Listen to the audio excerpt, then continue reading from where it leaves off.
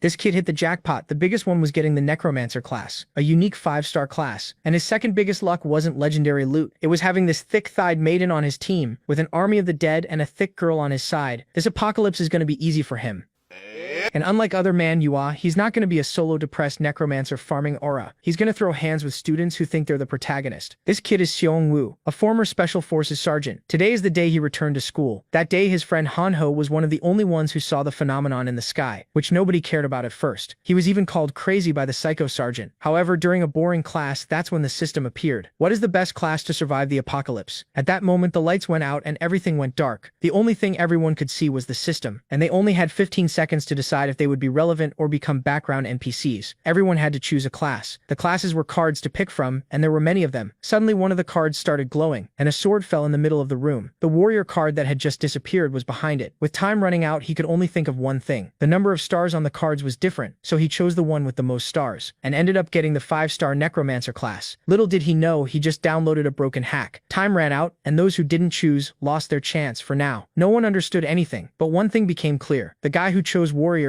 got a sword, and Song-woo chose necromancer and got absolutely nothing. Suspicious, very suspicious. But before anyone could complain, the door exploded, and a student came in, being violently crushed by something that was a goblin. Small, ugly, and clearly had anger issues. Everyone ran. Total chaos. People tripping, screaming. Everyone except one person, the protagonist. Because protagonists don't run, they make questionable decisions. The goblin screamed, and everyone turned to the guy with the sword. Use the sword, man, but there's a small problem. He doesn't even know how to use the sword God gave him. Imagine one made of metal. Even Seong-woo looked and thought, maybe I can count on him. Spoiler, he couldn't. In the end, he was just another extra with starter loot. The goblin charged. Seong-woo even started running, but froze. Turn your back on a monster? Terrible idea. So he turned, and bam, a direct kick. The goblin went flying, because let's be honest, it's a monster, but weighing 33 pounds isn't scaring anyone. Without wasting time, he grabbed a chair and ran like a certified psychopath. The goblin didn't even have time to react. Crash, chair straight to the head, with intent, with force, with feeling. The result? The goblin went to sleep without being able to sleep. And in the middle of all that chaos, there was only one person who did something. Result? Plus 10 gold. Simple as that. You kill, you get paid. But no one was ready for that. The students were in shock. People crying. People rethinking every life decision. And then, the system appeared again. He could raise the dead. And he just got a level 1 goblin skeleton. And behind him something started glowing. The goblin's body rose. But now, it belonged to him. His first vassal. And at that moment, it became obvious. This class is completely broken. But of course, the system wasn't going to make it easy. More goblins rushed through the door. And the little skeleton, standing still, motionless, waiting for orders. Better discipline than half the class. Seong-woo gave the command, and the skeleton rushed in instantly. No fear, no pain, no plan, just violence. But there was a problem. It was 2 against 1. Result? He lost an arm. Poor little skeleton. Just got summoned, and already on hard mode. Seong-woo tried to help, so he asked the fat guy for the sword. Mistake. Big mistake. The guy snapped, it's mine, of course, because he was clearly making great use of it so far. Seong-woo just said, then go kill them. But obviously, he won't. So plan B. Chair again. Seong-woo ran like a madman, and together with the one-armed skeleton, they finished the goblins. But when it was over, the skeleton came back, walking slowly, staring right at him. No expression, no blinking, just staring. And Seong-woo, uncomfortable, very uncomfortable. Stop looking at me like that. And the worst part, the skeleton obeyed and became sad. Congrats, you just made a depressed skeleton. But now, he could summon more. An entire army of 3 monsters, or almost that, because he quickly hit the limit. Meanwhile, the rest of the class was still in panic. The teacher tried to calm everyone down with 0 success, so Song-woo went to the window and looked outside. It wasn't just the school. The entire city was in chaos, maybe even the whole country. And that's when it became clear, this wasn't an incident, it was the beginning of the end.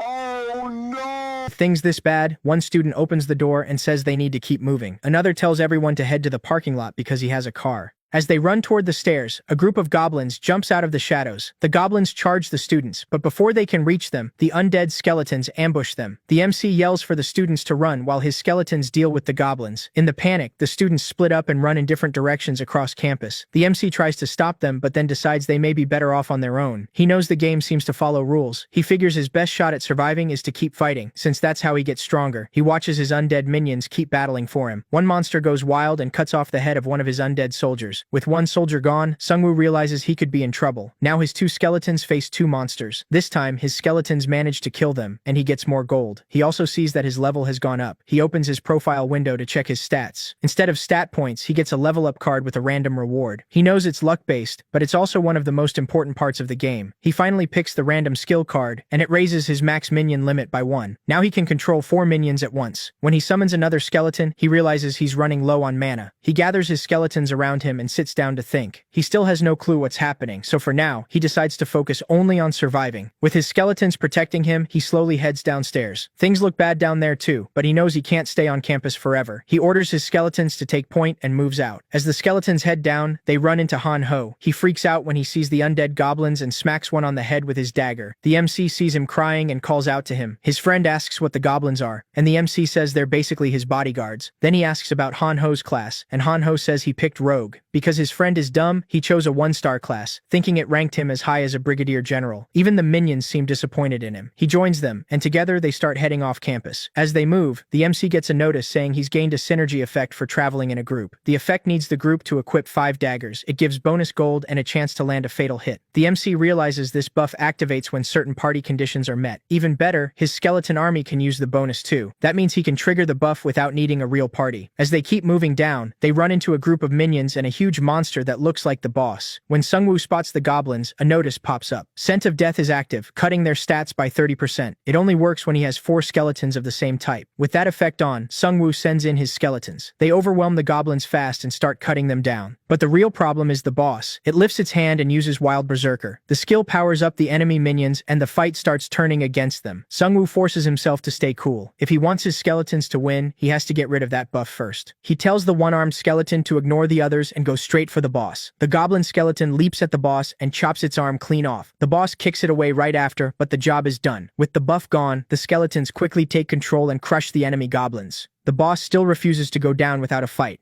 In the end, it falls too, and Sungwoo gets bonus gold. He sees the boss also dropped some loot. One item is a spear, and the other is a wristband that boosts nearby allies. After picking them up, he looks at the one-handed skeleton standing there, like it's waiting for praise. Sungwoo smiles and pats it on the head, which makes the skeleton perk up. Then he keeps moving with his friend. A little later, he hears people nearby. Sungwoo tells his skeletons to hide so they won't scare anyone. A crowd of students is gathered by the exit gate. One guy tries to calm them down, saying he already contacted the student council, but the college's main gate is locked, and no one can get out. Sungwoo knows the guy already, Jin Seok, a bully who also messes with women. Because he's on the student council, he acts like he's in charge. Sungwoo wonders if he's just showing off. He tells Sungwoo and Han Ho to help protect the other students since they have weapons. Then he asks Sungwoo's class and proudly says he killed one goblin. While Sungwoo is cringing at him, a nerdy guy with a sword runs over and says he hears goblins near the stairs. Jin Seok tells everyone to hide in the cafe while they guard the front. At the same time, Sungwoo calls Han Ho over and points to the message on the door. It says the door will stay shut until they beat the boss within a time limit, and if they fail, the boss gets stronger. Sungwoo realizes no one is coming to save them. If they want out, they have to kill the boss. Then Jin Seok comes back, introduces the nerdy guy, and tells Sungwoo to hold off the goblins. Sungwoo asks if he read the message on the door. The guy says he did, but he's waiting for rescue. He thinks the Korean army will show up and save them. Sungwoo knows waiting for help is a bad idea. As he heads back toward the stairs, he sees a pack of goblins rushing at him. The nerdy guy nearly has a heart attack when he sees them. Then the skeletons appear too, which makes him panic even more. Sungwoo signals the skeletons to stop and explains that they're under his control. He calls Jin Seok an idiot and sends the skeletons into battle. With the synergy buff and scent of death active, the goblins don't stand a chance. From the cafe windows, the students watch Sungwoo's skeleton army fight the monsters. Sungwoo joins in too, smashing goblins with his spear. Jin Seok stares in shock, even though he was ready to run the first chance he got. When the goblins try to flee, Sungwoo orders his skeletons to block the stairs. He knows he has to prove he controls these skeletons. If he wants help against the boss, the others need to trust him. His wristband triggers Wild Spirit, speeding up all his minions. These little goblins aren't a real threat now, but Sungwoo knows stronger enemies are coming. The students begin to realize Sungwoo is controlling the skeletons. As his army wipes out the remaining goblins, the crowd starts cheering. They're finally beginning to trust him. Sungwoo checks the dead monsters for loot, but only gets a message saying he earned a roulette ticket. He wonders how that's supposed to work when he doesn't even have an inventory. Then they all head back to the others. Sungwoo smirks at Jin Seok and asks if he was any help. For a moment, everyone just stands there, unsure what to do. Sungwoo tells them they still can't leave because the door won't break. He explains that they have to kill the boss first, and it's somewhere in the building. As soon as they hear that, everyone starts backing away. None of them wants to face the boss. Sungwoo warns them that failing will make things much worse, and they may end up facing even stronger monsters. Then one student raises a hand and says he saw the boss before. It seems to be on the roof. Knowing that's where he has to go, Sungwoo asks if anyone wants to come with him. Just like he expected, no one wants to go. Even Han-ho wants to stay behind, but Sungwoo makes him come since his class can boost the skeletons. While they're talking, a girl named Jisoo cuts in and says bringing more people might actually make things worse in a tight space. She points out that Sungwoo already has skeletons, so adding people weaker than them would be useless. Sungwoo thinks she's a little too quick to judge since they still don't know enough about the boss. He glances at Jin Seok, but Jin Seok starts shaking and says he has to stay behind to protect the students. Realizing no one else is coming, Sungwoo heads up with the team he has. As they climb, they run into another wave of goblins. The goblins trap them from both above and below on the stairs. Without hesitating, Jisoo charges straight at them and cuts them apart. She fights with a longsword, and it's obvious she knows what she's doing. Han-ho is blown away by her skill. Meanwhile, Sungwoo handles the enemies above. After the wave is cleared, they keep climbing. A few flights later, they find an injured professor. Sungwoo runs over and asks what happened. The professor says that when the monsters attacked, he led his students to the roof to keep them safe, but it was a terrible mistake. A horrifying monster up there killed them all. He grabs Sungwoo and begs him not to go, because he doesn't want him to die too. Sungwoo grips his spear and gets to his feet. A new quest appears: kill the boss and avenge the professor. It also says this choice will shape his destiny. Knowing this is a key moment, Sungwoo gathers his skeletons and heads up. As soon as they reach the roof, a message tells them they've entered the boss room. The roof is a slaughterhouse. None of the students there survived the boss. Only some minions are left. Seeing that, Jisoo gets furious and moves to rush the monsters, but Sungwoo stops her and tells her to wait. He knows they have to stay calm and think clearly if they want to survive. It doesn't take long for the goblins to spot them. The monsters draw their weapons and close in. Han-ho asks if they should run, but Sungwoo decides to stand and fight. He raises his hand and casts Berserker. Buffed up, his skeletons charge the smaller goblins and start cutting through them. Sungwoo tells the others to use the undead as shields. He stays behind one skeleton and attacks whenever he gets an opening.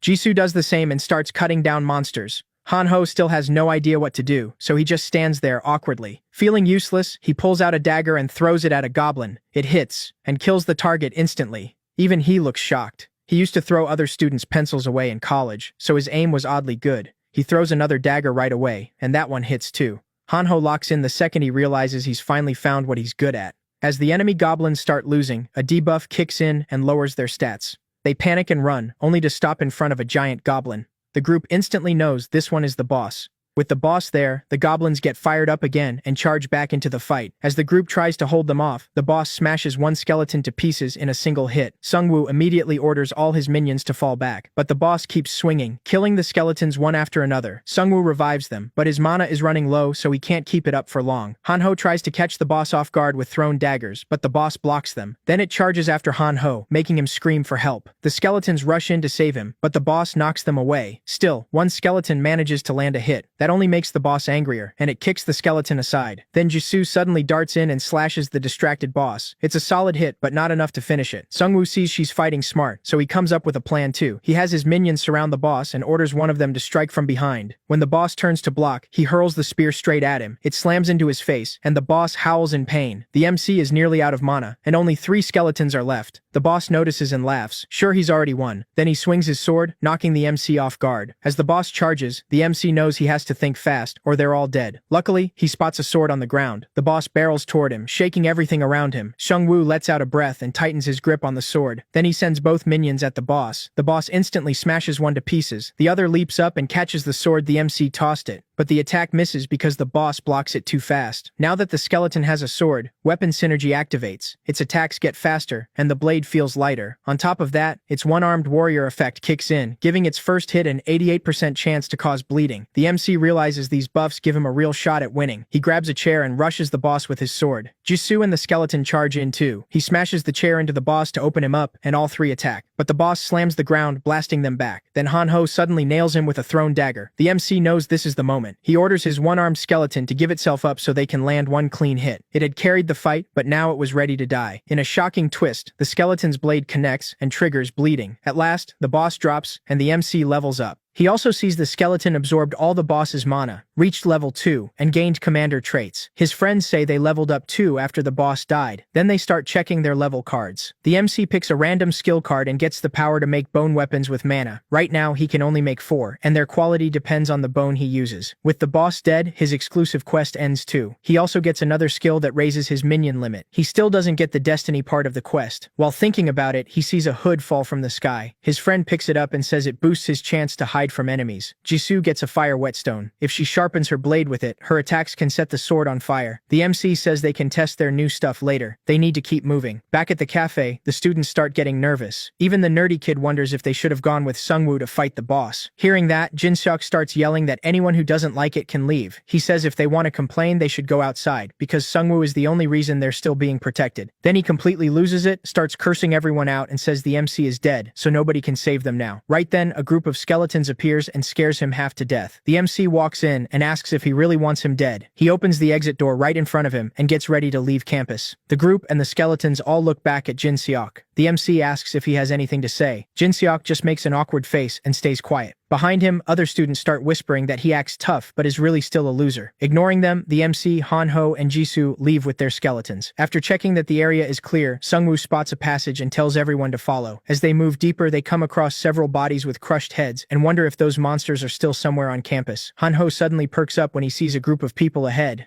The MC and the others walk over. They're all armed, and it looks like they fought off monsters and made it. Jinseok quickly pushes to the front, smiling as he greets a guy named Daesung. Daesung recognizes him too and seems surprised he survived. While they talk, Jisoo frowns. She already knows him. When Jinseok leans in and whispers something, Jisoo and Hanho mutter that he's obviously talking about Sungwoo. The MC just stands there smiling. Daesung introduces himself as the student council president, says everyone has been through hell, and insists they need to unite to survive. Then he points at the skeletons and asks about them. The MC casually says they're part of his class card skill. With a trace of disdain, Daesung asks why he picked creatures that kill people. Sungwoo immediately sees what he's doing, trying to paint him as dangerous. Daesung says if he wants to join them, he'll have to get rid of every skeleton. Annoyed, the MC asks what happens if he says no. The student council president raises a hand and asks everyone if they really want those creepy skeletons in their group. Hanho gets mad at the word creepy, but after looking at the skeletons, he kind of agrees, though he still thinks they're cute. The MC says the skeletons are part of his class. If he destroys them, he loses his weapons. And in this world, survival depends on protection, and they provide it. Daesung smirks and says he doesn't need to worry because their group will protect him. Then he asks one last time if he wants to join them. That sets Jisoo off. She steps forward with her sword and says they don't want to join him anyway, and being student council means nothing now. Daesung looks at her and asks if she's from social and physical education.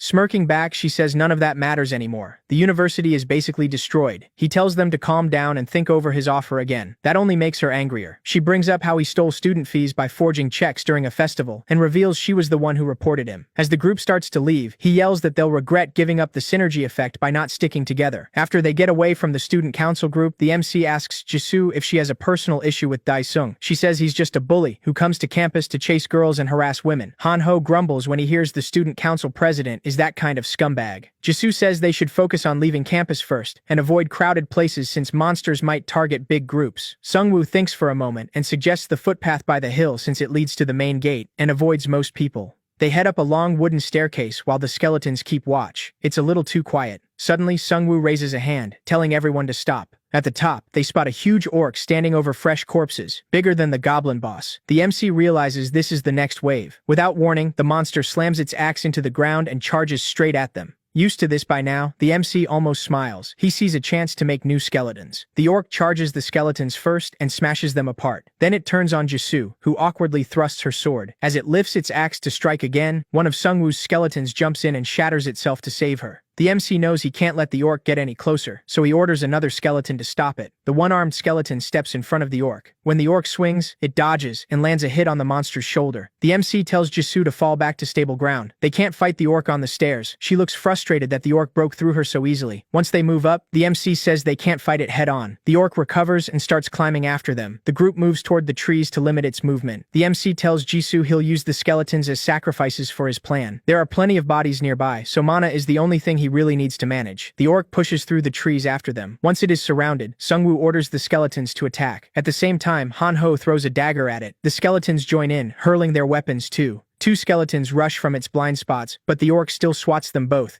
Even so, they manage to grab both its arms and hold on. At the same moment, the MC and Jisoo charge in with their swords. The orc swings at Jisoo, but she slips under its arm and cuts into its knee. It drops to one knee just as the MC slices off its right arm. Then the one-armed skeleton leaps up and lands the finishing blow. A window pops up. The MC earns 110 gold for killing the orc patrol leader. Surprised, he realizes they just beat the orc boss. Jisoo says it still wasn't as hard as the last boss. He walks to the corpse and tries to summon it, but the system says his level is too low to raise medium-tier monsters.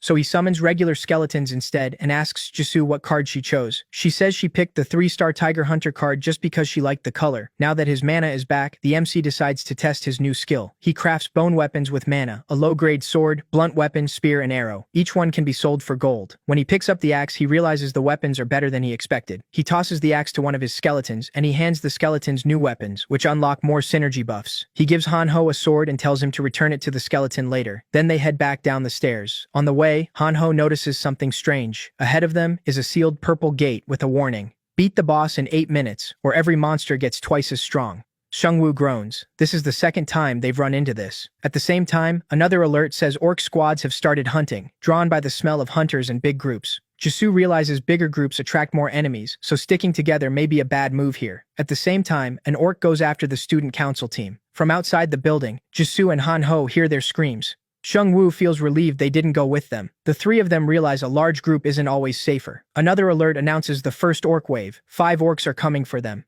Hanho starts freaking out when he sees them coming and asks Seungwoo what the plan is. After a quick pause, Seungwoo smirks and says he's got an idea. He plans to build a trap with nearby cars and his skeletons. As the orcs come down the road, one spots Hanho standing on a car, yelling and calling them pigs. Enraged, the orcs rush him. Right before they reach him, a car door swings open and knocks them off balance. That's when Seungwoo and Jisoo strike. She draws her sword, and his hidden skeletons swarm in. The skeletons hit from every side, giving the orcs no chance to react. Once the orcs are dead, a system message confirms the win. Seungwoo gets 100 gold from the first wave and reaches level 4. He finds out he can now control 7 minions, though his mana is still limited. Meanwhile, Hanho gets excited about his new high-speed slash skill. The Seungwoo then asks Jisoo what she got. She says she chose strength, raising her power by 2 and giving her a warm, burning feeling. Seungwoo tells Hanho to return the sword, then summons 2 more skeletons to prepare for what's next. He passes the sword to a skeleton holding out its hand. As they leave, they realize the whole city has fallen into chaos. While moving ahead, Seungwoo suddenly raises his fist, signaling everyone to stop. A group of orcs is attacking a bus, trying to kill the people inside. From cover, the 3 count 7 orcs. One man inside tries to stab them with a spear, but it barely helps. Seungwoo knows they'll all die if this keeps up. Watching 2 orcs lift their axes again, Jisoo says they should help. Her plan is to hit one side of the bus while the spear guy attacks from the other. But Seungwoo doubts that man has the nerve to fight back, and says trusting strangers is too risky. Then he points at a truck and says it's time to show the orcs the power of civilization. Inside the bus, a blonde guy with a sword and shield yells at the man with the spear for missing the orcs. Kyung-soo snaps back, telling him to fight them himself with that shield and sword. The passengers are shaking and crying, sure they're about to die. Then the orcs suddenly stop attacking the bus and turn toward a vehicle racing at them. It slams into them, launching 2 orcs into the air. The men inside the bus are stunned and can't make sense of what they're seeing. Then skeletons leap off the truck and attack the remaining orcs. One man in the bus is even more terrified of the skeletons than the orcs.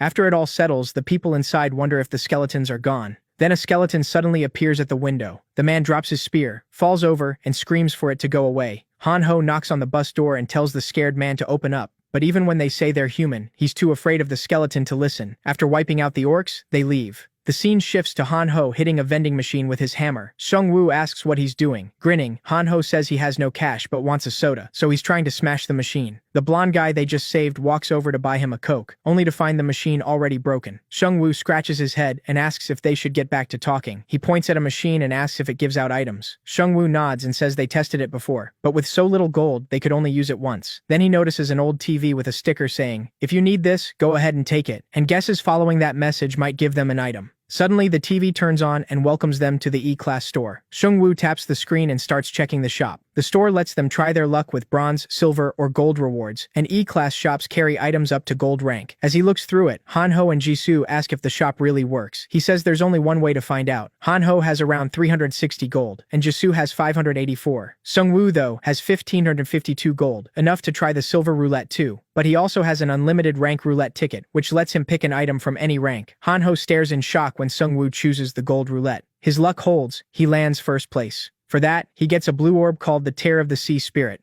a legendary item that boosts his mana by 300 and mana recovery by 200. This is exactly what he needs, since mana has been his biggest problem. After that, he spends more gold on the silver roulette and gets second place, winning a shield. Jisoo also gets second place and receives a skill called Leader of the Expedition Force. Hanho, though, only gets third place and ends up with potions, which leaves him disappointed. Sungwoo tells him those potions could still matter later. Jisoo says the fight at the sports field is still going, so they should help. Hanho asks if they'll use the same plan again, but Sungwoo smiles at the truck and says he's thinking bigger this time. Elsewhere, the student council group cries out as orcs attack them. Daesung tells everyone to group up and get ready to run while he holds the line with his sword. One of the men tells him there are still people trapped in the stands. Daesung says to ignore them. They don't have time to worry about anyone else. Then he orders Jin Seok and Yongmin to lead since they both have shields. The group suddenly sees a bus charging at the orcs from behind. The bus tears through them without mercy, while the man driving laughs like a maniac. After crushing the orcs, Hanho leans out and yells for everyone to get on the bus. The players outside realize they should have followed them from the start instead of staying behind. Jisoo jumps off the bus and faces an orc, wanting payback for last time. When it swings at her, she blocks with her sword. This time the blade doesn't get forced back. She cuts the orc down with her burning sword and turns back proudly, only to find Sungwoo and his skeletons already wiping out the rest. She sees how well he fights by keeping his distance, while his summons do the work. That makes her feel a little foolish for putting all her points into raw strength just to overpower orcs. As he keeps tearing through them, she starts wondering what kind of life he had before all this. After the fight, he looks at Daesung and asks why he's here when he couldn't stand being near the skeletons before.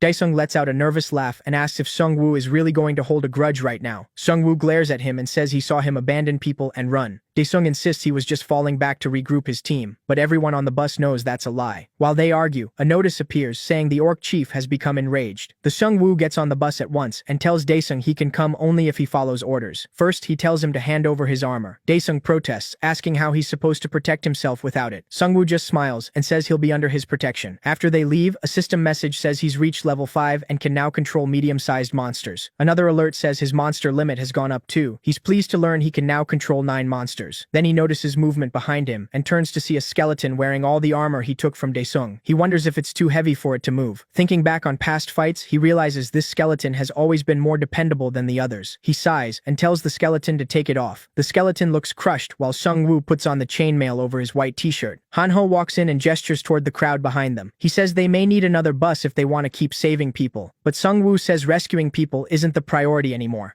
With Jisoo and Hanho beside him, he grabs the swaying bus rail and tells everyone they need to fight the orcs. A system window appears, announcing that the orc boss has started a global destruction operation. Now the monsters will hunt every survivor until no one is left. Sungwoo looks at the crowd and reminds them they can't keep running forever. By the rules of this game, the only way out is to kill the boss. A guy in a tracksuit with bandaged fingers raises his hand and says he saw a huge number of orcs in the gym, around 100. That news sends a wave of fear through the crowd. Then the system warns them about a penalty for poor teamwork. 3 more alerts appear. The first says at least 10 players are still below level 5. Cutting their movement and attack speed. The second says at least 10 players haven't killed a single monster, lowering their attack power and gold gain. The third says that because most of them are hesitating, the chance of confusion has gone up. Sungwoo lets out a long sigh. He knows they can beat most of the orcs, but now one thing is obvious. He tells them he'll fight the orcs himself. To him, a weapon means nothing if you don't know how to use it. Jisoo and Hanho try to stop him, but he gives them the same answer. The crowd just stares, wondering if he's lost his mind. The student council members smirk, thinking this could be the perfect chance to get rid of him. Jinseok looks out the window, calls him an idiot, and says he'll be dead soon. Jisoo knows it's a bad plan and tries to talk him out of going alone. He reminds her that on the first floor, she said there was no point in sticking together. His skeletons are stronger than most people on the bus, so bringing others wouldn't help much. Jisoo knows his plans usually work, but this time the risk feels much bigger. Sungwoo walks out onto the field with his skeletons, and everyone watches from the university windows. His friends stay on the bus a short distance away, ready to pull him out if things go wrong. In the middle of the field, Sungwoo suddenly stops as dark enemy shapes appear. The orcs pour onto the field roaring, then charge him all at once. He studies them, trying to spot the chief. Since no special system message appears, he guesses this is only a mid-level boss. A red orc lifts its axe toward him and growls. Sungwoo moves up to the stands and orders his minions forward. His shield scrapes as he sets it down. At the top of the stairs, he chooses refuses to make his stand. The orcs roar and rush the stairs, while the skeletons raise their daggers to strike. Xiongwu instantly uses Wild Berserker, boosting the goblins' strength and attack, but instead of meeting them head-on, the skeletons hurl their daggers at the orcs. A few orcs drop, but the boss blocks the attack. Xiongwu sees the throw failed and orders his skeletons to charge, even knowing it's basically suicide. The orc boss tears through all the skeletons, and Righty glares at it with fire in his eyes. Xiongwu places a hand on Righty's skull and tells him to wait. After wiping out the skeletons, the orcs grin, until something slams into one of them from behind. An undead orc warrior stands there, now under Xiongwu's control. A notice says teamwork has triggered the first synergy stage. He unlocks weapon synergy, which needs at least 5 axes and boosts attack power and speed for the first 10 seconds. The orcs struggle against the undead, who don't bleed and never get tired.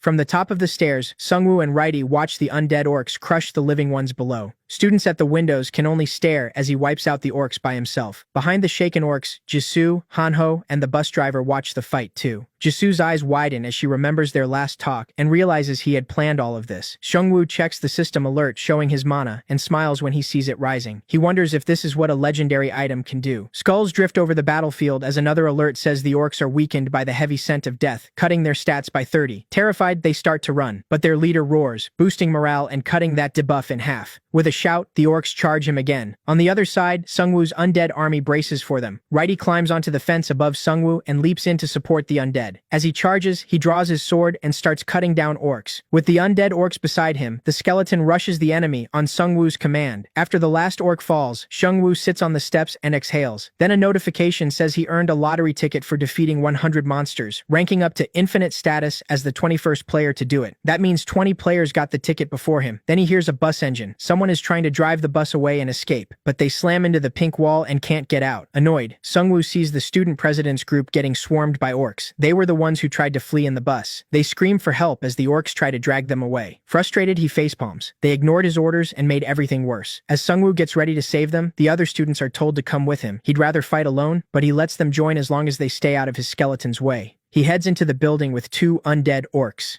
Inside, defeated goblin bodies hang from the ceiling. The place is horrifying. The group stops when a glow cuts through the smoke ahead, revealing a monster with shining eyes. Holding the orb, Xiongwu wonders if this is the boss. He tells everyone to get ready. They're about to face the orc boss. The hostages are beaten badly, some with teeth knocked out. He's relieved no one is dead yet, but confused. He didn't think the orcs were smart enough to take hostages. The student council members look at him and beg for help. He glares at them and says this happened because of their own stupidity, and they dragged others down with them. Since he's facing an enemy that may not understand him, he decides to go all in with no hesitation. His plan is to throw the orcs off with a sudden attack and rescue the group. Then, without warning, one orc swings its axe and cuts off the student council president's head. Everyone is stunned, but that isn't the end of it. The real orc boss appears from the roof. He casts a strange spell that makes everyone feel weak. Jisoo gets several alerts saying she's fallen into confusion from the breath of the abyss, and her mana keeps draining. Now the orc boss fully reveals himself, a junior black magician, like a shaman. Hanho's hands shake as he fumbles with a bottle. He drinks it to restore mana, then offers one to Xiongwu too. Xiongwu refuses and tells him to give it to Jisoo instead.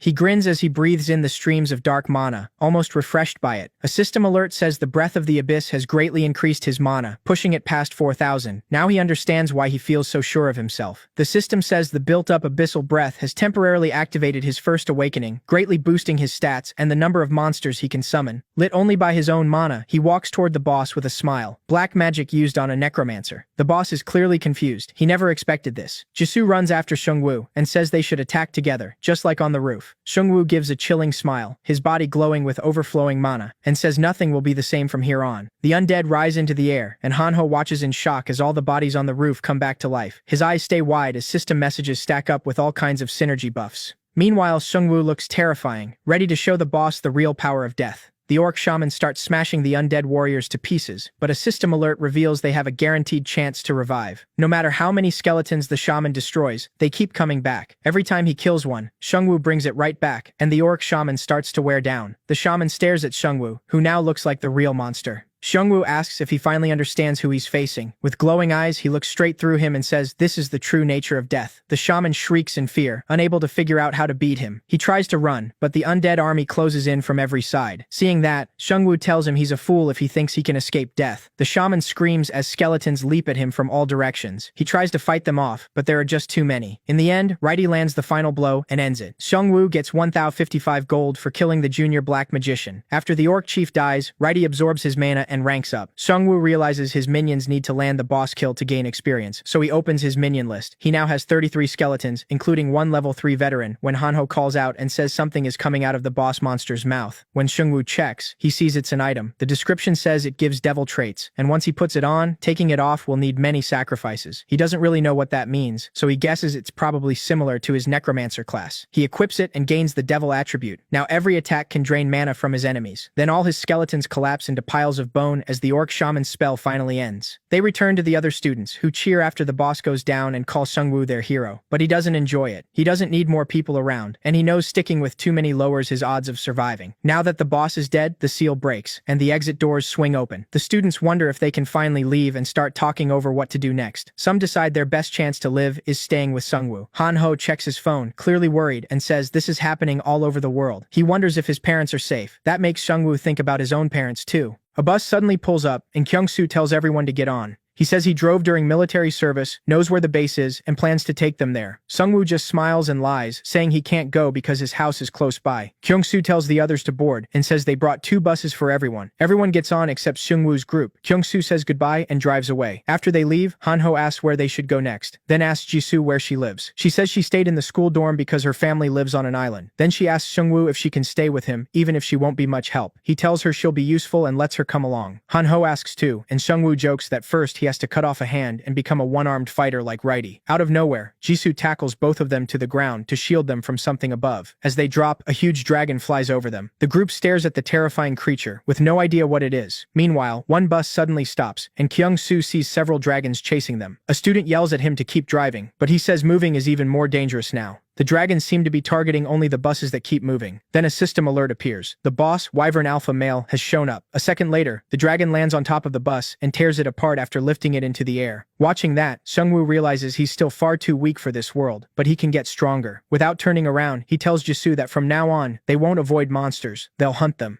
She looks confused and asks what he means. He says they can't survive by only reacting. If they keep doing that, they'll just stay prey. Maybe tougher prey, but still prey. To live, they have to overpower the monsters. He tightens his fist and leads the group toward a pack of orcs. As the monsters and players face off, a system message announces the tutorial is over. Then the hunt starts, and Sungwoo sends his skeleton army to trap a group of minions. The goblins try to run, but every way out is blocked. The skeletons keep cutting them down as the goblins scramble to escape. Each kill gives Sungwoo extra gold. After wiping them out, he levels up. Hanho crawls out of hiding with a nervous laugh, joking that Sungwoo handled it all alone. Sungwoo sighs and says goblins are just small fry, not worth much. He checks the level up cards and picks the one that boosts strength. As soon as he chooses it, his body feels different. His skeletons keep clearing goblins farther ahead, and more gold keeps coming in. When he steps out, he finds Jisoo waiting with her blade. She smiles and says there were 9 goblins, and she killed everyone herself. Sungwoo glances at Hanho and tells him to collect the daggers the goblins dropped. Hanho stores them all in an icebox. As they get ready to move, Sungwoo says they're ignoring goblins from now on. Jisoo asks if that means he wants to hunt stronger monsters. He says goblins only give 10 gold, while one orc gives around 80, but he wants targets that pay even better. They keep moving down empty roads with no one around. Then Hanho spots military trucks in the distance. There are piles of dead soldiers in front of them.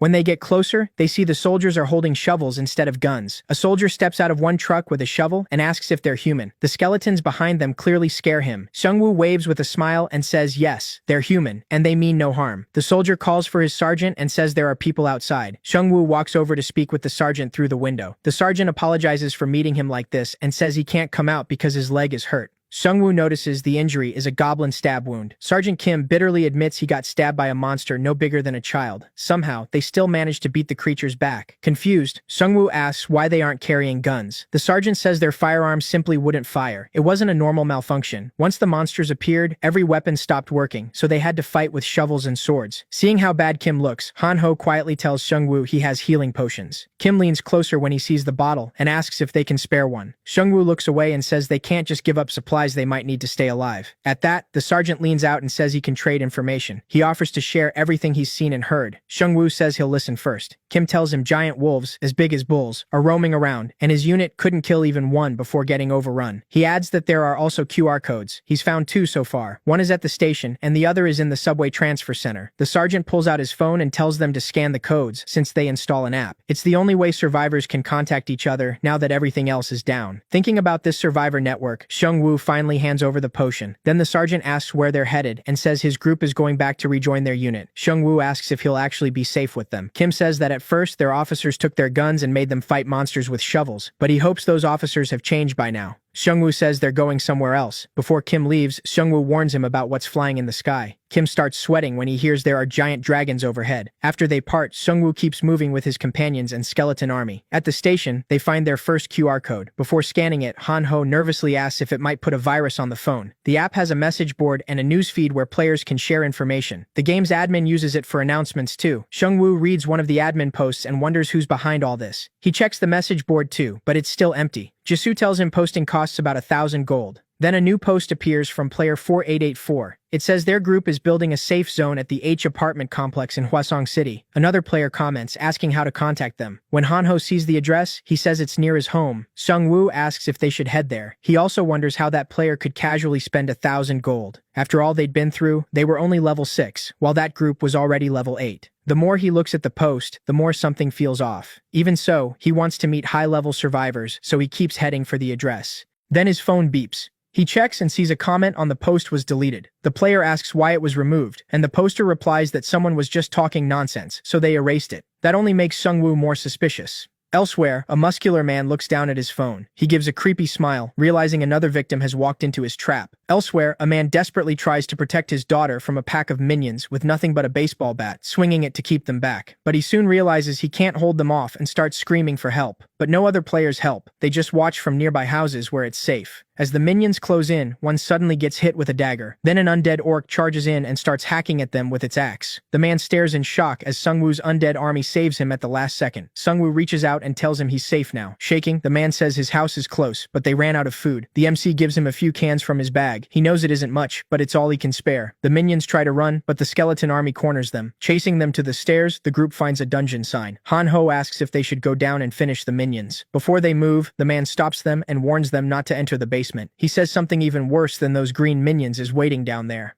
Seung-woo smiles and thanks him for the warning. Once they head downstairs, a message pops up. They've entered the Elder Slime's shrine. Deeper in the basement, they find a dead minion with slime wrapped around its head. An undead orc quickly smashes the slime with its axe. Each kill gives them 140 gold. Han-ho looks at his melting dagger and complains that the slime even eats metal. The MC points out it can't melt bones, which makes his skeletons the perfect counter. Then Han-ho hears something and turns to see a giant slime. It crushes one skeleton minion in a single hit. Seung-woo realizes that if the slime can't melt something, it can still crush and chew it. His skeleton's attacks also do nothing because the slime is too big and dense. He quickly comes up with a new plan and starts making bone weapons. Instead of summoning more skeletons, he turns bones into weapons and hurls them at the slime from a distance. Jisoo tosses a skeleton over, and he reshapes it into another weapon. While he's making weapons, the slime charges him from the front. The MC uses an orc warrior as a shield to block it. The slime swallows the minions and destroys them. Seeing that, the MC grins. The boss just messed up because one of the swallowed skeletons had a bag full of bones inside it. He uses his weapon skill on those bones, and blades burst out from inside the slime, ripping it apart. The skeletons rush in and smash the pieces so it can't heal. As usual, the one-armed skeleton lands the last hit, and they get 2255 gold for beating the slime boss. Seung-woo tells the skeletons to store the slime in an empty glass bottle. They may need the acid later. While gathering the goo, one skeleton finds the slime monster's core. It can dissolve things or fuse them together. The MC picks it up with a cloth and wonders if it's a crafting item. Han-ho calls out and tells him to check the comments on that post. The post is now full of deleted comments. Other players ask why, but the poster keeps telling them to ignore it. Someone asks if the first player who tried to contact them made it there, and player 4884 says no. They claim something must have happened on the way. Han-ho says deleting all those comments feels really suspicious. Seung-woo agrees. First they spent 1,000 gold on the post, and now they keep paying to comment too. Something is clearly off. Then we cut to an underground parking lot where a group of men is hanging around. One says hunting monsters is pointless when killing players pays better. A normal person is worth 500 gold, and a player can be worth over 1,000 depending on level. The other guy laughs and says players are easier to kill, and they enjoy it too. Nearby, two other men sit in a car. One asks about their boss, but the man beside him looks completely unstable. He clutches his head like it's splitting open and screams the name Professor Red. The other man nervously asks if he means the serial killer. The twitching man flashes back to when a monster attacked him. It was a vampire. Showing its fangs, it told him it had a use for people like him. At the same time, the MC draws his sword and asks Han-ho if he thinks he could ever kill another person. After the vampire bit him, that man became a low-rank vampire too. He can't believe it ended up like this. He and his gang had only gone to a convenience store to loot supplies.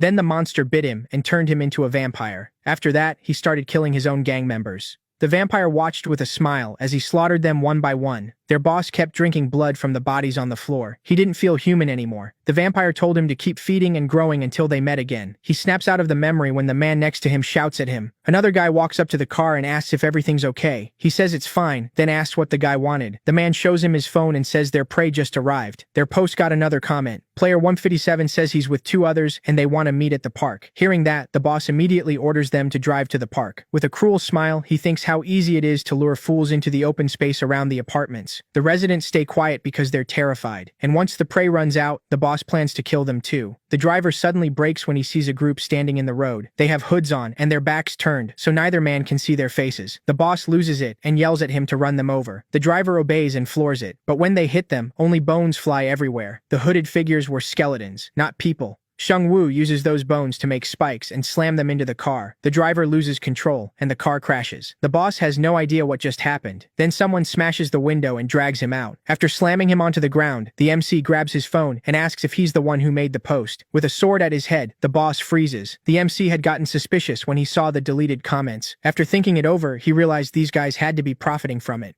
So they set a trap. But he didn't expect them to try running people down with a car. The boss glares at Shung-woo and demands to know if he has any idea who they are. Shung-woo answers with a hard kick to the face while one of the thugs watches. Coldly, he asks how many men are upstairs and warns he'll rip his head off if he lies. The man just starts laughing. Then he lunges and asks if the MC has ever killed anyone before. Out of nowhere, Righty appears and slices his arm open. The man screams as blood pours out. Shung-woo looks at him in disgust and says that even now he still isn't cold enough to kill someone without hesitation. But his skeletons aren't like that. As an orc skeleton lifts its axe to finish him, the man starts laughing again. The MC wonders if the pain has driven him insane. He turns to the other thug and asks if they should start with his legs or his arms. That guy breaks right away and blurts out that there are 8 people upstairs. Before he can say more, the boss kills him with his claws. Hanho and Jisoo stare in shock as he murders his own ally. His torn-off arm has turned into a sharp blade. Then he rips off the man's head and starts drinking his blood. That heals him and boosts his stats too. He used to have a 3-star ninja class, but after the boss bit his neck, it changed to low-rank vampire. That class can't really level up. Instead, it steals stats from the players it kills. The man rises with a roar and activates Berserk mode, boosting all his stats by 20. The MC realizes there's a class even more brutal than his own. The group falls into a defensive formation with the skeletons in front. Seung-woo knows one mistake could let the vampire wipe them out in a single blow. He sends his army in, but the vampire is much faster than he expected, so he quickly orders the skeletons back into defense. The vampire tears through them and rushes straight at the MC. He knows taking out the summoner will stop the undead. Sung-woo barely gets his shield up before the vampire strikes with his sharp arm, but Jisoo cuts him from behind and he just laughs. Then he switches targets and goes after her. As he attacks, several daggers suddenly hit him from behind. He turns and sees Hanho smiling, 2 daggers in hand. Hanho starts firing daggers at the vampire non-stop. That only makes the vampire madder, and he switches targets. In an instant, he lunges at Hanho before he can react, but Righty knocks the attack away at the last second. The vampire slips past the blade, then Shung-woo rushes him from behind with an axe. The vampire reads that attack too and smashes the axe. Shung-woo throws up his shield, but the hit is still too strong. He keeps dodging and mocks them for being too slow. While he's focused on Seung-woo, Jisoo comes in from behind with a flaming sword strike. He spots it and dodges aside. Laughing, he tells her he saw that attack coming from far away. Right after that, Righty leaps onto him with his sword. The blade cuts clean through his left arm, and the vampire screams as it falls off. Seeing an opening, Shung-woo orders all the skeletons to swarm him. At the same time, the vampire's goons rush in. He grins and says they showed up at the perfect moment, but his own men freeze when they see what he's become. While he's distracted, Jisoo slashes him again. Righty and the other skeletons pile on at the same time. He tries to strike back, but Sung-woo drives his sword into the vampire's neck. Then he coldly asks if he can regrow his head too, and tears it off. The kill gives him 1,000 gold because the vampire still counts as a level 1 player. Sung-woo is shaken to learn players can earn gold by killing other players. He turns to the remaining goons and asks if that's why they were hunting people. The gang trembles as skeletons close in around them. Shung-woo steps up and tells them to drop their weapons. They surrender at once and throw everything down. When he questions them, one admits there's a bigger boss. They don't know who it is. They only followed orders and had no idea their leader could turn into a monster. Shung-woo wonders if that hidden boss made the monsters, and if so, what class he has. It also makes him wonder if some classes go beyond 5 stars. Then he asks how many people they've killed. When he hears the number is over 21, he signals the skeletons to kill them.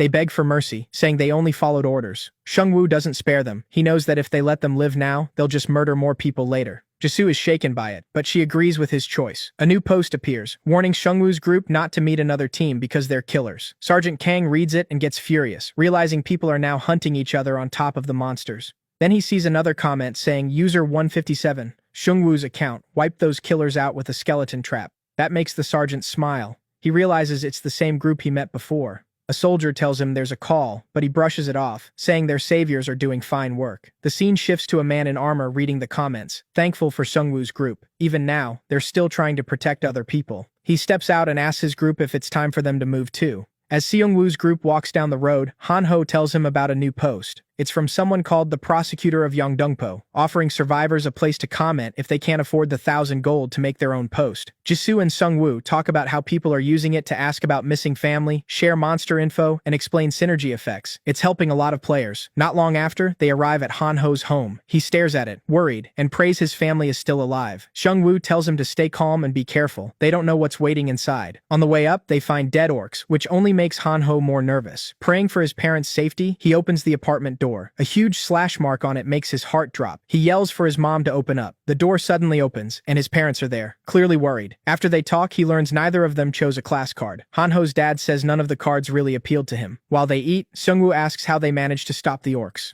Every other apartment got smashed open, but theirs was the only one that held. His dad says he kept the orcs away with pesticide, stunning everyone. His mom proudly adds that the orcs ran as soon as her husband sprayed them. Han-ho nearly spits out his drink hearing that. After dinner, his mother thanks Seungwoo and Jisoo for bringing her son home safely. Then she offers them green tea, since that's all they have. Han-ho points out that he helped too with his daggers, but his mom ignores him. As everyone rests inside, some kids on bikes notice the lights and smirk. Jisoo is the first to come out after showering. Han-ho's mom feels bad for her, thinking she looks weak. Han-ho knows she's way stronger than him. Seungwoo finally gets to shower and feels relieved that Han-ho's parents are safe. His dad used the orc's strong sense of smell against them. Otherwise, they'd have ended up like everyone else. Even in this ruined world, that was at least one good thing. Afterward, they clean their weapons, and Han-ho asks what the plan is since they can't stay here forever. Seungwoo says they need to decide where to go first, then move. He thinks the first orcs were probably scouts. If a larger group is nearby, this could turn into a full battle. The problem is, they still don't have a real destination. While he's thinking, Han-ho suddenly shoves his phone at him and tells him to look. The guy who opened that comment post has made another one. In it, he claims they've built a safe zone at Yongdong Post Station with help from a 3-star class user, but they need gold or food to keep it running. Jisoo asks if they can trust him. Han-ho thinks the guy really wants to help people. Seungwoo isn't so sure. He says he finally understands why that first post was made. The safe zone might be real, but they still paid 1,000 gold to open a board for survivors. That makes it hard to believe they're doing this out of pure kindness. He tells them to check the comments, which are full of praise. Seungwoo thinks that was the point, to build trust. Soon they may have a huge group, and then people will bring them all the supplies they need. Han-ho can't believe someone would do all that just for themselves. Seungwoo says he could be wrong, but the station is too far away for them to check. Then Han-ho finds a comment from Chief Gu, saying he has another safe zone at Hwasong Fortress, but people have to pay rent. Seungwoo doesn't like that part, but the safe zone interests him. He asks how far it is, and Han-ho says about 20 minutes by bus. Since it's close enough, Seungwoo decides that's where they'll go next. As they get ready to leave, Seungwoo apologizes to Han-ho's parents for asking them to come so suddenly. His dad just smiles and says it's fine. After bringing his son back alive, Seungwoo has his trust. Han-ho's mom warns him that it isn't just monsters anymore. Bandits are roaming the area too. Confused, Seungwoo asks what she means. Her husband explains they're just high school kids riding motorcycles and stealing from people. Seungwoo sighs, realizing he now has to deal with petty thugs too. Then they hear a bike coming closer. When they turn, they find a group of teens trying hard to look dangerous. They stop in front of them and demand all their supplies. The kids back up the threat with baseball bats and their numbers. Seungwoo smiles and asks if they really think they outnumber him. Behind him, several glowing eyes appear.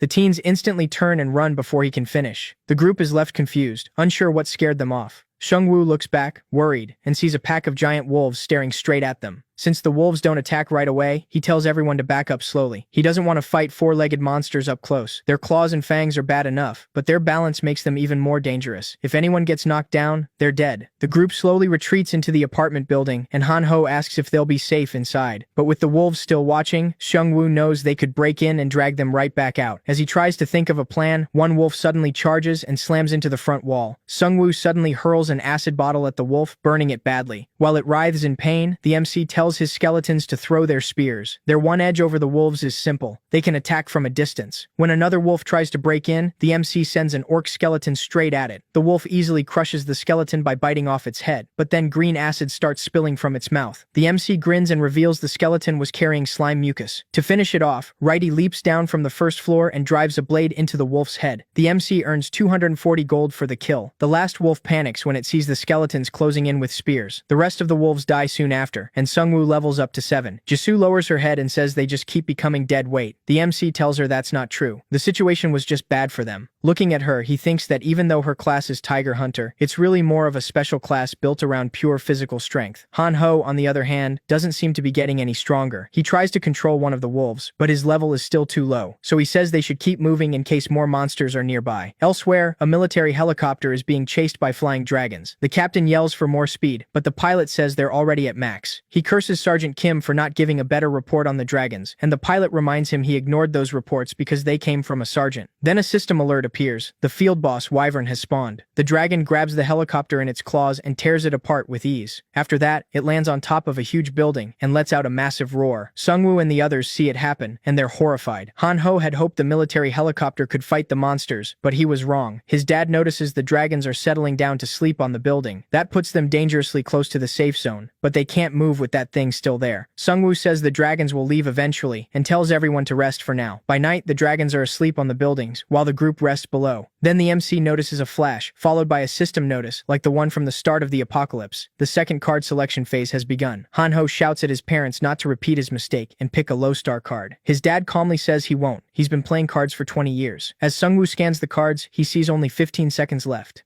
Since he already has a class, this new card will become his secondary class. One card suddenly vanishes right in front of him. That's when he realizes other people are choosing cards too. Han Ho studies the options carefully, trying to grab the card with the most stars. But the MC knows stars alone aren't enough. His second class has to work with the one he already has. Then he finds the perfect card and picks it right away. He chooses a 3-star link card for the Dark Mage class, and the system says it will merge with his current class to give him new skills. He checks his skills and feels satisfied. They match his Necromancer class perfectly. Meanwhile, Han Ho starts crying because he accidentally picked a 1-star Priest card. Its new skill gives him a 10-second shield after he kills an enemy. While he's still upset, his dad asks if he picked the right card. He looks up and sees his dad's 3-star Pioneer class card, which lets him create safe zones. Sungwoo gets excited. Now they don't need to go to the fortress anymore. While Han Ho's dad keeps showing off, he asks his wife what class she chose. She says she picked the 1-star chef class. He says she should have picked something useful in a fight. While that goes on, Sungwoo turns to Jisoo and asks about her card. She says she got the 3-star Hitman card. It gives her a sharp danger sense that boosts her awareness when she's threatened. She realizes the MC has become really strong. He fights smart and stays calm even under pressure. Jisoo knows she can never be just like him, no matter how hard she tries. But she still needs to grow stronger, so she'll find her own path, strengthening both her body and her mind. The MC asks Han Ho's dad to explain his skill more clearly. The Pioneer class can make a Pioneer's camp. It costs 10 mana every 10 minutes and protects players from monster attacks. The area is limited. Strong attacks can break it, and if his mana runs out, it starts costing 100 gold every 10 minutes. Sungwoo realizes keeping a safe zone here would be hard, and gathering a big crowd around it sounds even worse. He says they should save that skill for emergencies and find a better place to use it. Han Ho asks if that means they aren't going to the fortress anymore. The MC looks outside and says they don't need to. He figures every group out there will try to abuse its power, so it's better to avoid them. Then, looking out the window, he notices the dragons starting to move. Soon the dragons fly away, and the group can finally leave the building. The MC tells Han Ho to search the forum for store locations. Sungwoo has more than 24,000 gold now. He knows he needs to spend it to get stronger, because those high-level monsters could show up again anytime. Even after checking the whole forum, Han Ho still can't find where the stores are. Then they hear motorcycle engines. The kids are back out now that the dragons are gone. Han Ho tells the MC it's probably the same gang from yesterday. The MC smiles and says they should ask those kids about the stores. If they've been stealing gold from people, they must know where to spend it. As the kids walk, they talk about the store. They had bad luck last time, but they're sure they'll get good items on the next try. After all, 90% of gamblers quit before they hit it big. The kids finally return to their hideout, but the place looks empty. They quietly unlock a room and find all their friends hiding inside. One of them asks where Yujin is. The other kid starts crying and says the man came back and took Yujin because she hadn't collected enough money. Then Yujin suddenly walks in and tells him to shut up. He asks if she's okay, but his face changes the moment he sees her clearly. She looks like a vampire. He walks past her and heads into their boss's room. The boss calls him Taishong and asks why he killed Wusuk, saying the man was loyal to their cause and was their leader. The kid says Wusuk attacked them first, so they had no choice. The boss asks if he'll kill Yujin too. Then he stands and says that when vampires stop drinking blood, they slowly lose their minds. Taishong hesitantly asks if he even knows how many people Wusuk killed. That sets the man off, and he snaps, asking if Taishong is talking back. He reminds him that their boss was generous enough to let them work for him, and warns that they won't survive if they disobey. Taishong turns to leave and says he'll figure it out himself, but the man stops him and warns that if he doesn't bring back 10,000 gold in 2 days, he'll be the next to die. As this happens, he starts hearing voices outside. Sungwoo and the group have entered the hideout, and the MC mocks their customer service. Thinking he's a buyer, the boss asks what he wants. The MC points his sword at him and tells him to hand over everything. The vampire starts laughing, saying they have no idea where they've walked in. When Sungwoo notices the fangs, he asks if this guy is the boss of the apartment gang. The boss gets furious when he realizes these are the people who killed his gang members. He charges at them, but an orc skeleton catches both his arms. The MC presses his sword to the vampire's neck and asks if he can regrow his head. 2 orc skeletons hold him down while Sungwoo drives the blade halfway into his neck and warns him not to move. Then he asks if he's the vampire lord. The vampire just laughs. Then he instantly breaks free and shatters the sword. He lunges for the MC, but several daggers hit him first. It almost seems like the MC already knows what he'll do. Before the vampire can react, Jisoo rushes in and cuts off one of his arms. He screams as blood pours out. He can't properly heal the arm because her attack has a fire effect. Jisoo swings again, her sword blazing with fire. This time, though, he slips to the side. At the same moment, she ducks and cuts him again. That enrages him, and he starts going after her. But she can actually keep up with the vampire's speed. During the fight, he grabs her sword and tries to counterattack, but her new skill warns her, and she dodges easily. Then the orc skeletons strike the vampire from behind. Thanks to the MC's new skill, they're boosted by Death's aura, which makes them stronger and weakens their enemies. Sungwoo realizes his undead would have folded against the vampire before, but his new skill is letting them hold their ground now. The orcs quickly force the vampire down to his knees. With no way out, he panics and asks what they want from him. He looks at Sungwoo and figures out he's controlling the skeletons. Since Sungwoo looks fragile, the vampire thinks he can kill him in one hit. He decides to stall with talk, get close, then strike. But before he can move, bone spears punch through him. Sungwoo says he can still talk with spears through his chest, then glares at him and asks if he wants more. Taisong watches in shock, unable to believe they beat something that strong. The vampire laughs and warns them not to get cocky just because they won. Then he starts changing into a terrifying monster and says they'll all die once the plan is complete. Sungwoo is done listening, so he tells Jisoo to finish it. She cuts his head off at once, and that ends him. Seeing that, Taesung begs for his life and says he and his group. Sungwoo just smiles and says he only wants everything they stole.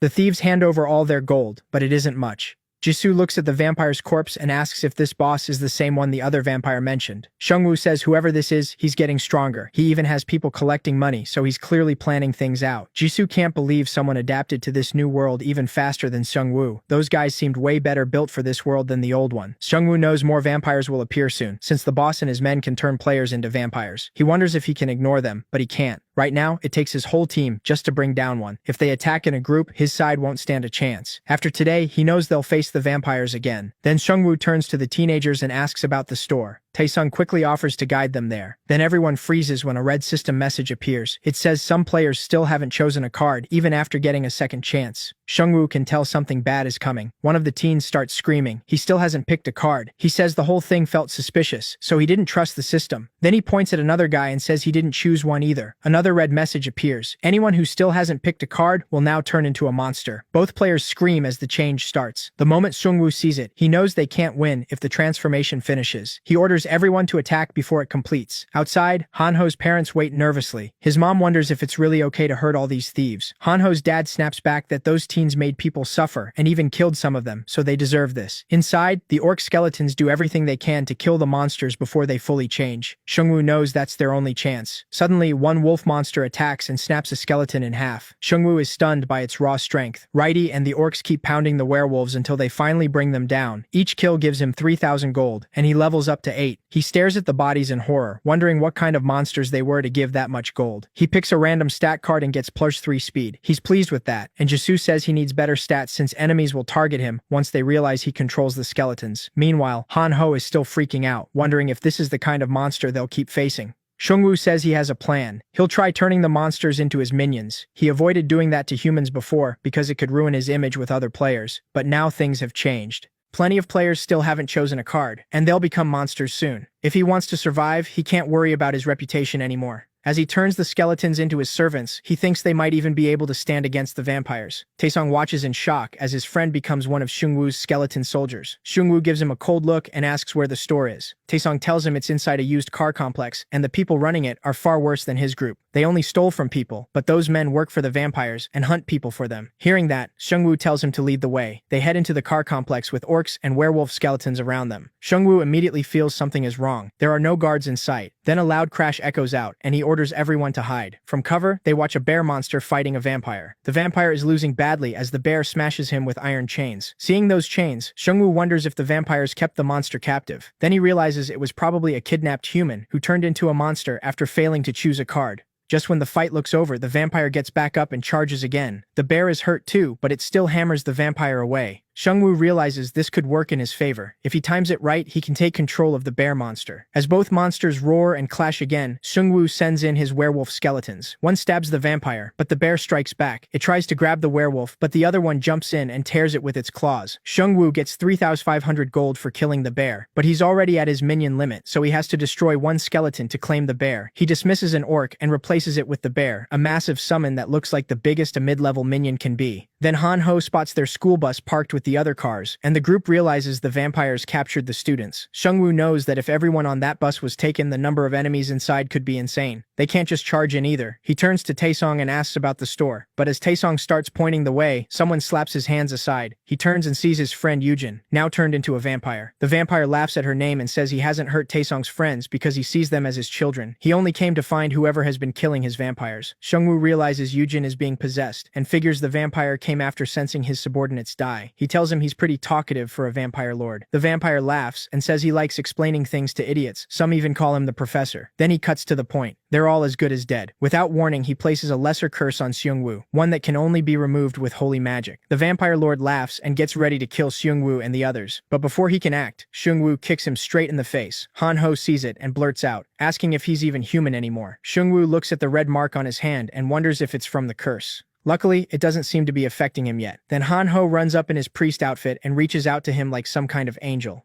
Seungwoo thinks it's sad this is what passes for a priest now. Han-ho grabs his hand and tries to lift the curse, but his holy magic is too weak. The curse lets the vampire lord track Seungwoo every 12 hours. A new alert appears, a special quest. To clear it, he has to kill the vampire lord. The reward is 30,000 gold and a C-rank item ticket. That actually makes things easier for Seungwoo. Now he'll kill the vampire lord before the vampire lord kills him. Then he goes to Taishong and asks where the vampire's lair is. The group enters the D-rank item store. This time, they have 4 ball choices, from bronze to platinum. The top one costs 100,000 gold. Seungwoo steps up first. He has an unlimited rank ticket that would let him use the platinum ball, but he saves it for later, thinking it'll matter more then. He can still survive without a top item right now, so he picks the gold option. A new screen opens with more choices. Remembering last time, he decides the first place ball is worth taking no matter the price, since it gives the best shot at the top item. He grins and puts everything on the line. This time, luck is with him. He gets the first place prize. His reward is a coupon for a master rank class skill. It costs no mana and creates a safe space where his minions can rest until he calls them back. But summoning several at once triggers Curse of Death, and it gets stronger with more minions. Jisoo and Han-ho glare at him for taking all the best rewards. She shoves him aside and goes to try her own luck. Meanwhile, Seungwoo tests the new skill and sends his minions into the safe space. It works like a huge inventory. He can store his minions there and call them back whenever he wants. Excited, he turns to ask his friends what they got, but both of them look miserable. Jisoo only got a B-rank medkit and some hiking gear, while Han-ho ended up with a tough bullhide cuirass. Seeing their faces, he awkwardly asks if they should keep moving. At the same time, the vampires are holding the students captive in their lair. Surrounded by his friends' bodies, Kyung-soo wonders if he should have gone with the MC back then. He realizes taking everyone to the military base was a mistake. After carefully dodging the dragons and finally reaching the base, they found it ruined and empty. Then everyone started asking him what to do next. Panic spread through the students as they tried to figure out their next move. They all turned to Kyung-soo. Overwhelmed, he wondered why he had to carry this when he had only driven them there. One student showed him a phone and told him about a safe zone at the fortress. With everyone waiting on him, he realized they were still alive because of his choices. So he trusted himself and led them to the fortress. It was a terrible choice.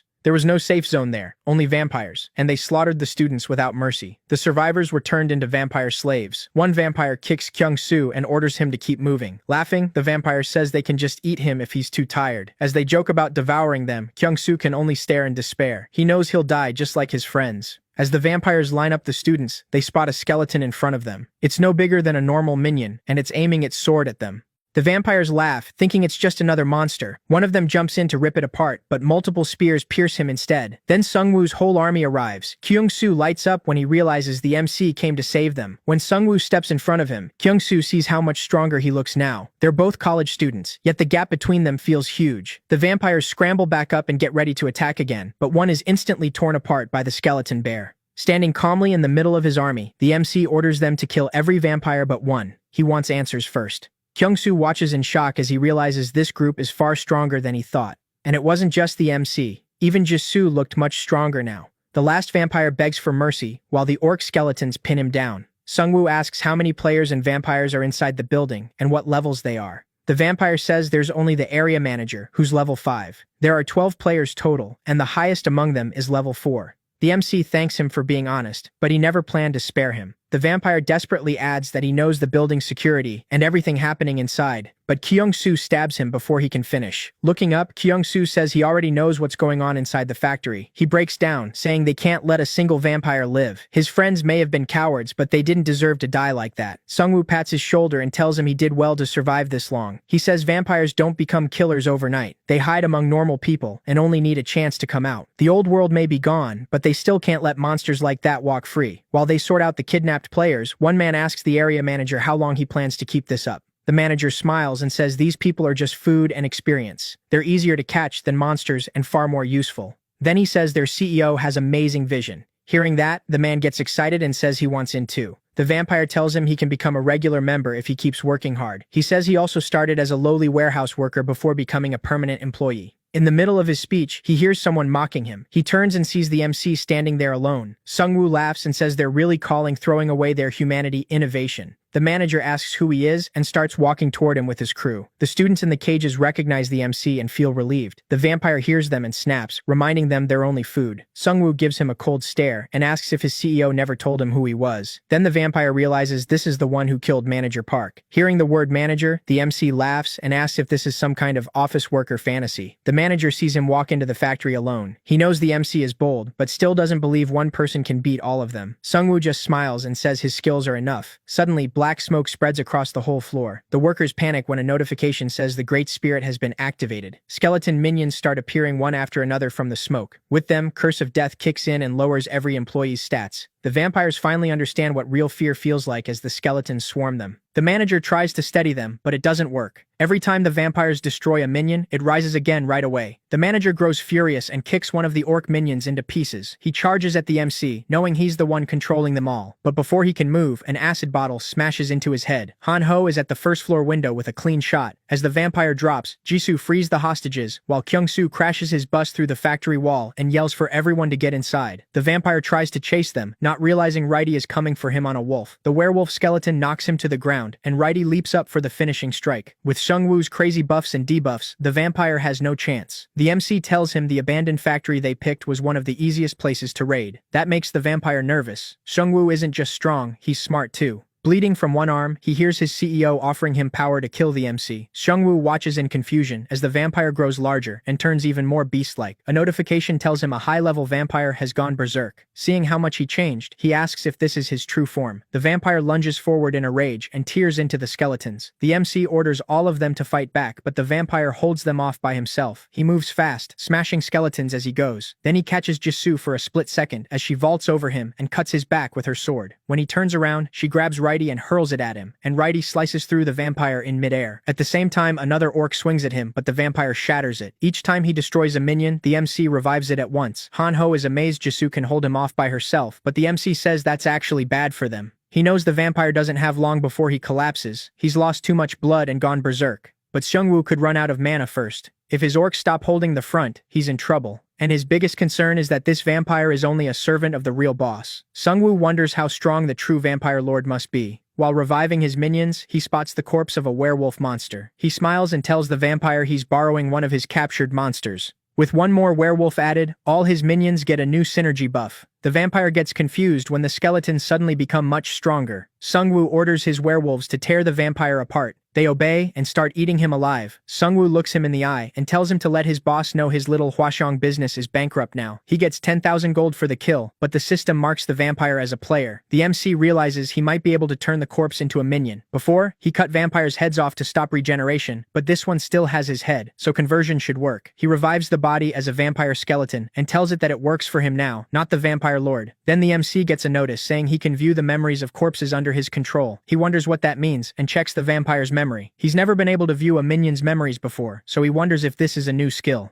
He sees the vampires in a meeting with the Vampire Lord, who is drinking a huge glass of blood. The Vampire Lord asks them what the game is for. When no one answers, he says their true goal is evolution. He says it doesn't matter whether the game came from a god or aliens. What matters is the chance to shed their weak bodies, create a new species, and build a new world order. Sungwoo glares at him, realizing this is the Vampire Lord. The Vampire Lord says he's been given a new quest, and everyone there must help him with it. They all agree right away. Sungwoo wonders if being bitten brainwashed them, because their loyalty to the Vampire Lord feels automatic.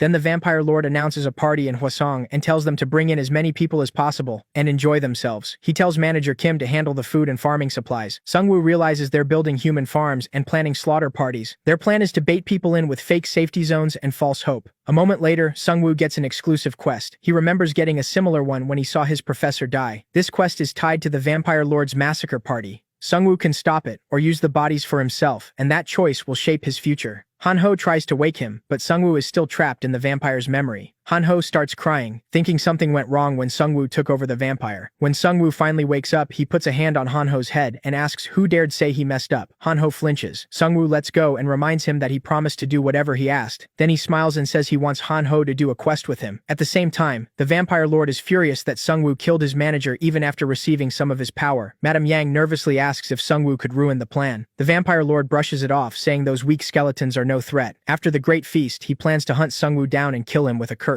Outside the factory, everyone is gathering daggers and other weapons from the vampires. Hanho asks if they should really be doing this, and Sungwoo asks what he means. Jisoo reminds him what he said earlier, that a huge massacre is about to happen in Hwaseong Fortress. She asks if they should hurry and stop the vampires first. At the same time, Hanho urgently says something big is happening online. The vampires are posting promises of safety and free entry to lure players to their camp. A man named Manager Gu is trying to draw in survivors. Hanho wants to post a warning, but Sungwoo stops him. He says a warning may not matter to people desperate enough to grab even the smallest hope. If the vampires change plans, Sungwoo loses the edge of knowing what they'll do. Since they can't stop them yet, he says they should use the time to prepare instead. Then he asks Jisoo if she found anything useful. She says she found some valuable potions in vampire manager Kim's warehouse. Hanho finds a wireless battery pack they can use to charge their phones. Jisoo also finds a white potion called Treatment that cures infections. Sungwoo uses it on Taesong's friend at once, and she partly returns to normal. Taesong and the others thank him over and over. He knows she's suffered a lot, and even though the potion didn't fully heal her, it still helped a lot. He warns Taesong to keep watch in case the Vampire Lord takes over her again.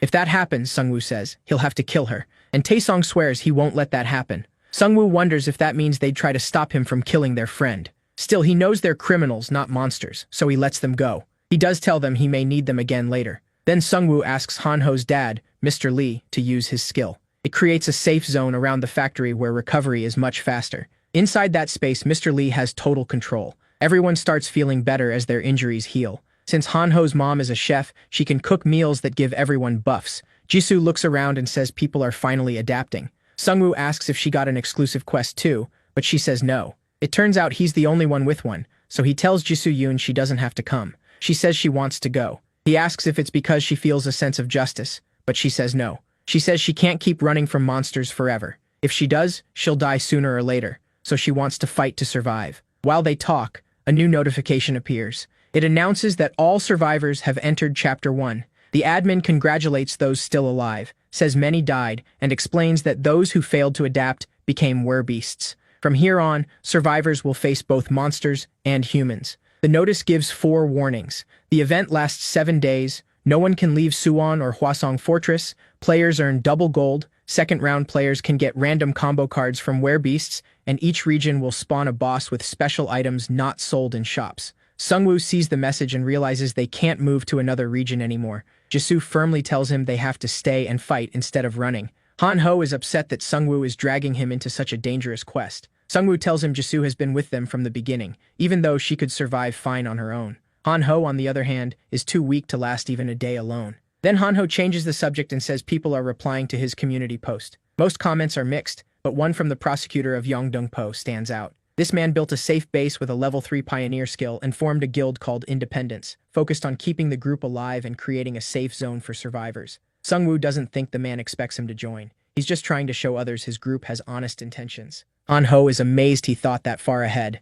and Sungwoo says ambitious people are starting to step forward. Then Hanho asks where they're headed. Sungwoo says they're going to level up, then asks Hanho's level. Hanho admits he's only level 5, which Sungwoo calls weak. Just then, Kyungsoo stops the car and says they've arrived. They get out, and Hanho asks if this is really the place. Sungwoo says it is. He declares it their new hunting ground. Monsters are hiding all over the area. Suddenly, a huge burning rock flies at them. They barely dodge it by ducking behind cars. These small monsters can use magic, but they're still no match for Sungwoo's skeleton army. Once Jisoo and the skeletons finish them off, Sungwoo explains that they're called kobolds. He says they came to level up Hanho and maybe find new minions. He already has werewolves that can tear through several low-level vampires. Jisoo calls Sungwoo over and tells him to look at the grocery store. The parking lot is covered in bodies, reminding her of their old campus. Sungwoo realizes this was probably one of the tutorial sites. She asks if there could still be survivors inside. Sungwoo says crowded places draw monsters, so the odds are low. Hearing that, Kyungsoo guesses rural areas or small places like Jeju Island might be safer because fewer people live there.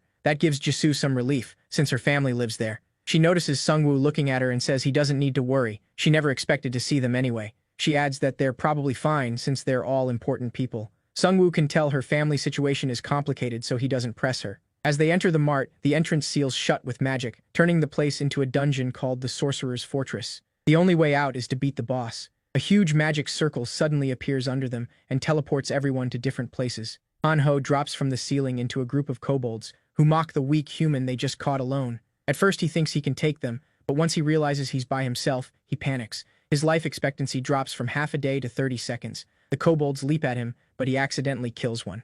As the others swarm him, he starts thinking this is how he dies. Then he realizes their attacks aren't hurting him at all. He remembers his priest skill gives him 10 seconds of protection after a kill. The kobolds stare at him, confused that nothing is working. Hanho gets up, still terrified, and asks if they really just called him weak. Meanwhile, Kyungsoo and Jisoo end up together and search for the others. They notice blood around a corner, then find Hanho standing over a pile of dead kobolds. Jisoo stares in shock, but Hanho proudly says he's finally awakened his hidden power. Now that the three are together, they agree Sungwoo can handle himself. Just as they thought, Sungwoo and his minions are wiping out kobolds. He clears them fast, but he's still worried about his friends. Near the exit, he finds a badly wounded survivor. The man is in terrible shape, and potions won't do much. The man weakly lifts a finger and points at a box. Sungwoo picks it up and asks if there's a potion inside. Instead, he finds a strange egg. Its description says a creature from it will change his fate. With his last breath, the survivor says the dungeon boss has the token needed to claim the egg. The egg was his, but the boss stole its token. Sungwoo is stunned to learn the man was a powerful 5-star dragon knight. He figures the man got lost in the dungeon and had all his tokens taken by the boss. His class likely became truly strong later on, but he died before reaching that point. Even if it's called a mysterious egg, Sungwoo knows it's a dragon egg. He figures the man told him because he wanted him to finish this game. More kobolds rush in. His minions cut them down with ease. Now Sungwoo is determined to get the token and avenge the boy who died before him. As his minions keep slaughtering kobolds, he starts wondering why they keep charging him without any fear. They seem to be attacking like mindless puppets. Then he hears an explosion and spots a kobold sorcerer. Creepy as it looks, one of his minions quickly kills it along with the rest. Sungwoo levels up and chooses the skill option, hoping to raise his minion limit.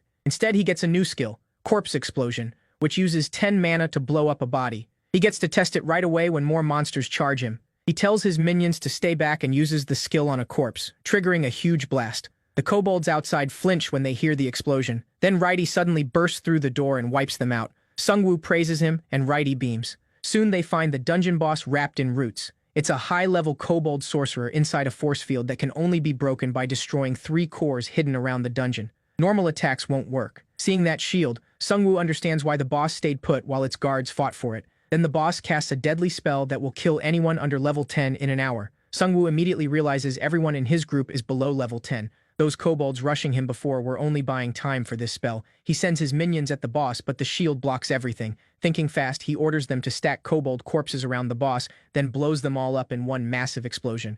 But when the smoke clears, the boss is completely unharmed. Angry, the boss burns some of its own health to speed up the spell, cutting the time to 52 minutes. Sungwoo grows tense. Now he has even less time to find the cores. Frustrated, he decides to go after the cores since that's the only way to stop the curse. By reading memory fragments from revived kobolds, he learns where they are. Righty quickly destroys the first of the 3 cores. Sungwoo now has only 19 minutes to find the other 2. He keeps moving, reviving monsters and digging through their memories. He soon finds the next core's location and heads to the first floor. On the next floor, they find dead kobolds, and Sungwoo wonders if Jisoo killed them. Then he gets a notice that the second core is destroyed and figures she saw the instant death warning too. He spots someone fighting kobolds ahead and assumes it's her. He calls out, telling her to find Han Ho and Kyung Soo. To his shock, the one crushing kobolds is Han Ho. Holding a dead monster, Han Ho coolly says Sungwoo is late. Sungwoo can only wonder if he's dreaming. At that moment, Jisoo arrives and says she destroyed 1 core, but Sungwoo is far more curious about what happened to Han Ho. Han Ho acts like a hero and says there's no time to talk. They need to find the last core. They only have 13 minutes left. When they reach the final core, the kobolds defend it desperately. Knowing they can't waste time fighting, Sungwoo tells everyone to focus on the core.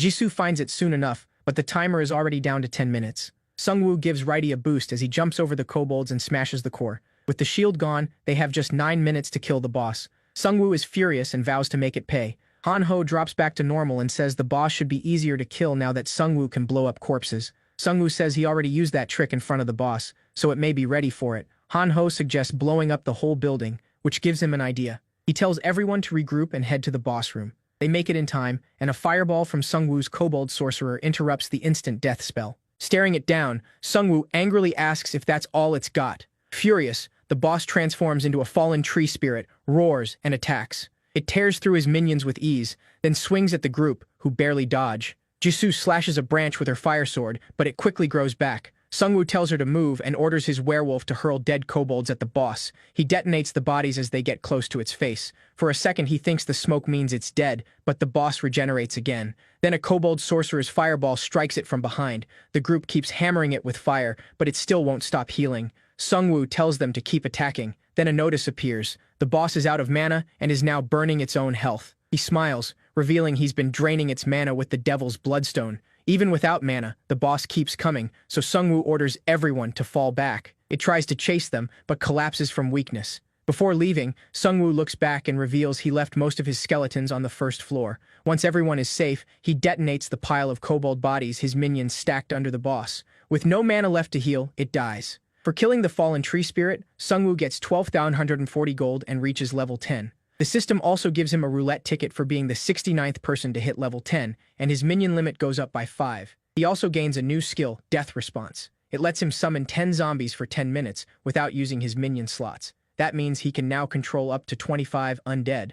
On top of that, he gets the Dragon Knight's token. Raising his sword, Sungwoo feels sure he can beat the Vampire Lord now. The Dragon Knight's token turns out to be the Masterless Sword, which gives him 6 extra strength. He still can't open the dragon egg because he isn't a dragon tamer, but he learns it can hatch after 5,000 days. That time can be shortened by killing strong monsters with the sword. Sungwoo realizes he'd have to wait 13 years to use the egg. Jisoo says that's probably the penalty for not having the right class. Sungwoo says he can earn the sword's approval by killing monsters, so the more he hunts, the faster the egg will hatch. Since the sword also boosts his strength, he's still happy to keep it. Han Ho points out that Sungwoo's phone is ringing. He gets a message from Tai Seong, who was sent to Haegung Square to watch the vampires. Tai Seong says a lot of people are there, but no vampires have shown up yet. The message reassures Sungwoo that he's still safe. Back at the factory, Sungwoo had told him to blend in with the survivors and keep watch on the vampires. He also told him to send a private message if anything happened. Tai Seong gladly took the job since he'd already been around vampires the whole time. It seems he still hasn't spotted any vampires in the so-called safe zone. Just then, one of his orc skeletons reports finding 2 dead werewolves. Sungwoo wonders if the tree spirit killed them. He revives both and adds them to his army, bringing his werewolves to 5 and his total minions to 15. Fully prepared, he heads for Hwaseong to wipe out the vampires. Meanwhile, the survivors start getting nervous because the people who invited them still haven't shown up. Then the vampire master walks in and tells them to get ready. When one asks if it's time to feast, he just smirks and says they're going to kill the people who attacked the factory. The other vampires are confused. They thought the party came first. The vampire master says the plan changed because that guy is nearby. He wants him dead before he can ruin their plans, and since the order came straight from the vampire lord, no one should hold back. Tae Seong sees the vampires move out and quickly texts the MC. The vampires reach the elementary school while searching for the MC. He's still marked by the vampire curse, so they can track him. They mock him for being careless. A little farther in, they find a dead dire wolf. From the claw marks, they guess one of his werewolf minions killed it. Then they spot a trail of blood and follow it. The vampire master can't believe their area manager lost to a loser like this. They call the MC an idiot for not knowing blood draws monsters. One vampire notices the blood trail leads to the auditorium. Once they find him, the vampire lord orders everyone to kill the MC at once. They know he controls minions, but one vampire still thinks he can win. He's expecting 5 werewolf skeletons at most. As the vampire master serving right under the vampire lord, he thinks he can handle 2 himself. With their numbers, he likes their chances. He leads the vampires inside.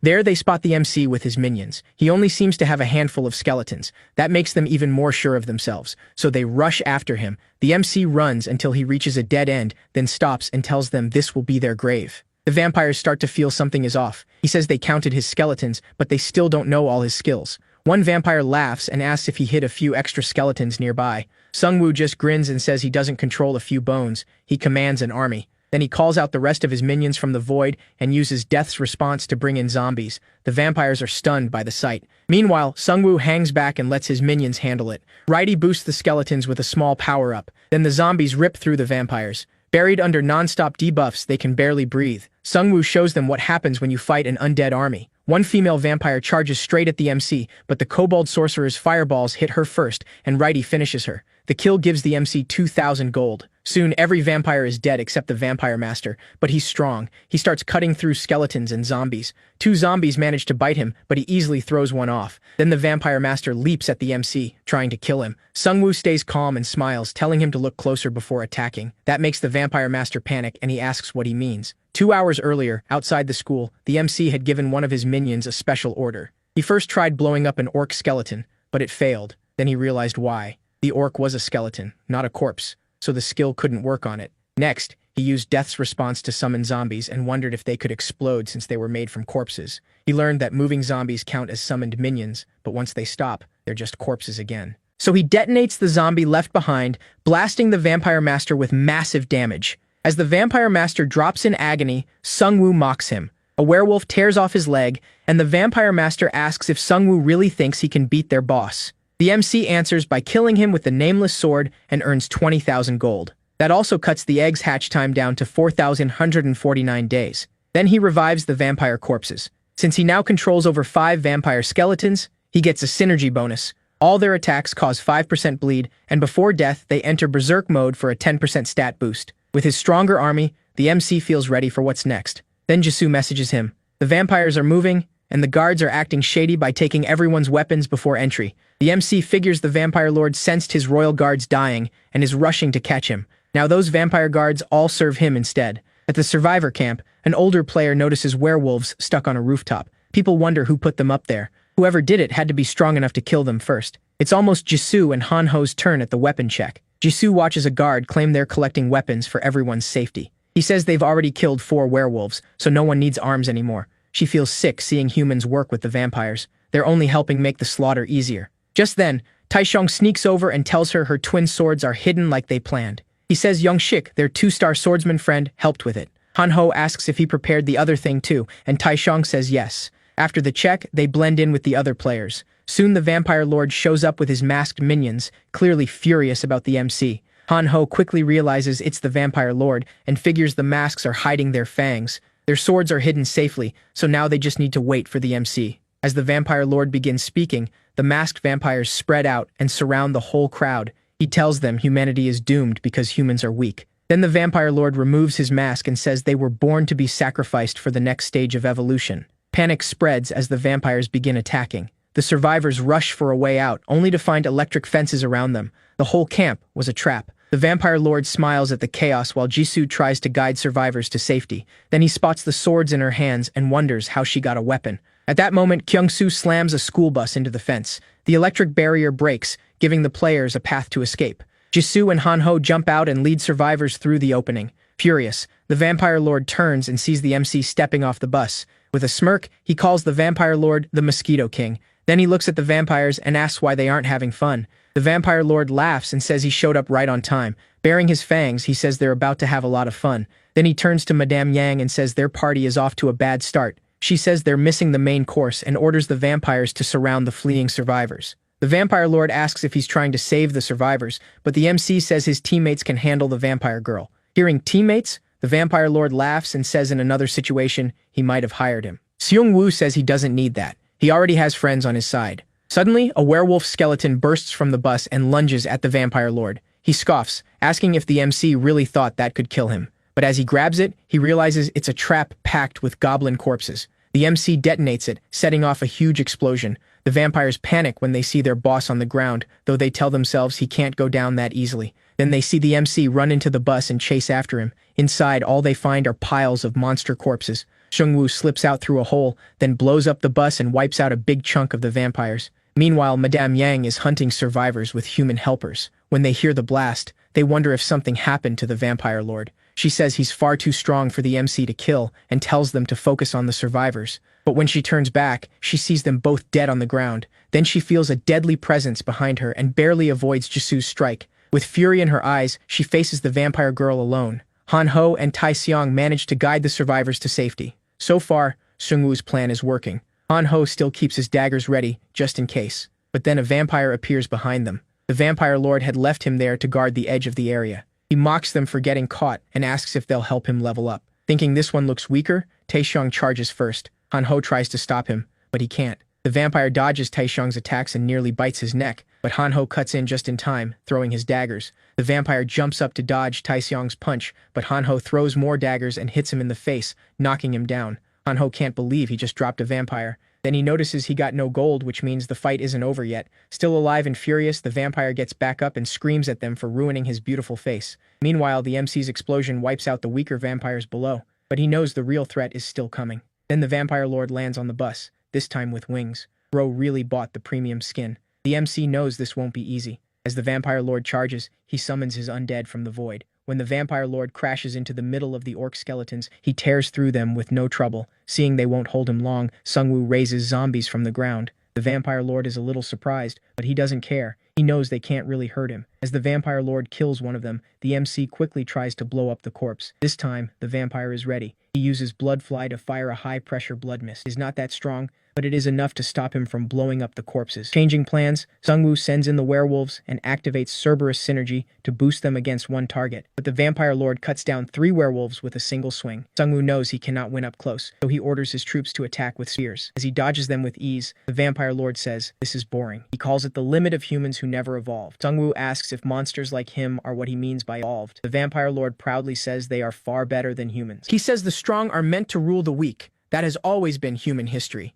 Society treated him like trash for being a serial killer, but the apocalypse gave him his chance. Now he thinks he is one of the chosen, picked to lead the world into its next evolution. Seungwoo grabs his head, realizing the vampire's grand plan is complete nonsense. He asks if he still believes that garbage. Nobody has taken ideas like that seriously in 100 years. The vampire lord keeps rambling until Madame Yang calls for help. She cannot believe she is losing to a human she thought was beneath her. The whole time she has not landed a single blow on Jisoo. She tells her that she never trained at all. She is strong, but every attack is the same and badly coordinated. She got like this by staying near the vampire lord and taking easy experience. Jisoo answers with a heavy double slash, bringing Madame Yang down for good. She thanks her for giving her confidence back. Meanwhile, Han Ho and Taesung are still in trouble. The vampire offers to let them join him. In a world this unfair, he says, they would survive better under vampires than under the vampire lord's rule. He says they used to be normal students too. With monsters everywhere, they chose to cling to someone strong to stay alive.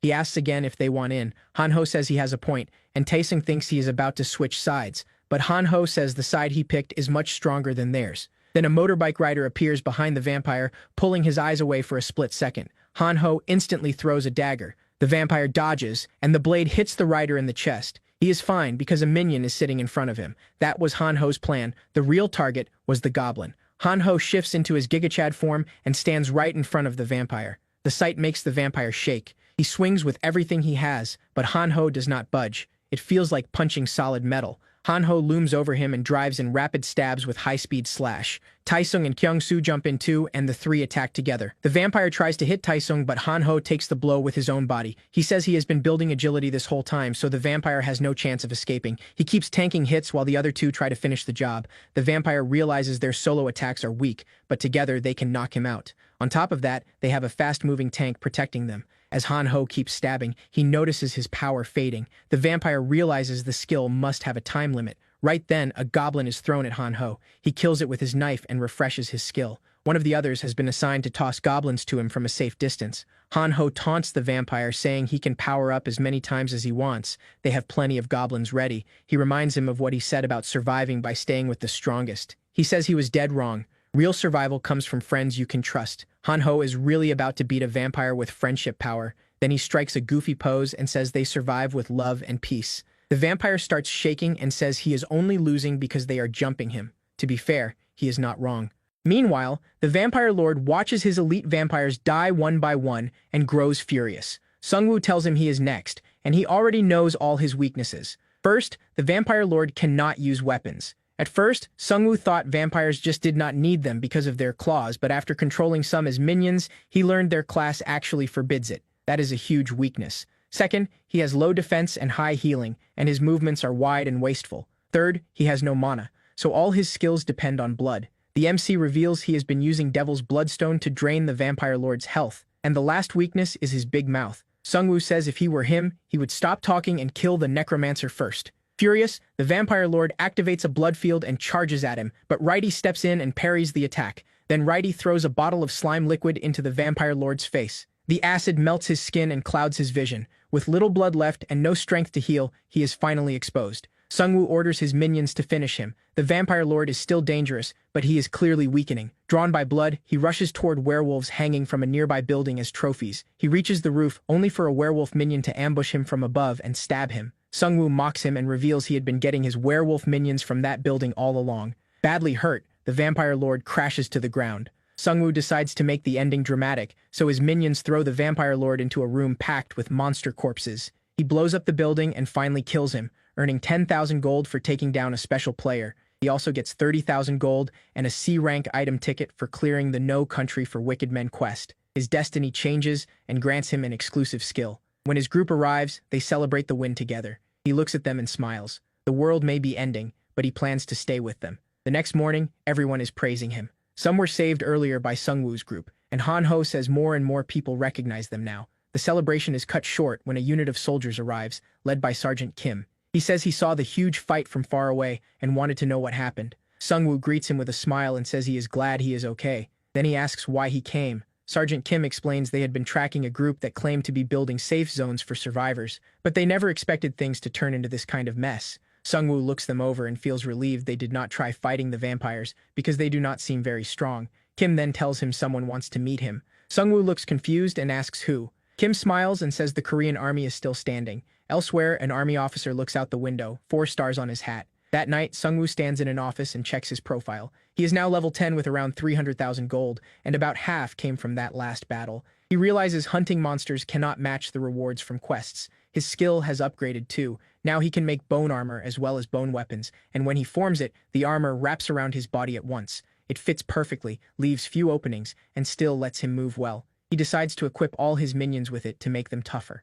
The quest also gave him an item, a heroic rank crossbow that can fire without reloading. It is perfect for him since he fights from the back. With all these upgrades, he feels much stronger and thinks he can beat anyone. He suddenly feels a burning heat behind him. He turns and sees his old home on fire, with his parents calling for help. They beg him to save them now that he is strong. Sungwoo tries to summon a minion, but realizes he is just a kid again. He can only watch his parents burn. Terrified, he runs away. It is all a memory from his past. He tells himself he is still that same weak child. Then the nightmare jolts him awake. Han-ho sees him wake up and says he has been sleeping all day. He points to the door and says, Kim is back with those soldiers from yesterday. When they first asked him to come to base, he sent them away and said anyone who wanted to see him could come here. He was too exhausted then. Now he gets up and tells Han-ho to make them wait outside a little longer. But he is still thinking about the dream. He wants to get stronger so he never has to leave anyone behind again. As Han-ho tries to hold the soldiers outside, the lieutenant pushes past him, walks in, introduces himself as Lutmaj Taeyong Park,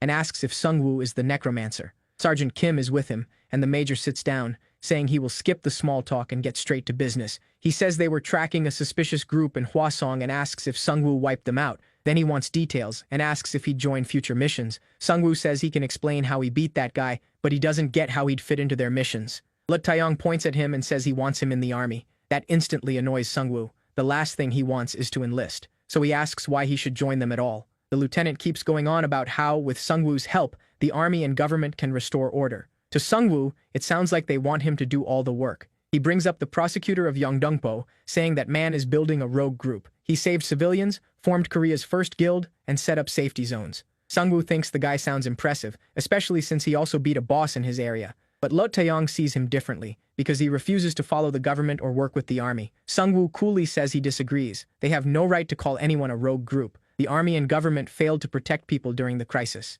Everyone had to adjust and survive on their own. He tells the lieutenant he'd rather work as a mercenary than join the army. The lieutenant loses his temper and grabs him by the collar. Sungwoo slaps his hand away and stands up to leave. The lieutenant warns that he'll regret turning them down because he won't survive by himself. Sungwoo glances back, righty at his side, and says he prefers being alone. Funny thing is, he's not alone at all. He's got an army behind him. The players feel much safer with the soldiers nearby. Han-ho doesn't like that because as far as he's concerned, they were saved by Sungwoo's group, not the army. Jisoo says it makes sense. People need someone to lean on. Even Han-ho admits the soldiers make him feel a little safer, since they should fight better than regular people. Jisoo studies the soldiers and notices they seem uneasy. That catches her attention because trained soldiers should stay calm in a situation like this. Han-ho walks over and asks a few soldiers if they serve with Sergeant Kim. He says he met Kim before and also ran into a soldier named Kwan, then asks if he can see him. One soldier says he doesn't know where people from other units are stationed. Another cuts in and says that's classified.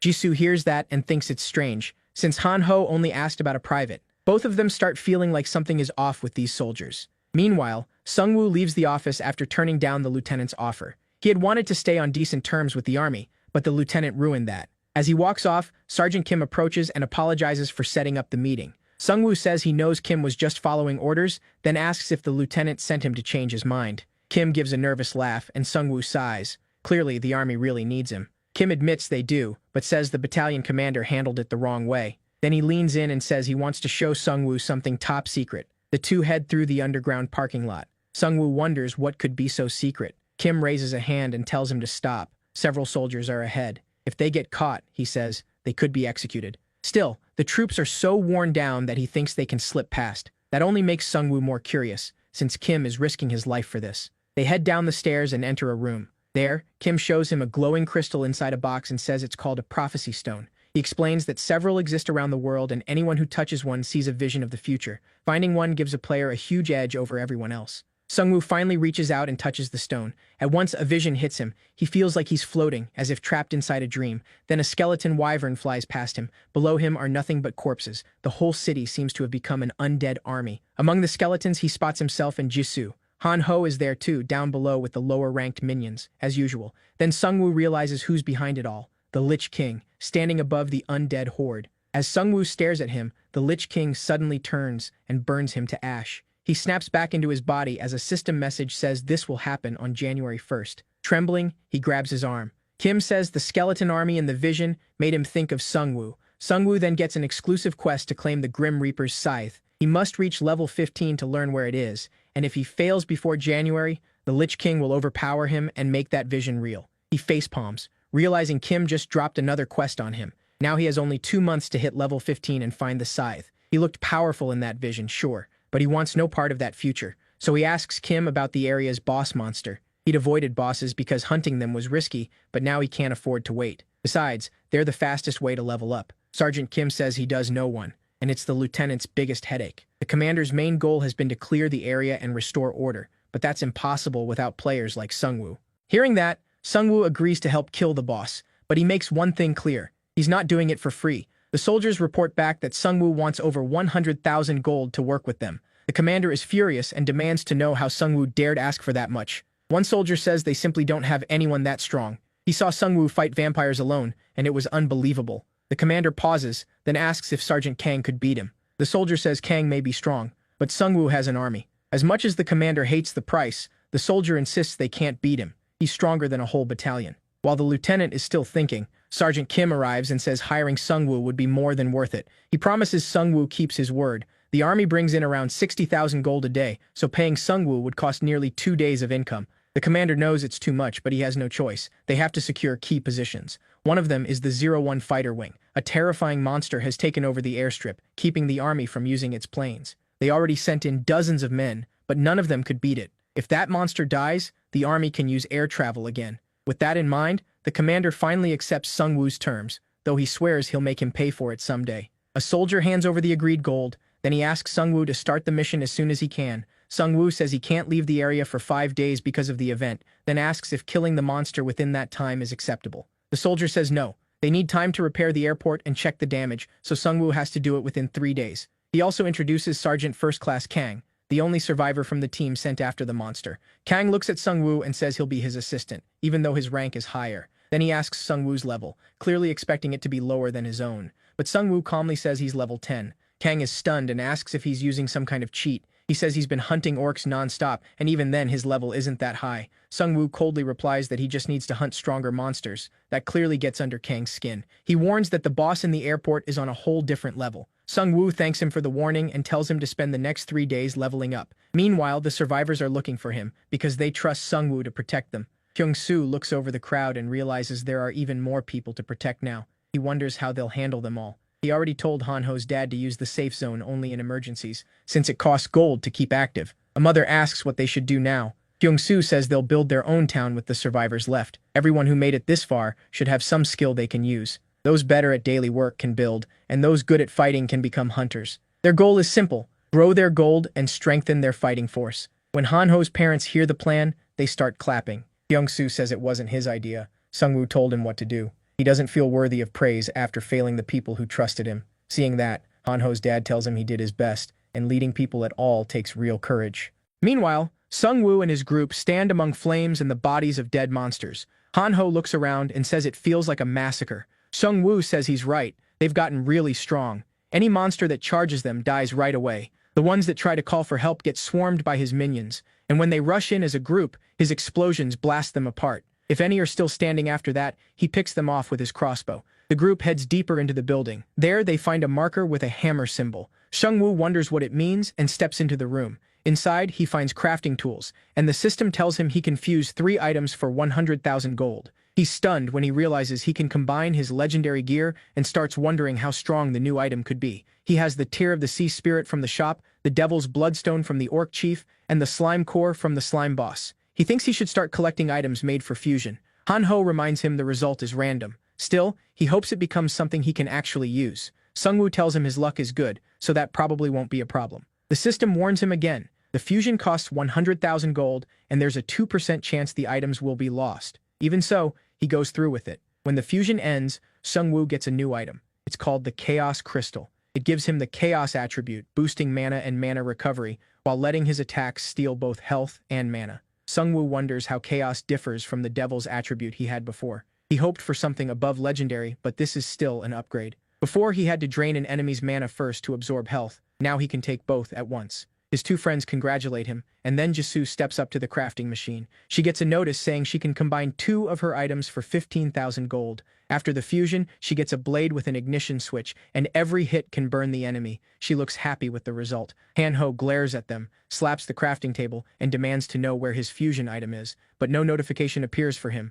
Feeling bad, Sungwoo says he'll buy Hanho something from the shop instead. When they arrive at the old car complex, they see the shop has been completely destroyed. Hanho starts crying and asks who did this. Sungwoo studies the shattered screen and says, "A monster didn't do it. There is writing carved into the wall, warning that a new species will replace them. The marks look like claws, but they're too neat to be from a monster." Sungwoo figures someone smart did this, something that understands human language. The group decides to head back. As they step outside, they run into Sergeant Kim again. They ask why he's here, and he says he and the other soldiers got a ground quest, so they've been out hunting. He explains it's basically a daily mission. They have to kill a set number of monsters by day's end, and if they succeed, the commander gets the reward. Sungwoo asks if the soldiers get anything at all. Sergeant Kim says they gain 10% attack power and strength if they clear it, but no matter how many goblins they kill, more keep showing up, almost like they're respawning. He hopes that's not true, because then all their deaths would mean nothing.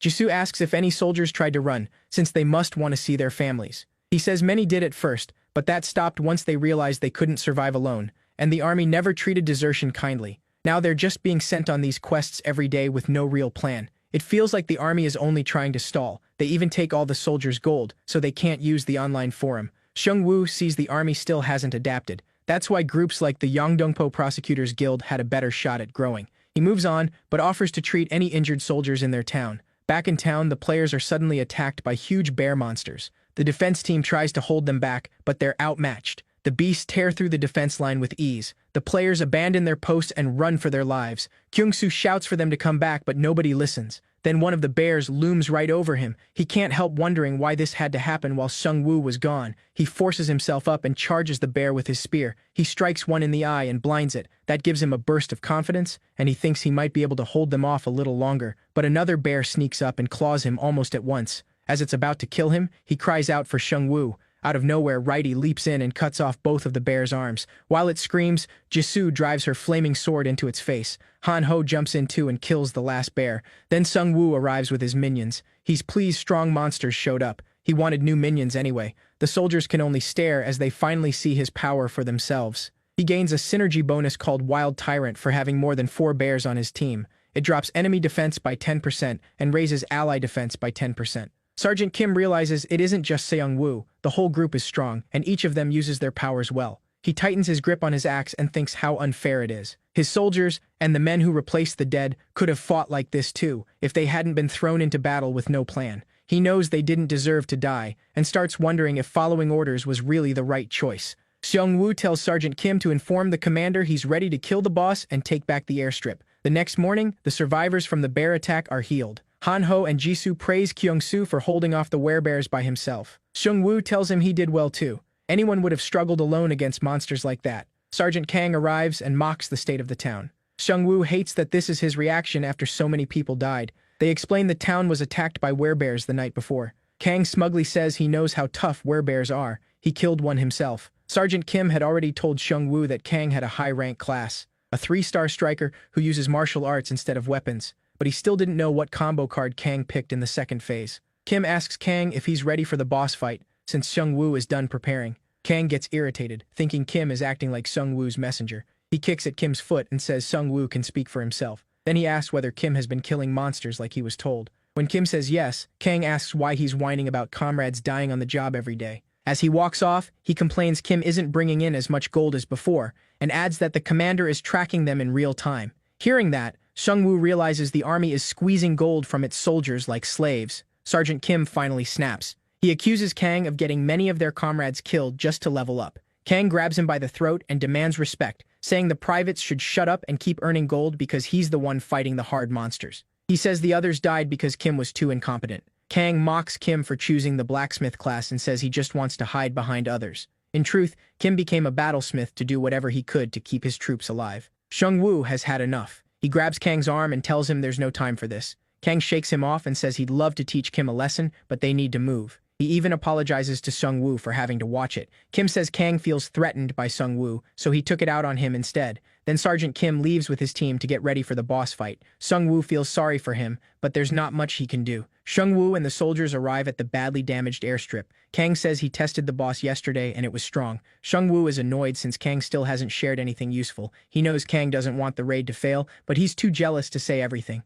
Still, Sergeant Kim already told him enough about the boss, so he isn't concerned. At last, the boss appears. A giant troll even bigger than the aircraft. Seung-woo is shocked by its size. It's much larger than he expected. He quickly realizes his plan to overpower it with the werebears won't work. The troll spots them and starts marching their way. Kang sneers that it's not too late to hand over the 100,000 gold and run. Seung-woo raises a hand and says he's fine. He never had just one plan. Seung-woo uses death response and sends his zombies to cling to the troll's legs, but the troll crushes them instantly with one earth-shaking slam. He blows up a zombie to hit the troll, but the monster heals almost right away. The MC realizes its defense is insane. The curse should have weakened it, but the boss barely seems affected. It doesn't have special powers like the slime or the vampires, just overwhelming brute strength. Kang starts running his mouth again, saying they can't even retreat without losing more soldiers, but the MC has no plan to leave before killing the boss, so he holds his ground. Even though Han-ho is terrified, he still stands beside Jisoo and his friend to bring the monster down. At the same time,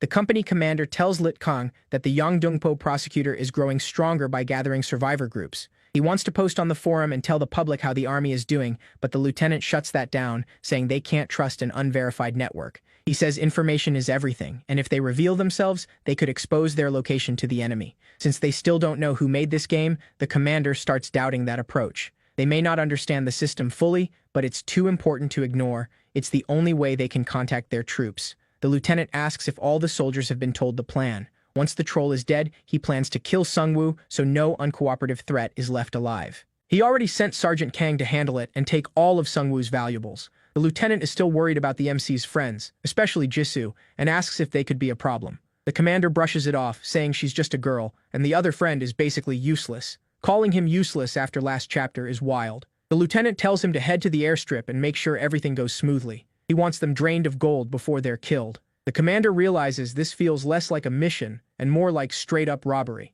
Back at the fight, Han-ho tanks the troll's attacks with his invincibility skill, barely feeling them. As the troll slows down, Jisoo stabs it from behind and leaves her sword lodged in, with an invincible rope attached. Han-ho then runs around the troll with the rope, shocking Kang, who thought the MC's friends were just dead weight. Watching them fight, he starts wondering if Sungwoo got famous by stealing credit for their work. Han-ho's invincibility is almost out, but Sergeant Kim has fresh goblins ready to recharge it. Han-ho throws a knife, kills a few goblins, and his force field turns back on. Sergeant Kang can't believe Han-ho is killing goblins in the middle of a boss fight, then realizes the skill only stays active if he keeps killing monsters. He looks at Jisoo and figures she isn't trained to fight humans. In his mind, that still means he can take her. Still, he never thought things would turn out like this, and starts wondering if he should kill the MC now. As Sungwoo faces the monster, he remembers the plan. Han-ho and Jisoo wanted to tie up the troll's feet with a rope, but he thought it was too risky and said his minions should do it. Jisoo argued that if his minions failed,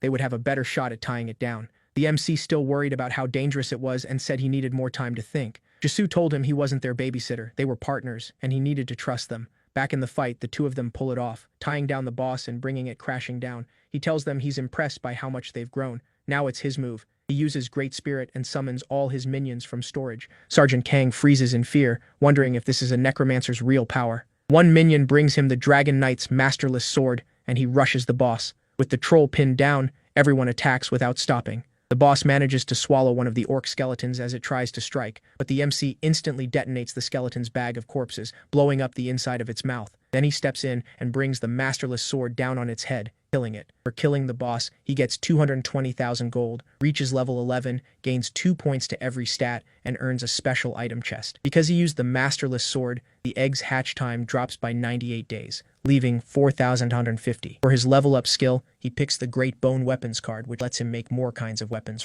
Sergeant Kang can't believe the boss is actually dead. The MC tells him the contract is complete. He'll be keeping the boss corpse, since his job was only to kill it. Kang wonders if he kill him right. 20 soldiers behind him. He feels his plan is simple. Get close and snap his neck in one move. Sungwoo just smiles, already knowing exactly what the sergeant is thinking. He tells him he's already too late. Once he realizes he's been read, Kang attacks head-on. The blow triggers a huge explosion, but the MC blocks it with his shield. Kang can't believe the ambush failed. He orders the soldiers to handle the minions while he takes on the MC, sure he'll be helpless without his skeletons. Kang attacks again. Sungwoo blocks with his shield, and it shatters. He swings back with the sword, but Kang kicks his arm and sends it flying. He laughs, thinking the MC has run out of weapons. Then a dagger slices across his face. He jumps back, touching the cut, and demands to know where the dagger came from when the MC didn't have one a second ago. Sungwoo says his armor is made of bones too, so he can turn it into weapons. The sergeant snarls that he's still much better in close combat, then he suddenly finds himself surrounded by skeletons. The MC reminds him he can make weapons from skeleton bones too.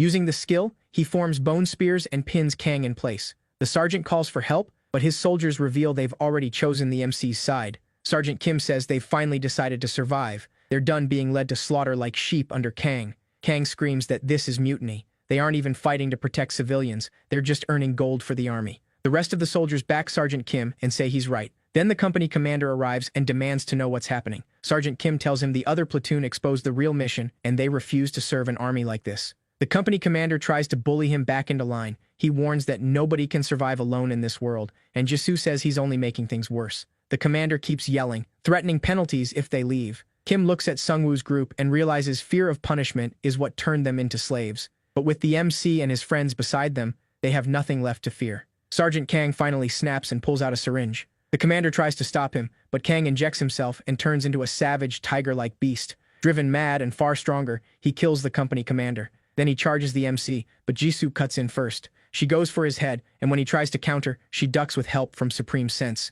With her flaming sword, she stabs through his paw. Even so, Kang is strong enough to grab her one-handed and throw her away. She spits up blood from the impact. Then the were-tiger gets a new synergy notice. The MC has summoned more than 3 canine skeletons. Furious that Jisoo got hurt, he gives up on taking Kang alive. He orders all his skeletons to rip him apart. Meanwhile, the lieutenant brightens when he sees Sergeant Kim returning from the mission. Kim reports that the boss was killed, but the company commander and Sergeant Kang are dead. The lieutenant nervously asks what they did to the MC. At that moment, Shungwoo walks in with the were-tiger as his newest minion and says they need to talk about the mission. When Kim returns to the soldiers, they're confused because he was supposed to be out on the mission. That confusion turns to fear when they see the minions behind him, and they call it treason. Kim just smiles and tells them they're free now. Meanwhile, the MC throws the lieutenant down in front of the commander. The commander says he's disappointed. The MC understands why the soldiers obey him. He sends them to die, and if they resist, he calls it treason. The commander insists it was a real mission. He says they survived only because they acted fast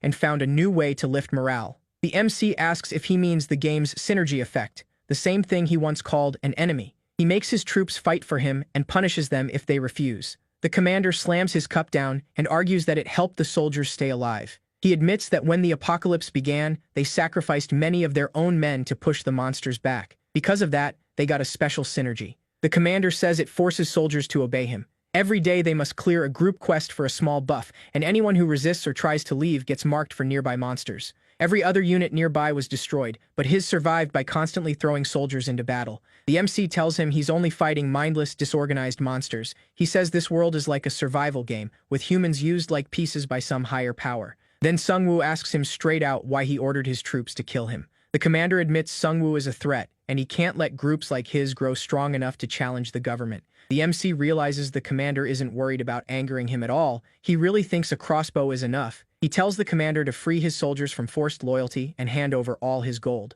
The commander first snaps that everything there belongs to the military. But when the MC makes it clear he's not bargaining and will just take it, the commander gives in. He turns over 45,000 gold. The MC is let down. He expected much more. Before he leaves, he asks about the werebeast vial. The commander hesitates, then admits he bought it from wandering peddlers. The MC remembers a ruined shop that fits that story. That makes him think they trashed the shop themselves. As he leaves, he warns the commander he'll stay in touch with Sergeant Kim to make sure he keeps his promise. As the MC and his minions head out, the commander suddenly tries to shoot him with a crossbow. The MC blocks it with his bone shield and says he saw that coming. The lieutenant tells the soldiers to attack, but the MC wipes them out with a... When he moves on the commander, the man warns him about a powerful bomb called Abyss Concentrate, which he got from the peddlers. He says they'll both die if he hits the button. The MC calmly tells him to do it. He's curious what the Abyss effect feels like. The commander starts to panic when even his final card fails. Then a skeleton smashes through the window, grabs the remote, and crushes the commander's hand. The MC then orders the off.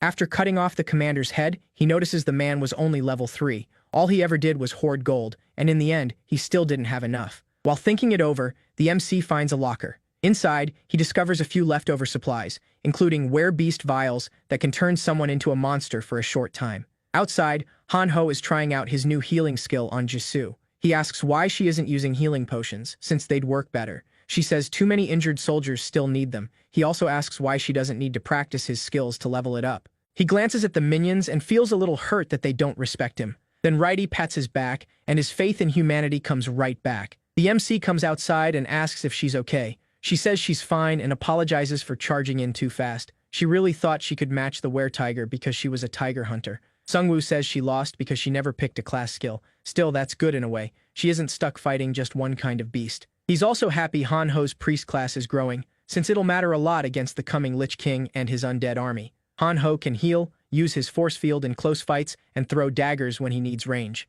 That makes Sungwoo think Han-ho might even surpass him one day if he keeps getting stronger. Han-ho stares at the robe with a perfectly innocent face and says it looks way cooler than his. Sungwoo explains he got it from a chest after beating the troll boss. It's the Shadow King's robe, a legendary item that cuts damage and lets the wearer hide in shadows until they attack or get detected. Han-ho feels left out since he's never gotten a legendary item. Then Sergeant Kim arrives and tells the MC some soldiers want to leave to search for their families, but they've chosen to travel with them. Most of his reliable, brave soldiers died early in the fighting, and he doesn't expect much from the ones left. The MC tells everyone to go back and keep preparing. With only 3 days left in Season 1, he knows he still has to keep hunting. The town is starting to look much more organized, with players assigned to specific jobs. The MC keeps leveling, but too slowly. At this rate, reaching level 15 could take forever. He can crush orcs now, but with his current stats, he still can't face the Lich King. He needs level 15 soon to unlock the Grim Reaper's scythe. As the chapter ends, players get a notice that the main story's first chapter is over. The double gold event is done,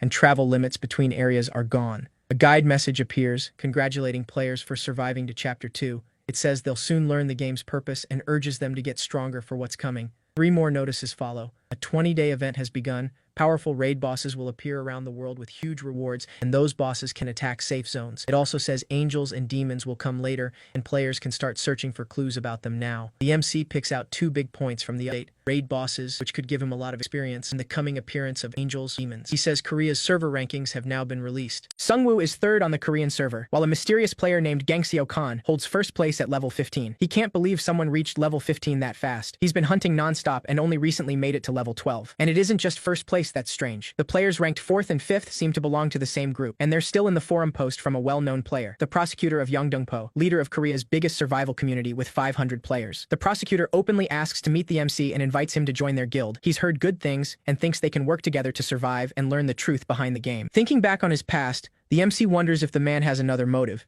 Even so, he agrees to the meeting. Meanwhile, the prosecutor's guild seems to be doing well. One member says they should expand now that travel restrictions are gone. But another warns that raid bosses and other unknown beings are out there, so they should learn more first. The guild leader says that no matter what happens, their duty is to kill monsters and protect people, because he wants to restore the world to what it was. The blindfolded man gets emotional, thinking about what a great leader he is. The girl says she tried to find the top-ranked forum players but couldn't trace the #1 player at all. She did, however, send the necromancer a message for their guild. The blindfolded guy freaks out at the word necromancer. He blurts out, asking if it's Han-Ho's twin brother, then says the necromancer is famous for never taking jobs unless he's paid. The girl keeps looking at her phone and says that's not always true. Even when he does ask for payment, it's usually fair. She lists what he's done for people and says his online reputation is actually pretty good. The guild leader says that's exactly why he wants to meet him. With only 3 people, Sungwoo's group still reached level 12, which is amazing.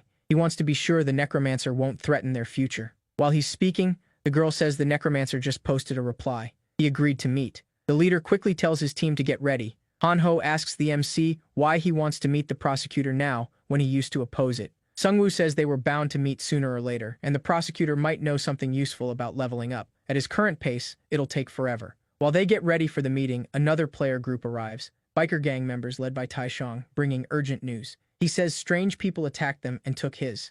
They were bandits searching for something called the Golden Deer. Thinking those bandits might come after their town next, the MC tells Taishong to take him to them. The bandits are badly beating a man while demanding answers. He refuses to reveal where the town is and tells himself he just has to hold out until his friend gets there. Just as one bandit moves in to kill him, the biker gang arrives with the MC. The bandits light up when they see them and demand to know about the Golden Deer. The MC says he knows nothing about it and asks why they're after it. One bandit gets cocky when he sees Jisoo, assuming she's just a weak girl. She gives Sungwoo a killing look and asks if she can take him out. When the MC gives the go-ahead, she easily slips past the man's attack. She toys with him for a moment, then slices his hand right off. His men can only watch as he screams. They fire some kind of magic fireballs at her. She cuts through their boss and rushes the rest with amazing speed. Han-Ho jumps in too, using his final form, and shouts at them for pointing a crossbow at a lady. One bandit tries to grab Youngsik as a hostage, but the MC sneaks behind him and kills him. He earns 8,000 gold, and the rest of the bandits flee. After seeing the robe in action, Han-Ho gets jealous again. Sungwoo tells him he'll let him use it later. Taesung helps his injured friend and asks why the Golden Deer matters so much. The man says it can give players a special item. Then Jisoo spots a golden deer in the distance. Right away, they get a hidden quest. Capture the deer to enter a hidden stage. Sungwoo sends his zombies after it, but the deer is far too fast, so he sends in the werewolves instead. Sungwoo runs after the deer as it darts into an alley. The deer suddenly stops when a werewolf blocks its path. The werewolf turns and tries to scare them off, but when it sees 3 undead werewolves ahead, it bolts. With no way out left, the golden deer is caught without much trouble. The group gets a ticket to the hidden stage, but Sungwoo is focused on something else. That werewolf ran because it knew it was outnumbered, but the other werewolves they fought acted like wild beasts with no thought at all. He can't explain it, but their meeting is about to start, so he lets it go for now. The whole group waits excitedly for the prosecutor. Then Taishong points out helicopters overhead. Sungwoo quickly realizes the leader wants a flashy entrance to show he's in charge of Korea's top guild. The prosecutor steps out of the helicopter and greets Sungwoo with a smile. He introduces himself by his real name, Young-hoon Choi. The two of them shake hands. At that moment, the blindfolded man snaps a photo and says this meeting will be remembered in history. Sungwoo starts reading the guild's mood. Everyone follows their leader without question. That makes him wonder if something more is going on. Even the town's players are pulled in by Young-hoon's presence and charm. That only makes Sungwoo more suspicious, since none of them have met him before. Still, they act like they already adore him. It reminds Sungwoo of the vampires who would die for their lord. He wonders if he's just reading too much into it as he invites Young-hoon inside.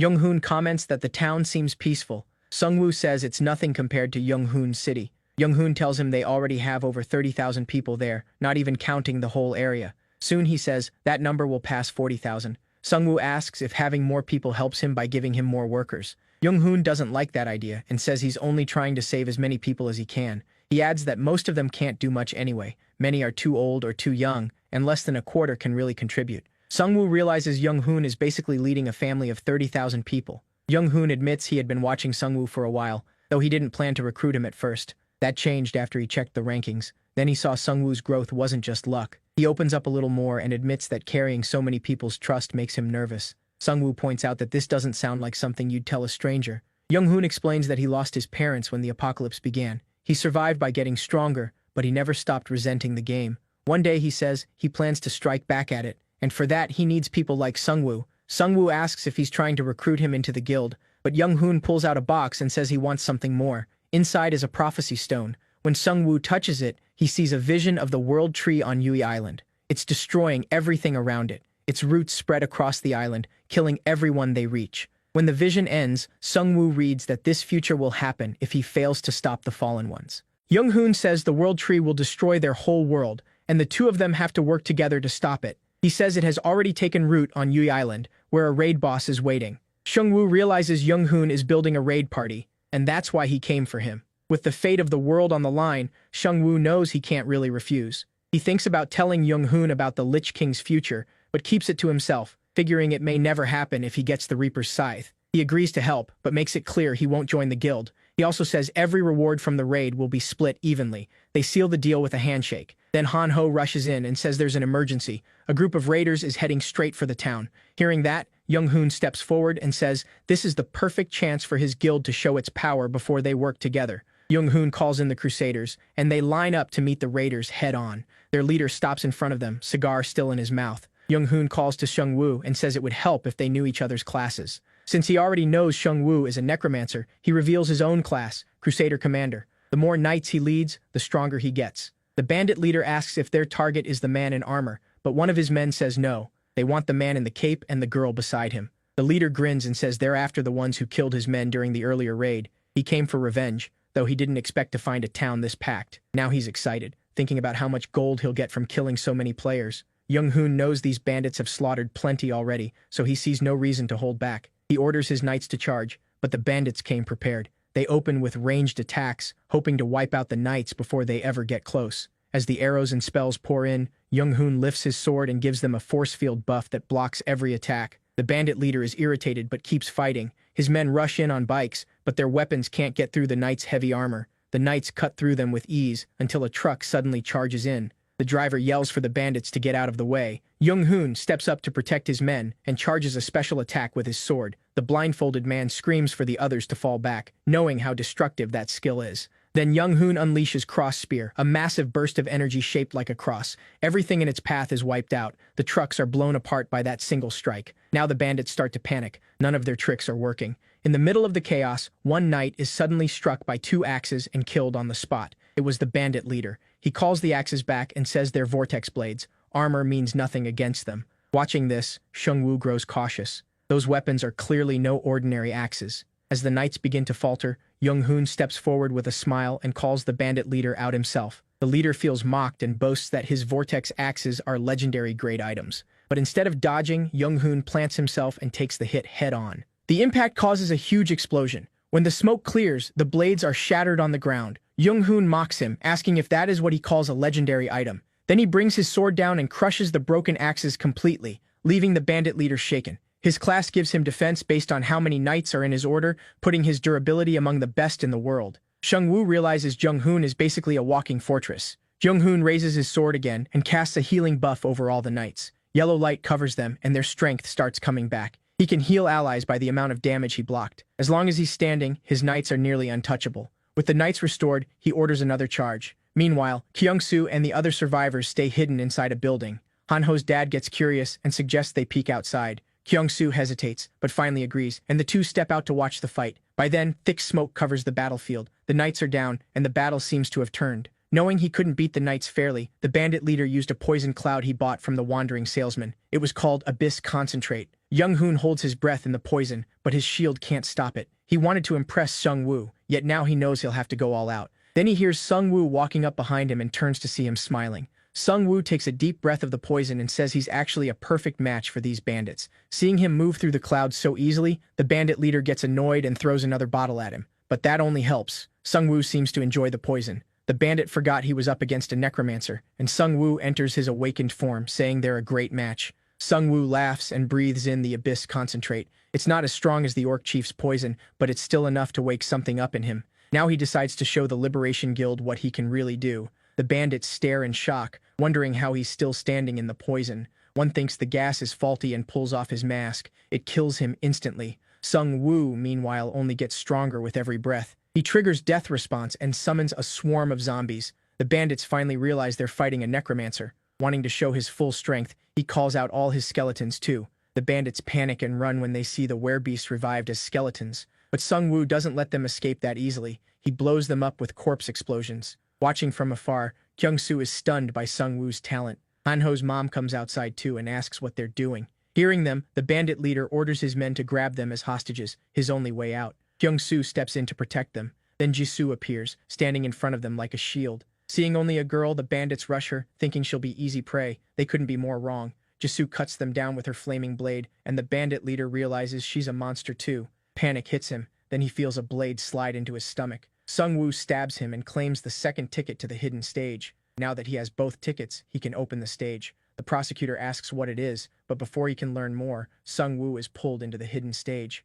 The prosecutor tries to enter the portal, but a message says he can't. He can only wonder where the Golden Gate leads. Meanwhile, the cameraman is still snapping photos of Sung Woo. The prosecutor gets annoyed and tells him to stop taking pictures. He warns that there are dangerous people outside, so they have to be careful about what reaches the public. The cameraman agrees and promises to be more careful with what he records. Meanwhile, Jisoo is worried about Sung Woo. The prosecutor asks if she knows where he went. She says she has a guess, but even under his charm aura, she won't tell him. He notices her distrust, but since she doesn't shut him down completely, he presses again, saying Sung Woo might be in danger and he only wants to help. As Han-ho starts talking, Jisoo immediately shuts him up. The prosecutor asks if she's really going to stand there and leave her friend in danger. She finally tells him Sung Woo is in the hidden stage, but they're teammates, and she trusts him to handle it himself. The prosecutor praises her skills and offers her a spot in his guild. He says joining would give her a huge boost in power too. Jisoo turns him down, saying she already has a team she trusts. As she pulls Han-ho away, the blindfolded man glares at her, angry that she spoke so rudely to his leader.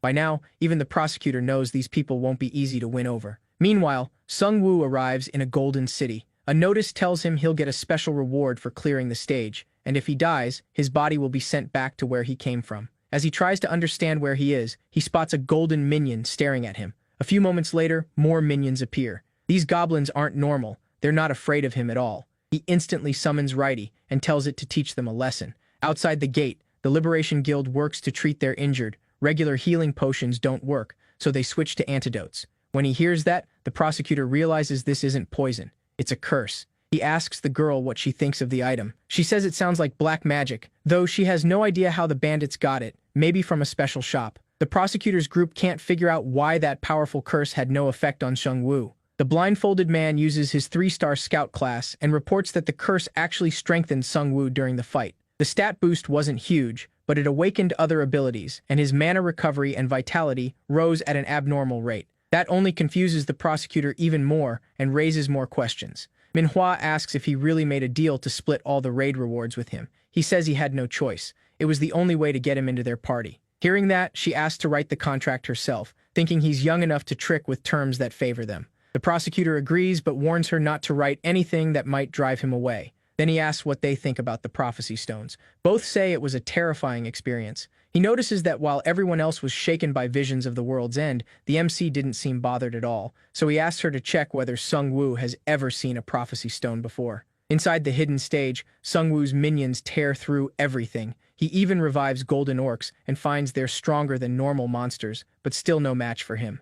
With no one to protect, he can finally fight at full power. All he has to do is kill every monster ahead of him. No reputation, no teammates, no limits. He feels like a one-man army. As he goes deeper, his mind starts to slip for a moment, but hearing his name pulls him back. He looks around and sees his skeleton minions surrounding him. Even with them there, he still feels a little lonely. Soon he reaches a fork with two options, a big treasure chest on the left and a smaller one on the right. He knows the bigger chest means more danger, but also a better reward, so he chooses the larger chest despite the risk. As he heads toward it, not a single monster appears, and that makes him suspicious. He orders his minions to attack. The moment they hit it, the chest turns into a mimic boss. Its bite is brutal, and its teeth are strong enough to shred targets. Sung Woo assumes it must be slow since it has no limbs. Because of that weakness, he thinks beating it will be easy. But the boss lunges suddenly and knocks his minions away with ease. Sung Woo gets caught in the blow and starts coughing up blood. The mimic turns even more savage and chases him while Righty struggles to hold it back. As he runs, Sung Woo realizes his mistake. He assumed a limbless boss couldn't move well. He can't believe he got that careless and wonders if the awakening messed with his judgment. Then it hits him how arrogant he'd become. He thought he didn't need teammates, but around them, he's always more careful. Just as the mimic is about to bite down on him, his minions manage to hold it back. He quickly casts Death Response inside its mouth, sending zombies in to attack from the inside. He jumps back while his minions force the mimic's jaws shut. Looking at Righty, he apologizes for failing it in battle, then uses Corpse Explosion to blow the boss apart. The blast throws everyone back. When the smoke clears, the boss is gone. He gets 1,434 points for the kill and for clearing an A-rank mission. He realizes the mimic's hard shell blocked outside attacks, which meant the only way to kill it was from within. That's also why he couldn't recover health while Righty attacked it. Sung Woo takes the lesson to heart and vows not to repeat it. The world may feel like a game now, but he can still die. After healing, he moves on to the next room and finds a reward room filled with lockers he can open with his points. The loot inside is rare and can raise a player's stats and experience. None of it can be bought in regular stores. After thinking it over, he picks an oath parchment, which lets him make a pact with another player. If either side breaks the pact's terms, they die. He also takes 3 C-rank items, an upgrade stone, a strength vial, and an experience card. Once he's done, he leaves through the same golden portal. He reunites with the prosecutor, who says he was shocked to see him vanish out of nowhere. The MC apologizes for taking up his time, but the prosecutor says it was worth it and gives him a crate of potions. He also suggests posting a photo and their alliance contract online to give people hope, saying heroes like Sung Woo inspire others. Sung Woo agrees. He knows it could make him a target, but he also needs to keep a good public image. Han Ho stares at the pile of potions and can't help being impressed. He thinks the prosecutor seems like a good guy, but the MC still isn't sure. Jisoo says they should start training and get stronger now that they've joined the raiding party. The next morning, they lure in goblins and orcs with foul-smelling bait called rancid wolf meat, a failed dish from Han-Ho's mom. As the monsters rush them, the MC detonates the ones that fall, setting off a huge blast. That lets them hunt much faster than before. At the same time, Han-Ho's dad uses his new skill to set up a watch post, making the town much safer from monster attacks. While they talk, Tae-sung shows up with his biker gang and says he has urgent news for the boss. Sung Woo is caught off guard by that title. Tae-sung then says they found a store in Hyeongnam, but someone had already wrecked it. Sung Woo realizes this is turning serious. Someone is clearly hunting down the stores on purpose. Those stores matter a lot now because people can't really make supplies themselves. Without a steady supply line, they have to survive by hunting and gathering every day, since farming still doesn't seem possible. Sung Woo tells him to report any new stores to Kyung-soo right away. Every store they find needs guards, or everyone could be in danger. Then he notices some of the women in his group keeping their distance. Tae-sung says it's because he kicked Yu-jin when the vampire lord possessed her, so now they see him as a guy who hits women. Han-ho leans in and jokes that online he may be famous, but in real life, his image is awful. For once, Sung Woo is happy the forum exists. Tae-sung heads out with his gang, and Sung Woo gets ready to farm more levels. Out of nowhere, Jisoo senses danger and warns everyone to get ready. A pair of werewolves suddenly leap out from the nearby buildings. His minions move in to stop them, and just as Sung Woo is about to fire at one, another werewolf yells for him not to shoot. He's stunned. He's never heard a werewolf speak before. As the fight keeps going, one of the werewolves snatches Han-ho's bag and starts stuffing itself with the rancid wolf meat inside. While they are busy eating, Sung Woo's minions close in and surround them. He raises his crossbow and tells them to give him one good reason not to fire. 2 werewolves glance at their leader and ask what to do. The leader tells them to stay calm. They still have a chance. Sung Woo has no idea what he means. They're surrounded and have no clear way out. Then the leader lunges at the weakest orcs nearby, opening a path for the other 2 to run. The MC stops the arrows, but the other 2 still escape. Seeing him risk himself for the others, Sung Woo is impressed by his loyalty. His minions pin the leader down, and Sung Woo asks why they attacked. The leader says they lost control when they smelled the meat in Han-ho's bag.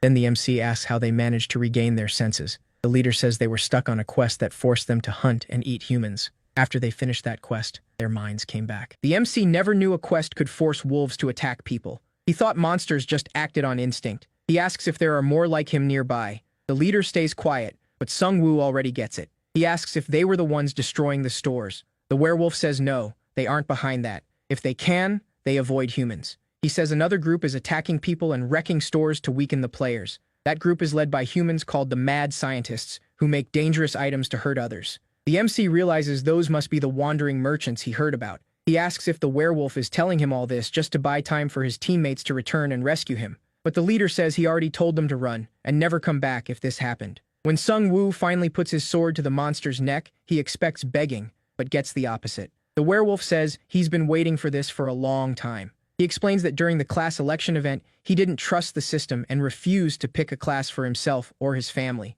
But his son loved games, chose a class card, and became the first human the werewolf ate. He says once he came back to his senses, he wanted to die. Sung Woo knows he still can't let him live, no matter how sorry he feels. With his last words, the werewolf says the game is unfair. He only made those choices to survive, and somehow they all still became the wrong ones. Sung Woo ends his pain. Han Ho feels sorry for him, knowing they are all thinking beings just trying to protect their own. The MC tells him not to get careless. Even the looters they killed before probably had families too. He tells Han Ho to get ready. They're going after the two werewolves who escaped. Jisoo asks what they'll do if they catch them, since they seem like kids. He says he doesn't plan to hurt them. He just wants to learn more about the werebeast's territory, even if none of this feels fair. By giving the werebeasts human minds, the system is creating conflict. Players want them gone, but knowing they were human makes sympathy harder to avoid. Still, he knows he can't risk mercy on creatures that can kill him and might lose control at any moment. The system built these beasts to hunt people, and their quests prove it.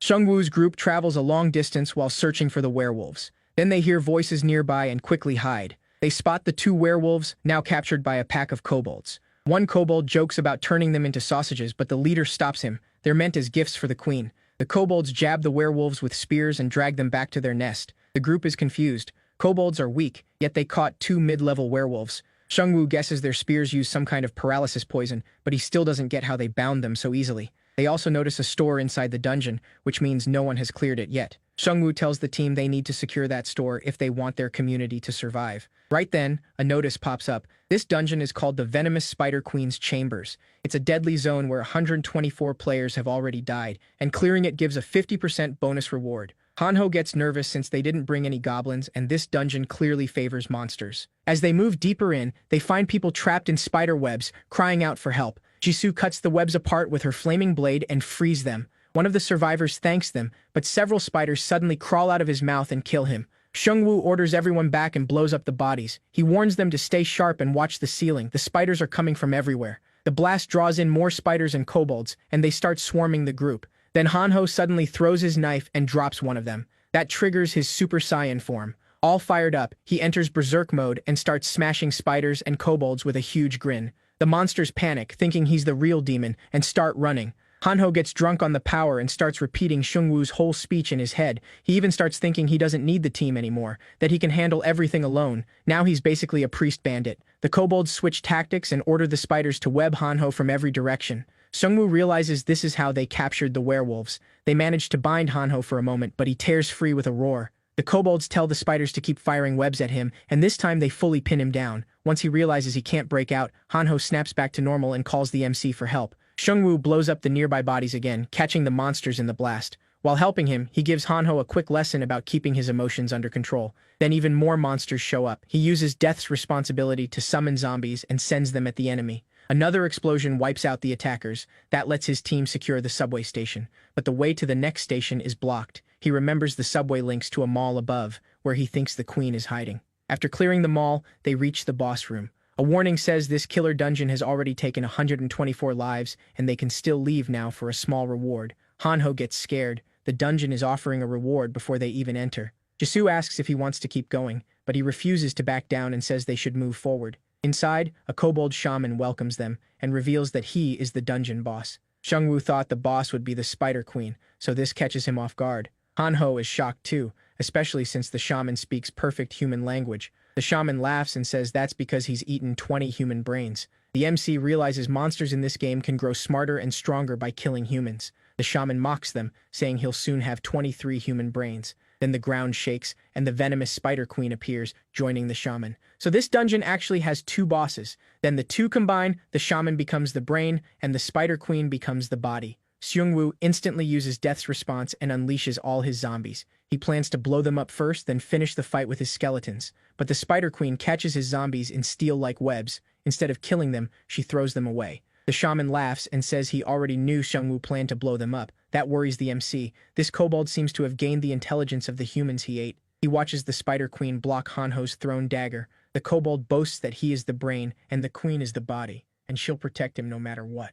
When the Spider Queen fires webs, Jisoo burns through them with her flaming sword. She grins and says the queen burns just like the other spiders. The kobold shaman counters with water magic, putting out the flames and keeping Jisoo back. At the same time, the MC orders his minions to make a barrier and tells Hanho to stay with Jisoo. He says he already has a plan. As the Spider Queen smashes through his minions, he uses his necromancer skill to raise every corpse hanging above them. As the bodies rain down, he says this nest was basically built for him. Filling your home with corpses is a terrible idea when you're up against a necromancer. The revived minions rush the boss, but the Spider Queen cuts them apart with her legs. Still, one minion lands a hit on her leg. That makes her furious enough to spit poison, but poison does nothing to the undead. They're only bones. The shaman catches on fast and tells her to stop, but she's already slipping out of his control and won't listen. Xiangwu expected the shaman to figure that out. The queen wipes out the first wave of skeletons, so the MC raises even more from the bodies around them. He knows he can't drag this out much longer. His mana is running low.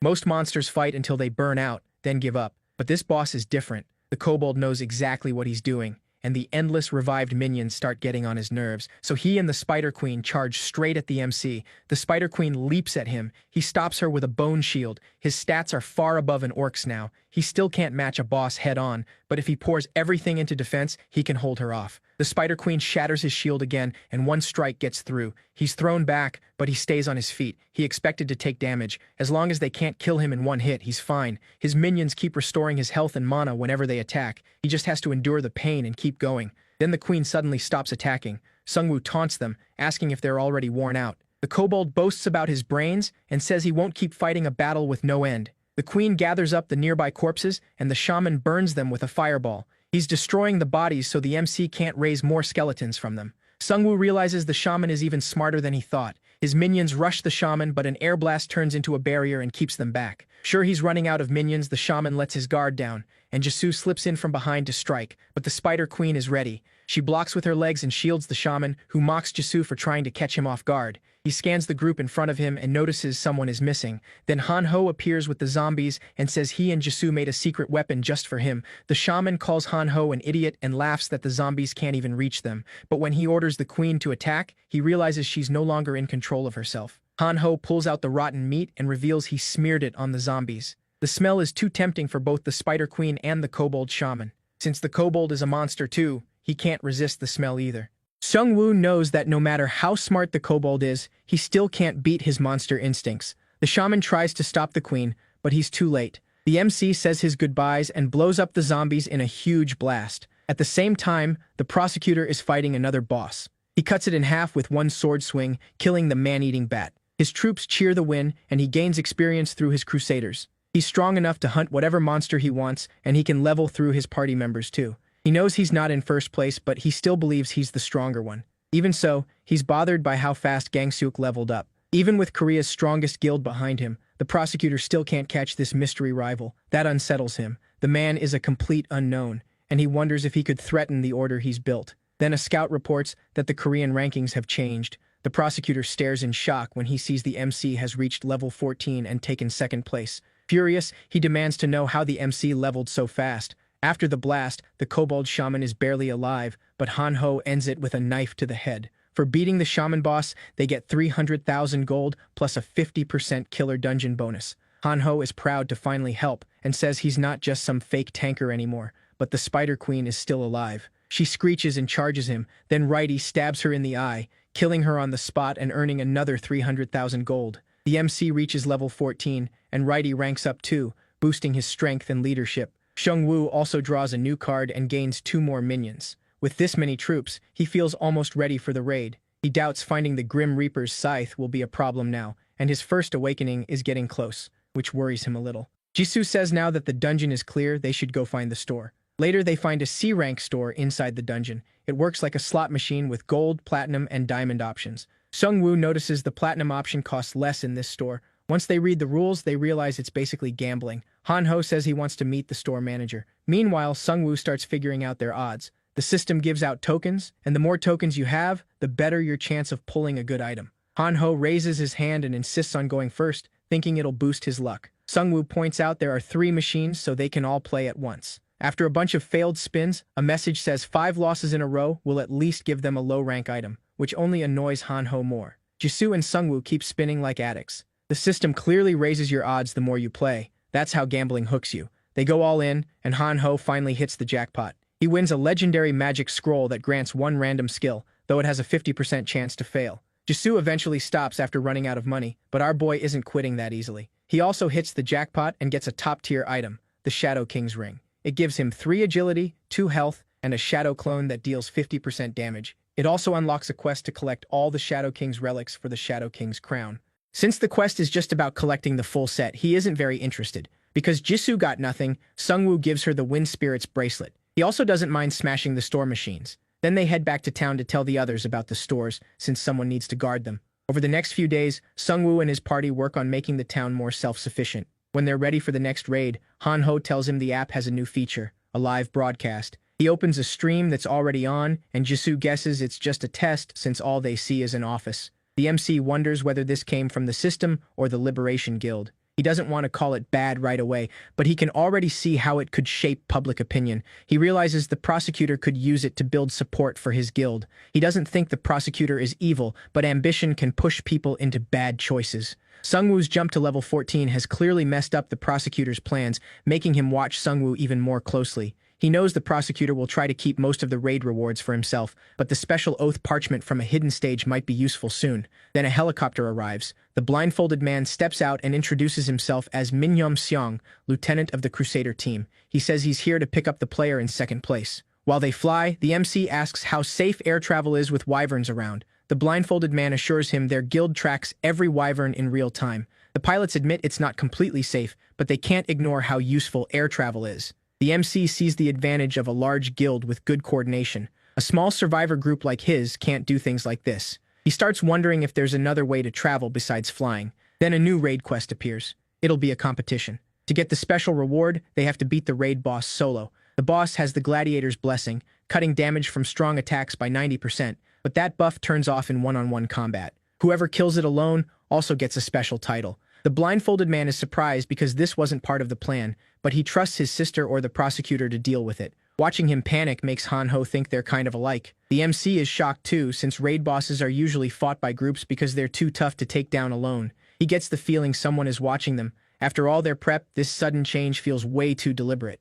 Now he has no choice but to compete with the prosecutor and the other guild members in the raid. The player guidebook shows a message from the prosecutor. 12 groups and 1,000 players will join the Yui Island boss raid, and it will be broadcast live. After that, the Liberation Guild plans to hunt monsters across Korea, then eventually the whole world. Most players are excited, but some say the MC should lead instead since he's ranked higher than the prosecutor. When Sung-woo and his team arrive, the other players are excited to see him. As they land, the prosecutor comes out to greet them himself. The MC tells him he's impressed by how organized everything is. Then he spots a camera and starts to suspect the prosecutor is using the raid for publicity. He spots a huge crowd of players and wonders if this is meant to show how outnumbered they are.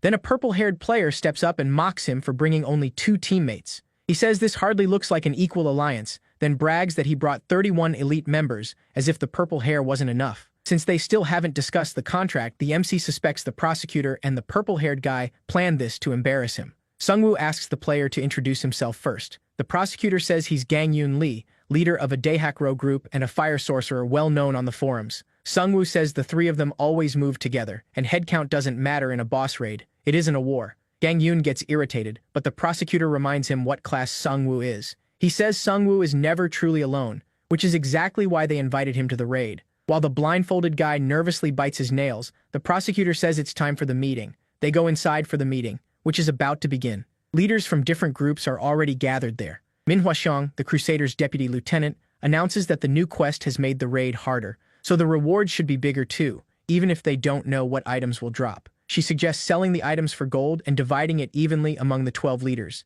The MC scans the room and realizes everyone is in on it. Equal splits aren't always fair, but none of the leaders object. He sees the trap now. They were with the prosecutor from the start, all tied to the Liberation Guild. Even split 12 ways, most of it still goes to them, leaving him with scraps. When Manhwa asks if anyone objects, Sungwoo raises his hand and asks why they'd split rewards evenly when the quest says someone must fight the boss alone. Whoever risks their life should get all of it. Manhwa reminds him that he was the one who first suggested sharing rewards equally. Sungwoo quickly says he asked for fairness, not equality. The other leaders reject that idea, saying everyone has different strengths. They ask if he just wants someone else to kill the boss for him. Then one leader, Anseok-gu, stands up and challenges him to a duel. He's ranked 11th and known as Iron Fist. Anseok is famous for fighting monsters with his bare hands. Sungwoo brushes him off, saying he's only mad because he knows Sungwoo is right. That only makes Anseok angrier. But the prosecutor slams the desk and says it's a great idea. Hiding his irritation, he adds that this will make the raid even more interesting. That night, Anseok vents his anger on a pack of lizard monsters. As the fight drags on, more and more monsters pour in. Instead of retreating, he decides to go all out. Then fireballs suddenly rain down, and the blast wipes the monsters out. The purple-haired guy shows up and warns Anseok to be careful. If he dies, they'll all be in trouble. The island has turned into the perfect home for lizard monsters. Still, Anseok is sure he can wipe them all out. Gang Yoon adds that they also have to stop the fallen ones from planting the world tree seed. Anseok asks if he knows who they are, but Gang Yoon says he has no clue whether they're players or monsters. That's why, he says, taking control of the island comes first. He seems sure the prosecutor can handle it. He's the kind of man who keeps his word. A moment later, they spot a helicopter heading toward Uito Park. Anseok thinks they're going after the prosecutor, but the purple-haired guy says the MC is heading there too. They're worried he might reach the boss first. Not far behind Sungwoo is Myung-Soo Yang, an archer who was already a rising star before the world changed. He believes success isn't always about hard work. Sometimes it's about knowing the right people and playing politics. People like those who obey and fit in easily. He knows he isn't the strongest, but he's good at sticking close to powerful people to survive. Manhwa gave him 2 weapons and told him to trip the MC during the boss fight, but things aren't going the way he expected. Watching the MC's team fight, he realizes his plan is falling apart. Jisoo's flaming sword and Han-Ho's unbreakable defense barely seem real. He stares at them, wondering if they tamed some kind of new monster. On top of that, the MC is marching around with an army of armored zombies. The boost he gets from them feels a lot like the Crusaders' synergy. While he's thinking, Sungwoo glances back and asks his group if they want armor too. They say no, they're archers and wear light gear. But he puts armor on them anyway. To their surprise, they feel both lighter and safer. That pushes the MC's synergy even higher with more than 40 units. Myung-Soo feels like he's helping the very man he's meant to beat, and hopes it won't hurt his review. Myung-Soo slips back into flattery and points ahead. Uito Station is there, and beyond it is the park with the boss room. As they get closer, the MC grows uneasy because the water level is rising. The archer warns that lizard men are hiding in the water, waiting to ambush them, so teaming up would be smarter. He secretly thinks even the necromancer might struggle here, but Seung-woo ignores him and tells Han-Ho and Jisoo to fall back. His werebear minions start hurling lizard men into the water, and the MC detonates the corpses, killing every monster hiding below the surface. The move earns him a pile of gold, and the nearby archers can only stare. When the smoke clears, the MC tells them the way ahead is open. Soon, a helicopter arrives and a cameraman starts filming him. Han-Ho notices it right away and realizes it was meant to capture the guildmaster's big moment, but the cameraman gets so excited that he keeps filming the MC and his skeletons instead. He thinks this is exactly the kind of footage the prosecutor would want, something to raise the spirits of other survivors. The viewers cheer as they watch the MC cut through the monsters. Then the cameraman's assistant says the Crusader team is calling. When he answers, he hears Manhwa yelling that he needs to turn back now or face the consequences. He doesn't get it. She gave permission to film the other teams. She snaps that she only allowed it so players wouldn't accuse them of bias. Afraid for his life, the cameraman quickly turns away to film the other teams. The MC and his friends figure the other teams must be doing well too, which is why the helicopter left. Eventually, the 3 of them reach the boss room. Even though it's a park, Jisoo says it feels more like a jungle. Then the ground starts shaking like an earthquake, and a beam of light shoots up from the northern forest. A notice appears. The raid boss, Lizardman Warlord, has spawned. It cuts concentrated attack damage by 90% and is seeking a worthy one-on-one challenger. They notice helicopters racing toward the boss. The MC realizes the prosecutor was waiting for someone else to find the boss first so he could rush in and claim the rewards. He's even more ruthless than the MC expected. The Crusader team heads straight for the boss without clearing the nearby monsters. The contract never said they had to travel on land, but it's hard to trust someone this obsessed with winning. Han-Ho asks what they do now, and the MC says they'll fight their way through the monsters. As his minions start opening a path, he sees a green light shine from his clothes and instantly knows what it is. It's the C-rank card from the hidden dungeon. It lights up once the player has enough experience to level up with it. The MC is excited. He can finally reach level 15 and unlock his first awakening. He uses the experience card, and at once he's pulled into another realm. It feels like touching the prophecy stone again, except now his real body seems to be floating in space. There, he sees a bright light and a system message calling him the one who holds the reins of death and saying he must find the Grim Reaper's scythe. A new quest appears. Who is the Master of Death? Part 2. If he takes the Grim Reaper's scythe, he gets the first stage of awakening. If he fails, he may become the Lich King's servant. The choice will shape his fate.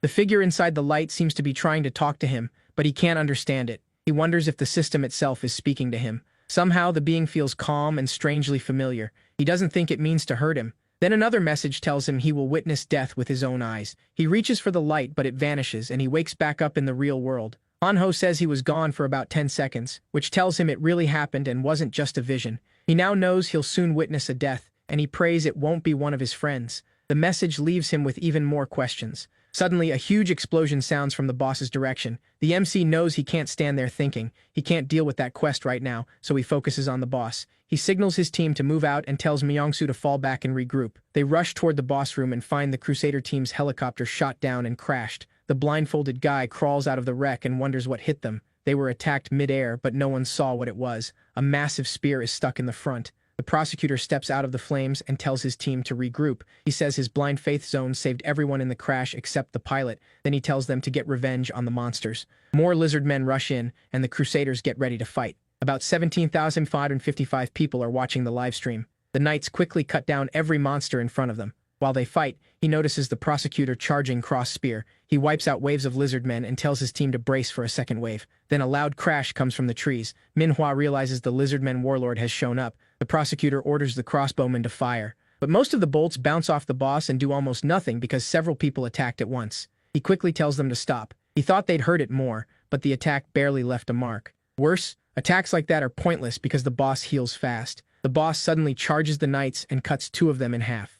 Another knight struggles and cries out as the boss closes in. The prosecutor jumps in and pulls the boss's focus. He tells the Crusaders to handle the smaller lizardmen while he takes the boss himself. Facing the boss, he says he's found the one he came for. The boss rushes him, but he blocks with his sword and realizes they're evenly matched in strength. Still, the boss has the reach advantage with its longer blade. Even so, he believes he can win because he's faster and reacts quicker. The two trade brutal attacks. A helicopter crew films the fight, and the reporters are stunned that the prosecutor seems to be overpowering the boss alone. Soon Gang Yoon and Ansayoke reach the scene. They spot skeletons in the trees, so the MC must be here too. The prosecutor knocks the boss back with cross spear and lands heavy damage, but something feels off. The boss keeps smirking, and that gets under the prosecutor's skin. He's furious and wants to wipe that grin away. Then the boss suddenly breathes fire. The prosecutor blocks it with his force field. His Crusaders rush to help, but he orders them to stay back. He knows it's too dangerous. The boss just broke his force field in one hit. Then the warlord sheds its skin and reveals its real form,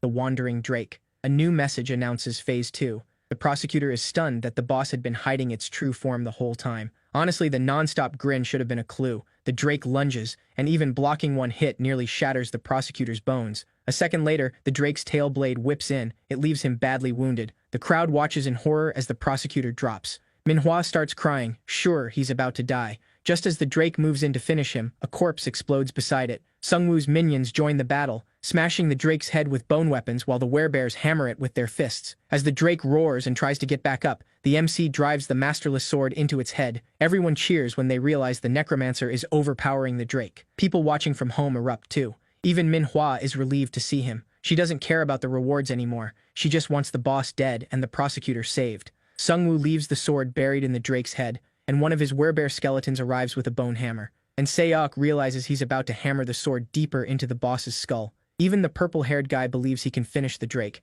Then someone warns Manhwa that a huge swarm of lizard men is heading for the MC. She realizes the fight was unfair from the start. The one-on-one rule only applied to the boss, not the mobs. She orders everyone to protect the MC at all costs, and the knights form a wall in front of him. Han-ho looks at them and says they finally know who really matters. At the same time, the werebear brings down the hammer and drives the sword through the Drake's skull. For a moment, it looks like the boss is dead. Just when everyone thinks it's over, the MC sees the body move. Jisoo asks what's going on. They already killed it. But the boss starts a third phase and transforms into its final form, the young host of the seed. A system message says the raid isn't over, and no one can leave until the boss is dead. The MC is fed up. The system keeps changing the rules like it's playing with them.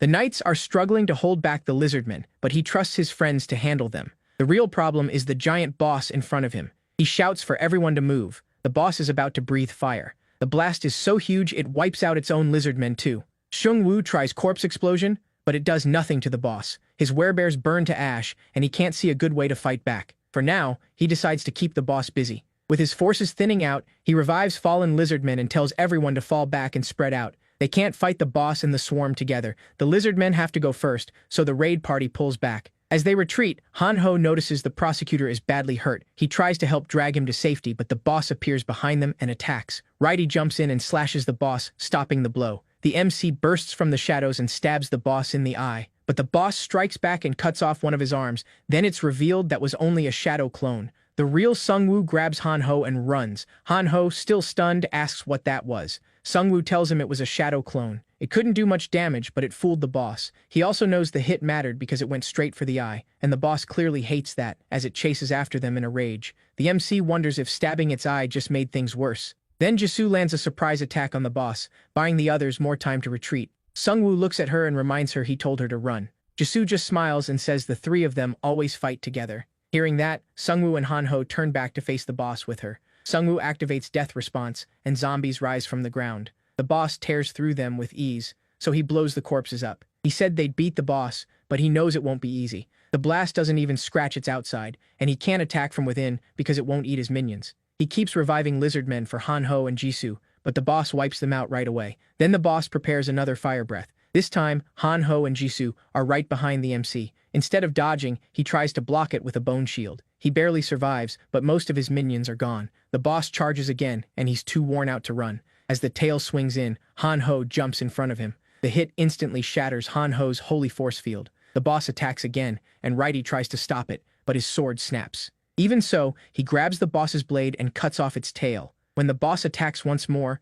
Righty shoves Hanho out of the way. He says his final goodbye and is crushed by the boss. Hanho snaps and charges straight at it. A weretiger grabs both Hanho and Jisoo and carries them to safety. Meanwhile, the MC faces the boss alone. Righty's sacrifice bought him enough time to recover a little. He knows the boss won't let anyone escape, so he stays behind to buy his friends as much time as he can. He summons a bone shield and sword, then takes the boss's attack head-on. Now it's just him against the boss. Manhwa and the others watch in fear, realizing even he isn't strong enough for this monster. The boss smashes the MC's legs with its tail, then it gets ready to breathe fire again. Broken and exhausted, he looks up and realizes he's failed. It feels like he'll die just like his parents did. In those last moments, he thinks of the friends he made and sees that his life wasn't all bad. He finds peace knowing he at least saved them. Then the fire breath hits him directly. Hanho and Jisoo are devastated as a skeleton carries them away. After dying, the MC wakes up in that strange space again. He thinks it's a miracle he lasted this long. So much of it came down to luck, good item draws, and the friends he made.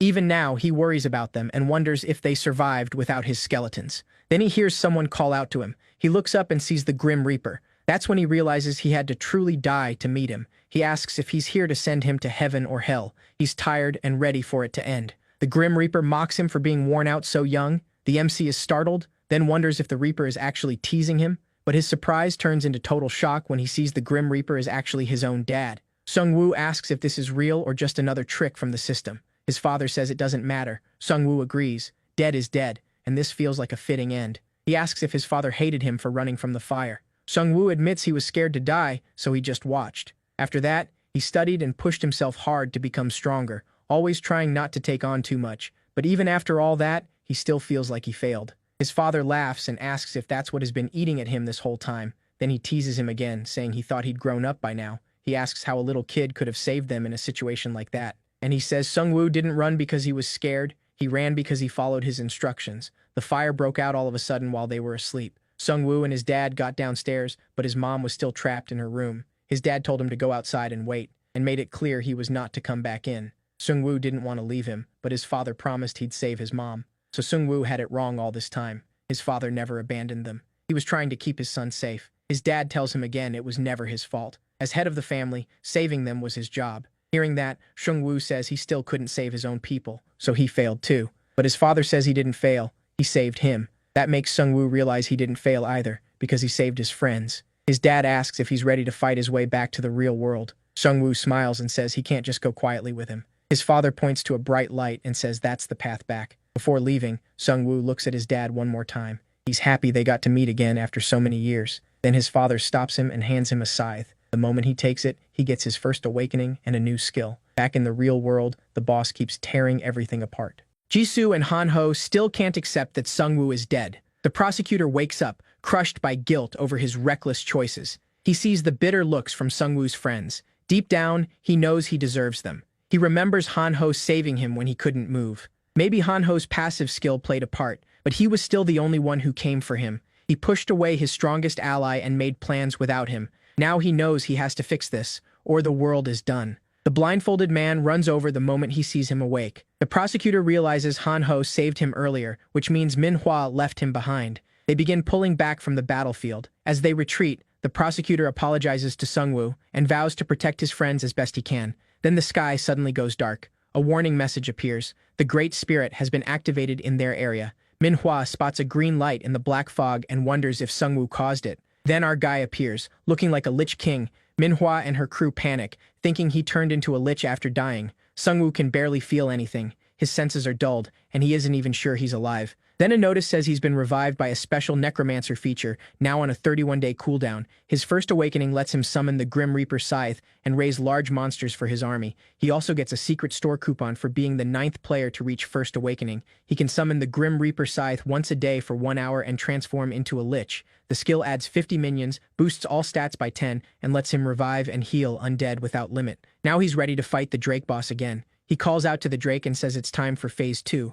Han-ho and Jisoo rush toward the boss when they see Sung-woo use his Great Spirit skill. The prosecutor stares, wondering how Sung-woo survived a hit like that. As his friends run toward him in excitement, they realize the Sung-woo in front of them looks completely different, almost like a monster. Jisoo spots the scythe in his hand and figures this must be what happened after he cleared his quest. The Drake attacks his minions, wiping out most of them in one blow, but his new skill brings them right back. Manhwa and her crew cheer when the minions rise again. Then the Drake unleashes a huge blast of fire, and Sung-woo blocks it with a giant shield. Just before the flames hit the prosecutor and the others, Righty spins and blows the fire away. Han-ho is so happy he runs up and hugs Righty. Sung-woo, though, is on a whole different level. He asks the Drake why it stopped attacking. The monster is nearly out of health, while he's still fresh thanks to endless mana. He revives more minions, and they swarm the Drake until sheer numbers overwhelm it. Then he uses weapon creation to make bone chains and lock the Drake down. He orders his minions to strip away its skin. Before long, they tear off its outer layer, leaving the Drake drained and beaten. Sung-woo tells Righty it's time to end it. Righty lands a heavy slash, and this time, the Drake dies for good. The masterless sword now has 4,235 days left before it can hatch the egg. Sung-woo gets 1,115,556 gold for killing the raid boss. He also earns the title Amateur Dragon Hunter, giving him +2 stamina and 30 fire resistance. Back in town, people celebrate after watching the battle live on their phones. After beating the Drake, Sung-woo raises a hand and orders it to rise again. In front of every player watching, the Drake comes back as a skeleton and joins his army. The prosecutor and his group are stunned. This puts Sung-woo on a whole other level. Han-ho starts crying and says he knew Sung-woo was alive. Sung-woo awkwardly looks away and says he's actually dead. Jisoo just worries if he'll ever turn back to normal because right now he looks really strange. One of his minions picks up the heroic grade item. Drake hides. Righty also grabs a legendary item, the Dragon Heart, and hands it to Sung-woo. It's a crafting material used to make other items. Sung-woo also gets the Seed of the World Tree, a godly item with unknown effects tied to the prophecy they saw earlier. He realizes the mysterious fallen ones may come after it. Then the photographer walks up and asks for a few words after that insane battle. Sung-woo warns him not to trust any group that promises safety. Every group taking in survivors so far has failed. The system keeps testing groups, and a lot of those trials aren't fair to lone players. So he says, everyone needs to grow stronger on their own if they want to live. Suddenly, the ground starts shaking, and a huge blast erupts near Yeongdeungpo Station. Manhwa tells the prosecutor their base is under attack. He immediately orders everyone back to the station. Sung-woo sees the black smoke from the blast and realizes it's the breath of the abyss. He wonders if the group making deadly bombs is behind it. As the helicopters lift off toward town, the prosecutor drops to his knees and begs Sung-woo to help. He says the station is full of non-combatants, and in his current shape, he can't protect them. Sung-woo knows he can't ignore whoever attacked the town. He tells the prosecutor they still need a long talk, but for now, he'll help. The helicopters have to land outside since they can't fly through the smoke. A survivor tells Manhwa they were attacked by beastmen who seem to have regained their minds. Now Sung-woo is sure the wandering salesman group hit the station, a mix of self-aware werbeasts and crazy scientists. As he nears the smoke, he notices the color is lighter and guesses they changed it to spread farther. The Crusader team can't do much against the smoke, so Sungwoo says he'll handle things inside. If the werewolf's last words were true, this anti-human group could become a huge threat. He figures they were smart to hit Yongdongpo Station while the Liberation Guild's main force was away on a raid. He needs to hunt them down and learn who they really are. As he enters the smoke, he summons the Abyss Drake for its first real fight. The whole station is buried in smoke from the breath of the abyss. Inside, two masked beastmen talk about how easy the attack was with the main force gone. The werewolf sneers that humans still underestimate how smart beastmen are. The hog monster says humans and beastmen can never live together. They're a new species now. Then he asks how much longer the ceremony will take. The werewolf says he doesn't know. Only the werebeasts who ate mage brains know the details, and they've made themselves the bosses. The hog complains because he ate an archer's brain, so he can't use many useful skills. The werewolf says he's still luckier than the ones being used as test subjects. While they talk, two huge glowing eyes appear in the windows, and the drake skeleton suddenly tears them apart. Sungwoo steps inside and realizes he saw so few beasts outside because they were all gathered in the station. Then he sends the drake back to the abyss. Since the beastman mentioned a ritual, he figures they're collecting people in the station instead of killing them. With his stats, he can handle these werebeasts himself, so he plans to pick them off quietly one by one. Inside, a bull beastman is herding about 200 human players together. They were told to round up as many humans as possible, and another monster says the other floors are packed too. He asks if the bodies are for an experiment, but the bull says he doesn't know. He did overhear talk about pulling experience out of human bodies, and that shocks the other monster. The bull says they became monsters, so in this world, anything can happen. Then a notice appears. The Great Spirit and Death's response spells have activated. Minions and zombies rise from the abyss and rush the beastman. A were-tiger lunges at the bull, but the bull blocks it with ease. His hooves flare up with fire, and he smashes through Sungwoo's skeleton minions, wiping several out. Realizing who's behind it, he shouts for Sungwoo to show himself. Sungwoo answers by driving his masterless sword through the bull's back. The monster calls him a coward for attacking from behind. Sungwoo shoots back that spraying gas on helpless people was cowardly too. Right after killing the bull, he revives him and adds him to his army. He gets 30,000 gold for killing a level 2 bull, which tells him the conscious werbeast must use a different leveling system. He spots a human still alive, but the gas will kill them soon, so he orders his minions to carry the unconscious survivors out of the gas. As Sungwoo leaves the station with them, the ground starts shaking. A warning pops up. A wide area summoning spell has been activated nearby. He doesn't know the full plan yet, but he knows he has to stop it fast. Sungwoo heads for the summoning circle. When he gets there, he sees a werebeast sitting in the middle of it. He figures this is the one who spread the gas. One werewolf recognizes him and tells the others they'll earn a huge reward if they bring his corpse to the researchers. Since a day has passed, Sungwoo summons the Grim Reaper's scythe and takes on the Lich King's power. He knows 5 minutes with the scythe is plenty to wipe out these werebeasts. His minions keep pouring out of the abyss and clashing with the beastmen. No matter how many fall, they just come back. The werebeast in the summoning circle laughs at the sight. He tells Sungwoo it's already too late. Then another notice appears. The summoning spell has finished activating. The werebeast rises and mocks them for streaming the raid online. Thanks to that, they learned exactly how many resources were spent to beat the boss. While he's bragging, one of Sungwoo's minions bites the werewolf mage and hurls him off the roof. Sungwoo steps in front of him and demands to know what he summoned. The werewolf just laughs and says they're all doomed. Yongdongpo Station starts breaking apart, and a notice warns that a raid boss is about to appear. At the same time, the prosecutor is still trying to recover with healing potions. He's angry at himself for being so overconfident. Han Ho and Jisoo see Sungwoo's minions bringing back the rescued survivors, and everyone cheers. The prosecutor realizes he was doing it all wrong. Building a huge group wasn't the answer. It wasn't that he couldn't survive alone. He just believed everyone else couldn't survive without him. As the breath of the abyss starts to clear, another warning appears. A wide area summoning spell has been activated. Jisoo and the others race toward the station. When they arrive, the building is collapsing, and a giant ogre gladiator drops down, the raid boss. The werewolf laughs, saying Sungwoo can't beat this boss after the fight he just had. Sungwoo only smirks and says they should have watched the live stream to the end before making that summoning circle. Then he reveals he has a boss monster too, and summons the Drake skeleton. It comes down with a clean punch to the ogre champion's face. The moment people see the skeleton, they start cheering. It gives them hope. The werewolf is stunned. He never thought Sungwoo would bring out a boss of his own. The prosecutor realizes that if he wants to keep up, he has to become even stronger than Sungwoo. The ogre champion roars in pain, and 2 of Sungwoo's minions slip out from behind the drake and throw spears. The ogre claps once and destroys both of them. They were wiped out so completely that Sungwoo can't even revive them. This boss is on a whole different level. The drake also can't use fire here, or it would roast the ogre too easily. Still, Sungwoo can control it, and that matters. The drake grabs the ogre by the hair and kicks him with everything it has. The ogre fires back by grabbing the drake's shoulders, but Righty jumps in and stabs its eye. The ogre slams to the ground, and the drake pins it while Sungwoo's minions swarm in. They keep piling on until the boss finally goes down. Sungwoo reaches level 16 and earns 705,000 gold for killing the raid boss. He upgrades Death's Response. Now it summons 15 masterless zombies for 100 mana, lasts 20 minutes, and has a 30-minute cooldown.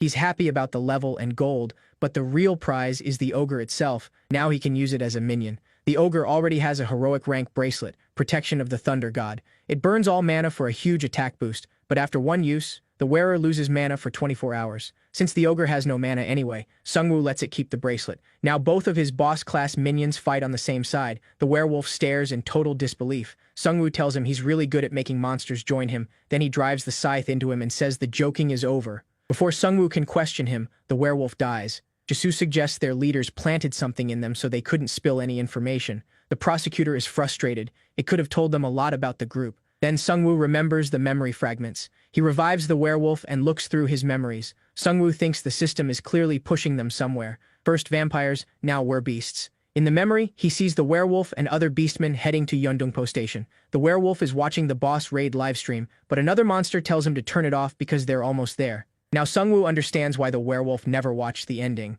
One of them mentions a rumor that their mission isn't only to attack the Liberation Guild. The other monster brushes it off and says he doesn't know what he's talking about. The werewolf asks what the higher-ups are really planning, but the other beast says their only job is hitting the Liberation Guild while they have the chance. Then the werewolf brings up Yui Island, where the mad scientists were trying to build a lab. That shocks Sungwoo, because it's where the second bad ending happened. The werewolf keeps talking about their plan, and just as he's about to reveal something important about the scientists, the other beast cuts him off. When Sungwoo comes out of the memory, the others ask what he learned. He says the beastmen attacked Yeondongpo Station to take control of Yui Island. He also found traces leading to Cinderim. Now he needs to learn what the group wants there. Cinderim Station is the main transfer point between Seoul Subway Lines 1 and 2. A lot of people used it every day, which means it's packed with humans, and perfect test subjects for the scientists. One mad scientist laughs, praising the monsters for setting up a lab near Yeondongpo Station. To him, it means endless test subjects, basically a dream. His assistant says they need more freezers and complains about the awful stink of rotting corpses. The scientist shrugs it off and tells him to get used to the spell. The mouse monster says that's easy for him to say. His sense of smell is much stronger. Annoyed, the scientist asks if he knows how bad he smells, then asks if he wants to become human again. The rat monster quickly says yes. He never chose to become a werebeast. Without even turning around, the scientist says he should volunteer as a test subject for the head researcher. The mouse starts shaking and nervously asks if he's serious. The scientist laughs and says he's only joking. Still, he says the rat should think about it, since were-rats are treated like the lowest class among werebeasts. Then a dog werebeast rushes in, saying a dragon is outside tearing buildings apart. The scientist looks annoyed and asks if the dog has been taking drugs, but the dog frantically shakes his head. Realizing it's real, the scientist orders the dog to take him to the dragon. As the scientist and the werebeasts rush out with buffs on them, one says their Yeondongpo raid failed. When they finally face the drake, they realize just how huge it is. The scientist nearly faints. He never expected to see something like a real dinosaur. Sungwoo's party charges in with the drake, and the scientist recognizes them from the Yui Island raid. Knowing he can't fight that thing, he turns to run and orders the dog to stall them while the others pack up. As they hurry down the stairs, the were-rat suddenly stops. The scientist yells, and the rat says he smells something familiar. The scientist snaps at him to move. They still have a lot to pack. Once they start moving again, the rat suddenly senses danger. He jumps in just in time, saving the scientist from flying boxes. Then Sungwoo appears right behind them. He says the delivery was wrong, so he's here for a refund. The scientist tries to play dumb, so Sungwoo calls in the giant orc and reminds the scientist he sent that monster after him. He scans the lab and spots both human and monster bodies. He guessed part of it from the werewolf's memory fragments, but now he sees they're even worse than he thought. He asks the scientist if he's ashamed that his sick hobby got exposed. The scientist snaps, insisting they're trying to improve the human race. He rants about making a superior humanity, so Sungwoo shuts him up with a shot to the leg. The rat tries to help him up, but the scientist jams him with an experimental serum to turn him into a stronger beast. The rat's body swells with power. Sungwoo quickly uses the Shadow King ring to summon a clone. Both of them fire crossbows at it. The rat tears through the clone, and Sungwoo realizes its attack power jumped a lot. But then the orc boss minion crushes it underfoot, killing it on the spot. Sungwoo gets 13,000 gold for killing a mutant were-rat. The scientist, still on the floor, tries to inject himself. Before he can, Sungwoo slices off one of his arms. He warns that if he tries anything else, he'll start cutting lower. Foaming at the mouth, the scientist admits he sent the rat to stall for time so he could inject himself. As he dies, he says his colleagues will turn Sungwoo into a fine test subject. Sungwoo just smiles and says he doesn't need torture to get answers. He'll revive him as a minion and read his memories. But when he tries to resurrect him, a message says, living beings can't be revived. The scientist was faking his death. Mad, Sungwoo hits him right where it hurts. The scientist screams and finally breaks, offering all his inventions if Sungwoo lets him live. Sungwoo is done listening and stabs him. Then he revives the scientist and checks his memory fragments. In the memory, the scientist is sitting there when a man tells him it's time to earn his doctorate and become head of the whole division. Sungwoo realizes this is the man behind the wandering merchants. The man orders the scientist to make large amounts of gas and asks if he can handle it alone. The scientist eagerly says yes, he invented the poison gas, and asks if he should make enough to release across all of Yeongdongpo. The man says they likely won't need that much. They only need to wipe out the small fry, while the werebeast sorcerers teleport in the 3 captured raid bosses. Sungwoo is stunned to hear they captured 3 raid bosses. The scientist questions whether the werebeast they caught can really be trusted with something this important. The mysterious man tells him to watch his mouth. The plan can't work without them. He also mentions 4 beasts even stronger than the top-ranked players, saying they'll be needed later. Sungwoo can't understand how beasts could be stronger than top players. They never drew cards and lost so much time, so that shouldn't be possible. Then it hits him. The werebeasts aren't human. They may level up in their own way, different from players. On top of that, the beasts and the scientist got special quests too. Sungwoo knows those quests can make someone much stronger, much faster. Hearing how strong they are, the scientist says he wants to dissect them.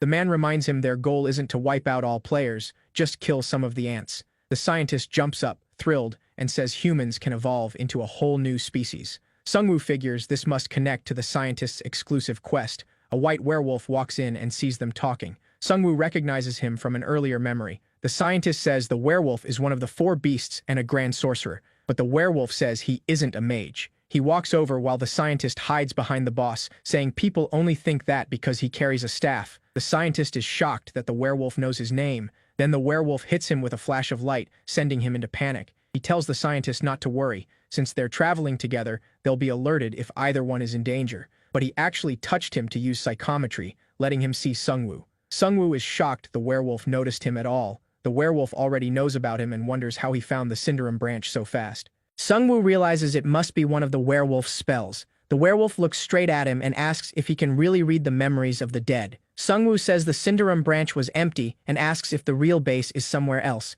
The werewolf tells him to leave Yeongdongpo before this fight goes any further. They'll win in the end. Sungwoo is shaken, but he still wants to learn as much as he can from this beast. He asks who they are, and the werewolf gives him one name, Evolutionary Society. Then the werewolf uses a skill on him and says that name will soon bring humanity to ruin. Sungwoo comes out of the memory and realizes the enemy can use psychometry too. He recalls the boss mentioning 3 raid bosses in a row. They may change plans after the first one failed, but he still can't relax. Righty hands him a map he found with 3 marked spots, A, B, and C. The first is Yui Island, the second is Sosa in Bucheon, and the third is Byomji Station in Anyang. All the arrows point to Yui Island, so Sungwoo thinks that's where the raid bosses were being gathered. He already stopped Drake before they could capture him, and also took out the Ogre Champion, so only one boss is left. And there's still another Evolutionary Society branch. Back at Yeongdongpo Station, everyone is rebuilding. When Manhwa comes to ask about the mission, Sungwoo tells her to gather info on raid bosses in Bucheon and Anyang.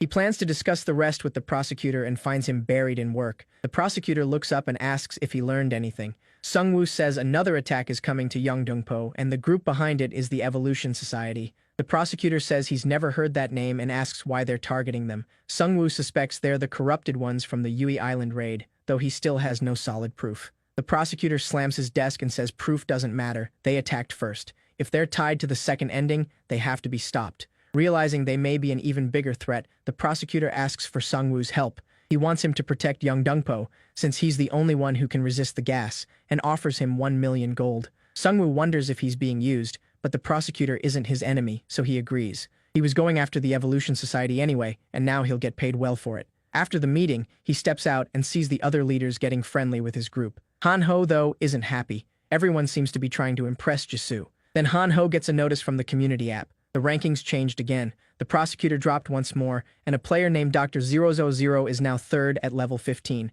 Sungwoo wonders if that doctor is the head of the Evolutionary Society. He already knows that reaching level 15 triggers a first awakening. He isn't sure whether only 5-star classes get it, but the doctor has clearly gone through his already. That means Sungwoo needs to level up fast if he wants to grow stronger. Jisoo comes back after talking with the other guild leaders. When Sungwoo asks how it went, she says it was just awkward. Then Han-ho gets a little dramatic and asks if Sungwoo really thinks she'd switch sides. He says she cried her eyes out when Sungwoo disappeared. At the same time, the blindfolded guy assigned from the Liberation Guild gets knocked out after opening one of the jars his minions were carrying.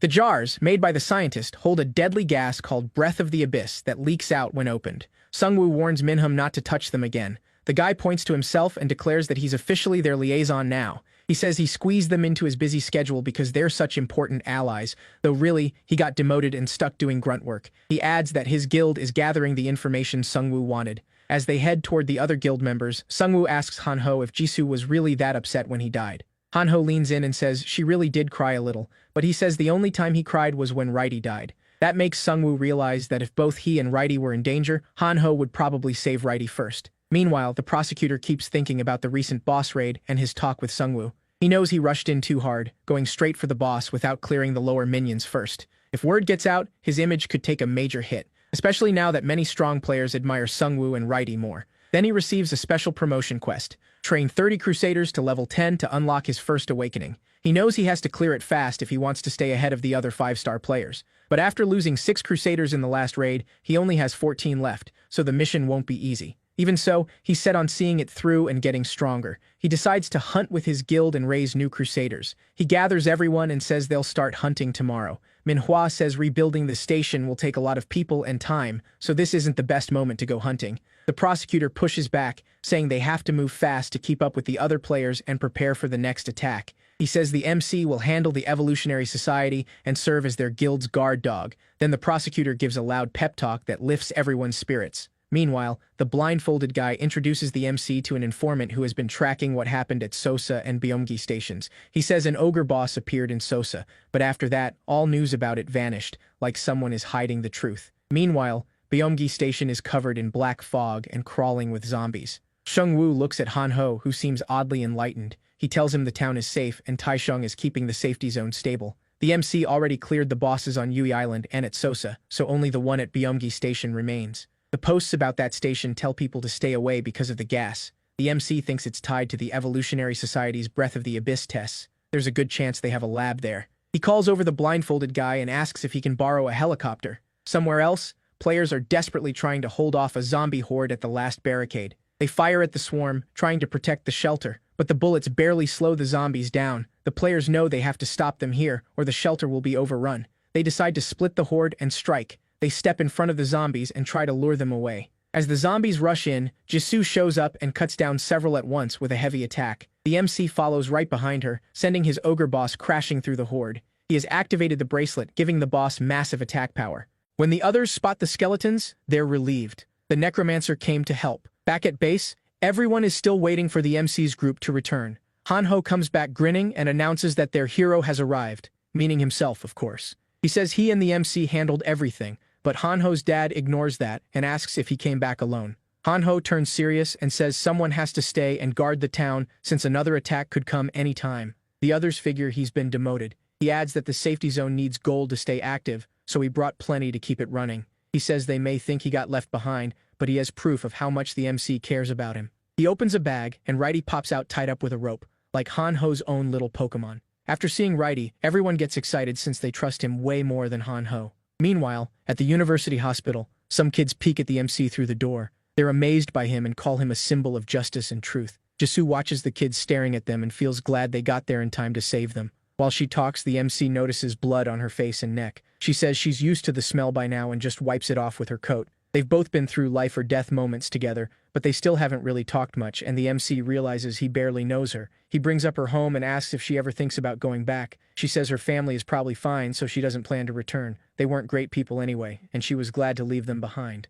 To her, life only got better after she left, until the apocalypse changed everything. The MC feels bad after hearing that, but he's also glad she won't be leaving them anytime soon. Then a man in a white coat slides the door open. He introduces himself as Minseok An, apologizes for the wait, and says he's the leader here. As Shungwoo shakes his hand and introduces himself, Minseok says he already knows who he is. He knows Jisoo too, though her nickname isn't exactly flattering. Seeing her confusion, he says the kids really took to it and apologizes. Smiling, she says it's fine, but she really wants to know who started it. Whoever named her that is about to vanish. After bringing up their nicknames, the man says they need to leave. He explains that zombies have surrounded the area for 3 days, and they're running out of options. When Jisoo asks why they don't just escape, he says a local quest has trapped them, and everyone there got it. They leave the building, zombies hunt them. The longer they stay outside, the more come after them. With children and elders there, escape is too risky. The MC realizes this group has gotten too weak. They wanted to help people, but without a real plan, they can't handle this quest. The leader asks them to leave before midnight so they don't get dragged into this mess. Sungwoo looks him in the eyes, realizes he wants help, even while telling them to go. He says he's staying. They came to help this station. They thank them for being willing to help. The wife asks if the two of them want to share a room. At that, Jisoo's head practically bursts into flames, and both of them quickly ask for separate rooms. That night, the kids come by and ask if they can come in. Jisoo smiles and says they all can. The kids are thrilled to meet the necromancer and the red demon. One child asks the MC if he can show them a skeleton. Sungwoo knows exactly which one to bring out. He summons Righty, and all the kids instantly think he's cute. That night in bed, the MC thinks about the smiles on the kids' faces. He can't believe something like that still exists in this world. He gets a quest called Death Comes for the City. It says he can run from death or face it, but either way, death will follow. Once he goes outside, the zombies will hunt him. Then the quest suddenly gets harder because the system detected a player above level 15 nearby, and the MC jumps out of bed. At the same time, Jisoo comes in and says something is happening all across the city. With her sharp senses, she feels vibrations from outside. It sounds like zombies have surrounded the building. A new alert warns that the zombies will now hunt all survivors, inside or outside. Minsuk comes to the MC and says this has never happened before. The zombies only hunted people outside. Seungwoo says the quest got harder because stronger players are nearby. It feels like the system is playing with them.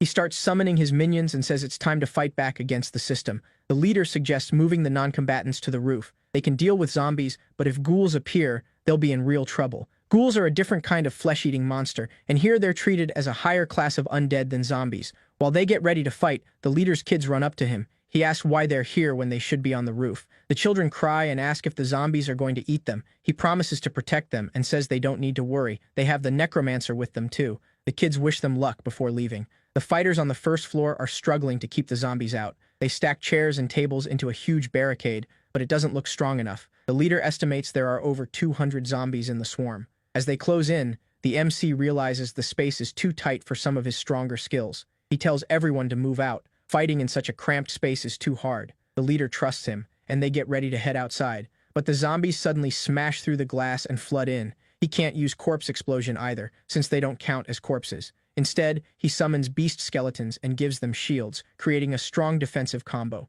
The zombies hit them hard, but they stay standing thanks to the synergy, even with a 30% stat drop. Zombie wounds can infect players, but his minions are immune. With their shields up, his minions manage to hold the horde back. The leader cuts down zombies with his Pressure of Valor skill and carves through more using Tornado Blade. The MC sees how well he fights and figures he may be at least a 4-star knight. He orders his shielded minions to fall back, then blows up dead zombies to clear the entrance. He quickly realizes he has to be careful. There are kids inside. If he keeps using explosions, he could wreck the building too. More zombies pile up outside, frustrating the group. So they move outside to fight with more room. Now free to use his magic, the MC summons his Drake, and it starts tearing through zombies on all sides. The MC tells Minsuk to get everyone off the roof now that the way is open. He says 2 buses are waiting in the underground parking lot. Then the MC gets a notice that one of his minions has been destroyed. He's good at handling swarms, but this is too much. He wants to save Death's Response and Grim Reaper's Scythe in case something worse shows up. He turns to Jisoo and says it's her turn. She'd been waiting for that. She puts on the purifying mask Mr. Kim made for her and charges in, slicing through zombies. Watching her, the MC realizes she's excellent in close combat. Before long, the buses pull up and the survivors start getting on. Then an alert warns them that the survivors' scent is drawing in the ghouls. Minsuk tells the MC that ghouls are much stronger and faster than zombies, and they go after children first, so the kids must be protected. He says one once smashed his car window and took his youngest son. Sungwoo pats his shoulder and promises it won't happen again. They move out with the buses in the center while the Drake and skeletons guard them. They're forced to go slow, and Sungwoo knows the only way out is to clear the quest. But the area is far too quiet. They pass a few corpses and realize others were attacked here too.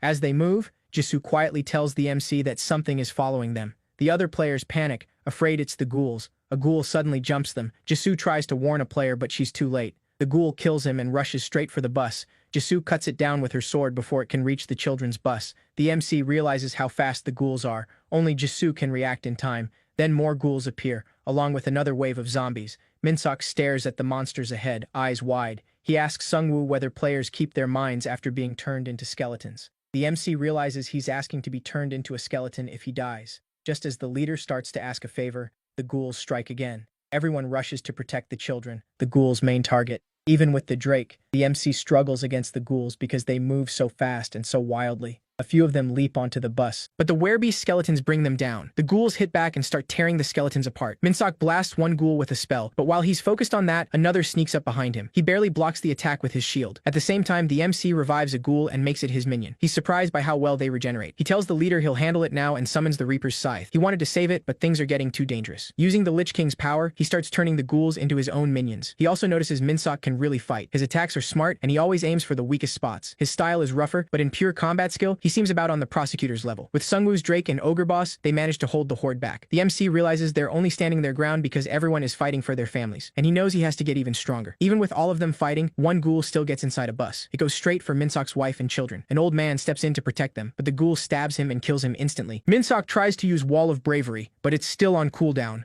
Refusing to lose anyone else, he throws himself at the ghoul and shoves it down the stairs. He kills it, but he's badly hurt too. Sungwoo turns to grab a potion, but Minsok stops him and says it's too late. With his last breath, he asks the MC to protect his family and to use his body as a minion. The MC then gets an exclusive quest. Minsok died in battle without finishing his duty. He can command Minsok's body, but only if he honors the man's final wish and protects his family. If he does, he'll gain the knight's absolute loyalty. He can also refuse and let him die. The MC is angry with the system for giving him another quest like the one he got after the professor died on campus. With no real choice, he accepts Minsok's final request.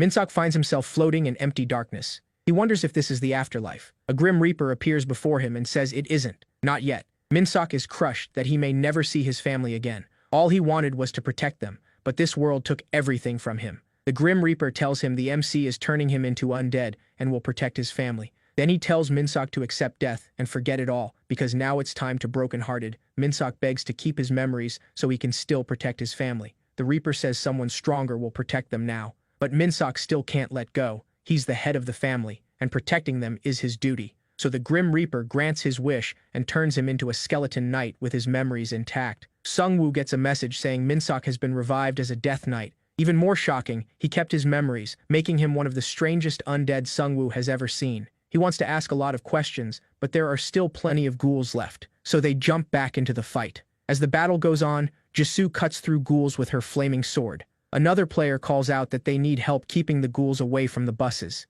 She realizes they've pushed too deep into the enemy side. When she runs back, zombies and ghouls close in around her. One ghoul gets into the bus and lunges at the wife, but Minsok cuts it down at once. He realizes the ghouls fear him because he's a higher form of undead. He can also feel the emotions of the skeletons. He keeps cutting ghouls down and calls them weaklings. The other players watch in shock. He looks nothing like the other skeletons, far stronger. When he sees some ghouls trying to run, he uses his spell to trap them. Sungwoo thinks sending him against the ghouls was the right call. Minsok feels odd fighting without a shield and starts thinking about getting one. Meanwhile, the MC checks his stats. Level 12. Death Knight class, with 2 skills, one that summons chains to bind enemies, and one that grants lifesteal. Jisoo walks up and says they've wiped out all the ghouls. Then she notices the Death Knight and asks what it is. Sungwoo awkwardly says he'll explain later. They finally stop to rest, but the MC knows they need to reach Byumgai Station as soon as possible. Their enemies have messed with them long enough, now it's their turn. When they finally reach the station, the black smoke is even thicker. Sungwoo asks Minsok if he wants to tell his family what happened, but Minsok says he's not ready. There are more urgent problems right now. As they move on, Jisoo comes running back, coughing. She says her mask is useless against the smoke ahead. Sungwoo realizes he can't take her any farther, so he goes on with the Death Knight and Righty since the smoke doesn't affect them. Inside, the place is quiet, and he doesn't see anyone guarding it. He figures they can't post guards here because of the smoke. Even so, he still can't tell how they're keeping the raid bosses locked up. He guesses they use some kind of magic to seal it without killing it. The Death Knight tells him to move faster. They need to finish the quest quickly. Sungwoo asks if he's worried about his family. He says Jisoo is protecting them. Sungwoo also has to wait until midnight because Reaper's scythe is still on cooldown. They're heading into the enemy's hidden base, and he knows things could turn ugly fast. Farther in, they find a note from the Ministry of Interior and Safety Emergency Action Committee. The Death Knight recognizes it as a government seal and wonders if this group works for them. The MC is shocked and trusts the government even less. They keep going deeper inside when a notice suddenly appears. The Ghoul King raid boss has spawned. The Death Knight sees that its arms and legs have already been cut off. Then they get another warning. An abyss rupture is forming nearby. Portals open, and zombies can now pour in without end. Shungwoo finally understands where all the zombies have been coming from. As they wonder who set this up, a voice speaks behind them. It's the doctor, and he's not alone. He says they released the gas when the quest level rose, which led the test subject right to them. Then he offers a deal instead of a fight. He says Shungwoo has a class tied to death, while he studies death itself. The MC asks what he means by that. The doctor says he studies abyss energy as part of an experiment in human evolution. He believes humanity has to break its current shell and evolve beyond itself. The MC realizes everything is connected. The doctor says that by capturing the Ghoul King and experimenting with death, they're getting closer to the so-called happy ending the system set up. That means the Evolution Society has a prophecy stone too. The doctor asks Shungwoo to join them, saying it would help him too. Shungwoo shuts him down right away. He asks if the doctor really expects him to become the game's puppet and work for him. He's sickened by the human experiments and poison gas. To him, this isn't for the greater good. They're just sacrificing everyone else to save themselves. The doctor lets out a sigh and says that in the real world, he could have shown him the wonders of science, but this isn't that world. Once he sees Shungwoo won't budge, the doctor tells one of his men to release the Ghoul King. Shungwoo warns him to stop and sends his minions in. But before the skeletons can reach the man, he finishes the pose and triggers a holy power skill. It cuts the MC's skeleton stats by 60%. Shungwoo realizes the power feels like Han Ho's. These people are all priests. Since holy power hard counters his undead army, he switches to his crossbow and fires at them. But the arrows stop before they can hit. The girl on their side uses telekinesis and flings them back. He quickly crafts a shield and blocks the returning arrows. The Death Knight rushes forward, but Seong-guk hits him with holy pressure. The attack shatters his shield and slams him into a room. The girl warns him to be careful. Her test tank is in there. Hearing that, the Death Knight looks around and spots a child's shoe inside one of the large tanks filled with people. When he realizes his child is in that tank, the Death Knight snaps. He lashes out with his chains and strangles 2 of them to death. He says they don't deserve to live. The group tries to burn him down with holy power, but Shungwoo wraps him in armor. That triggers a teamwork bonus that blocks all debuffs on him. The group panics when they see their spells no longer work on the Death Knight. He's still taking damage, but the spell can't knock him back anymore. With their powers failing, the Death Knight cuts them down. At the same time, the MC's ghouls mop up the rest. The girl scientist is stunned. By her math, they were supposed to have the advantage. The Death Knight walks up to her and asks if she's the one controlling that tank. She tries to stop him, but nothing works. He keeps coming and demands to know why she used his child in her experiments. Once he's close enough, he kills her with one swing. The MC earns 12,000 gold. As his allies fall, the doctor plays his last card and tries to run. He sends out a strange tree creature that roots the Death Knight and Righty in place. Shungwoo knows he has to end this now before the doctor pulls out anything else. He uses his Lich King skill and cuts through all the roots. The doctor throws a flash grenade, but the light doesn't affect the MC. He drives his Grim Reaper scythe into the doctor. As he dies, the doctor says Shungwoo picked a good class, one that can survive alone. But his teammates aren't so lucky. Then he reveals he already released an army of zombies and ghouls outside. The Death Knight is furious and wants to tear him apart. Even then, the doctor keeps rambling about making new weapons from the system. At the same time, the Ghoul King begins to heal. The doctor laughs and asks if they'll still fight after losing everyone around them. Hearing that, Shungwoo tells the Death Knight to end him. Minsuk cuts off his head in one strike. Then a system message appears. This doctor was only a clone. The MC quickly pulls out his phone and opens the community forum. The 5th-ranked player's spot has gone blank because it was the doctor's clone. They realize he has 5 more clones in the top 20 alone. That's how his group grew so fast and worked in multiple places at once. While Shungwoo is thinking it over, the Death Knight snaps him back to reality. They have a bigger problem, the Ghoul King. Outside, Jisoo finishes off another wave of zombies and ghouls with help from the Wandering Drake and the Ogre Champion. The players start wondering if it's finally over, but Jisoo senses more monsters coming. That sends them into a panic. They've already killed so many zombies. Jisoo knows she can't let anyone here die. Shungwoo trusted her to protect everyone outside. He's still stronger than she is, but she's doing everything she can to catch up. Without hesitation, she charges straight into the middle of the horde. Meanwhile, the skeletons keep falling because the MC isn't there to revive them. Then one of the recently fallen minions rises again. Jisoo sees it and figures the MC must have activated his Lich skill. She uses that opening to push the zombies back. The players call her Sungwoo's girlfriend and say they're the strongest couple in Korea. Hearing that, Jisoo gets a little shy. Even so, she keeps cutting down zombies and ghouls on her own.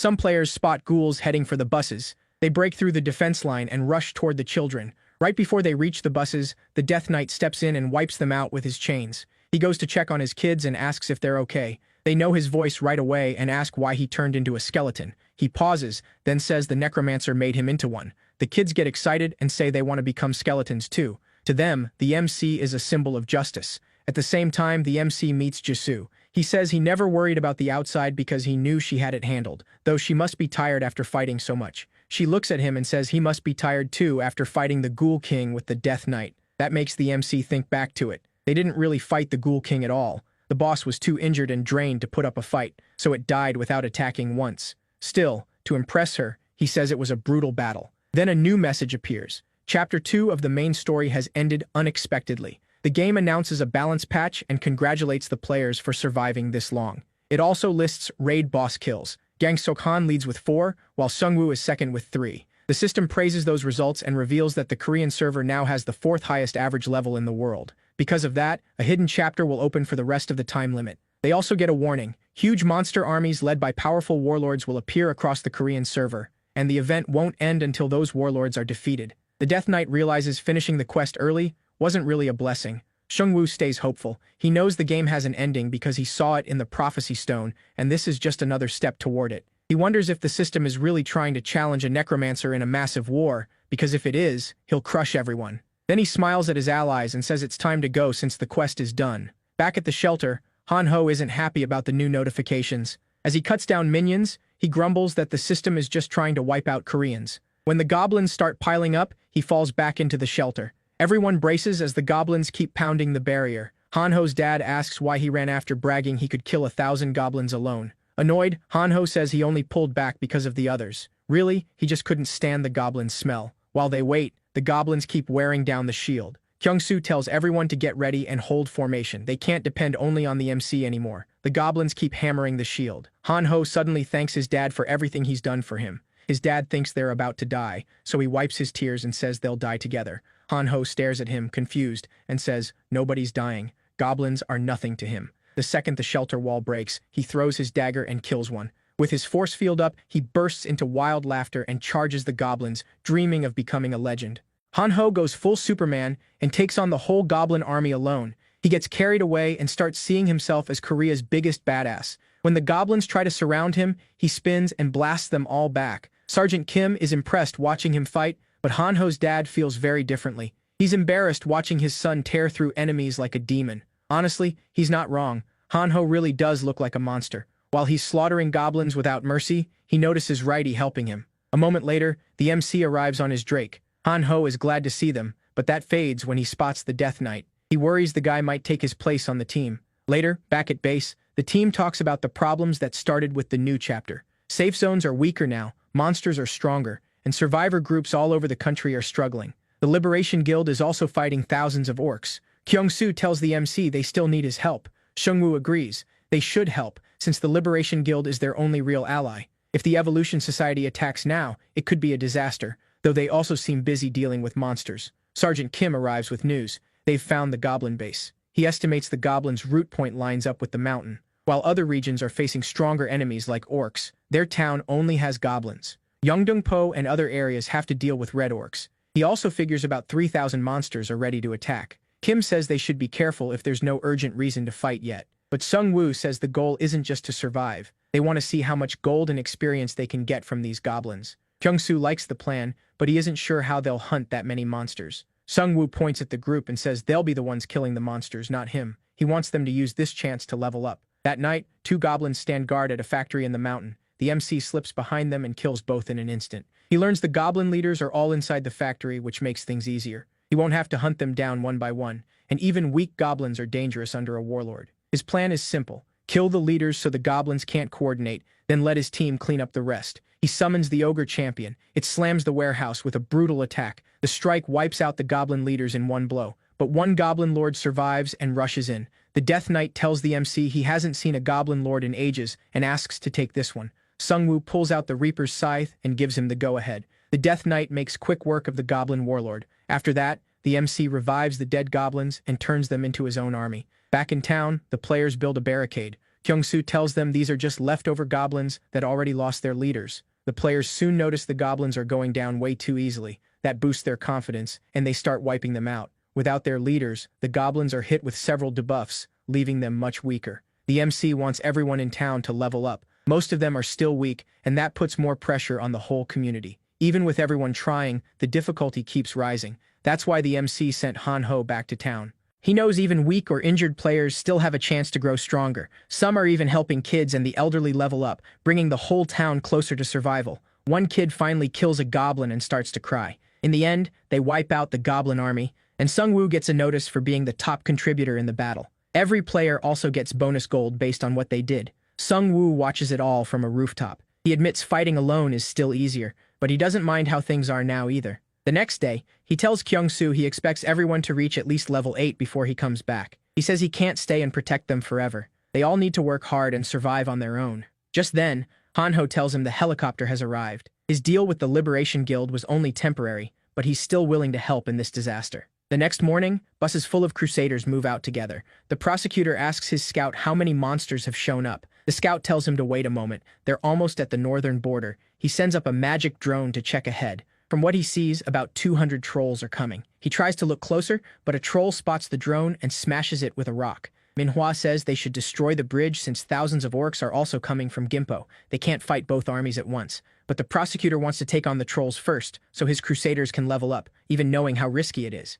He needs them at level 10 to clear the exclusive quest, and he sees no other way to close the gap with the MC. Manhwa follows the order and calls in every guard she can, leaving only the minimum at the station. Then the blindfolded guy walks in and says the helicopter carrying the MC is almost here. Manhwa is relieved. She thinks with him there, they can take on both the orcs and the trolls together. But the blindfolded guy says the MC wants them to meet him where the orc army is. Confused, Manhwa asks if he even explained what was happening there. He says the MC just wanted to collect some bones. As the helicopter hovers above, Sung-woo drops his minions from the sky, and they tear through the trolls with ease. Along with the Drake and the orc boss, the MC now has the Ghoul King too. The blindfolded guy and the prosecutor can only stare as Sung-woo's army makes the trolls look tiny. He keeps killing trolls and turning them into skeletons. The prosecutor wonders if even after awakening, he'll ever surpass him. Players from other groups watch from a distance, wondering if the Liberation Guild called in the necromancer. They're live streaming the whole thing. The MC's group earns another achievement for having over 20 giant minions,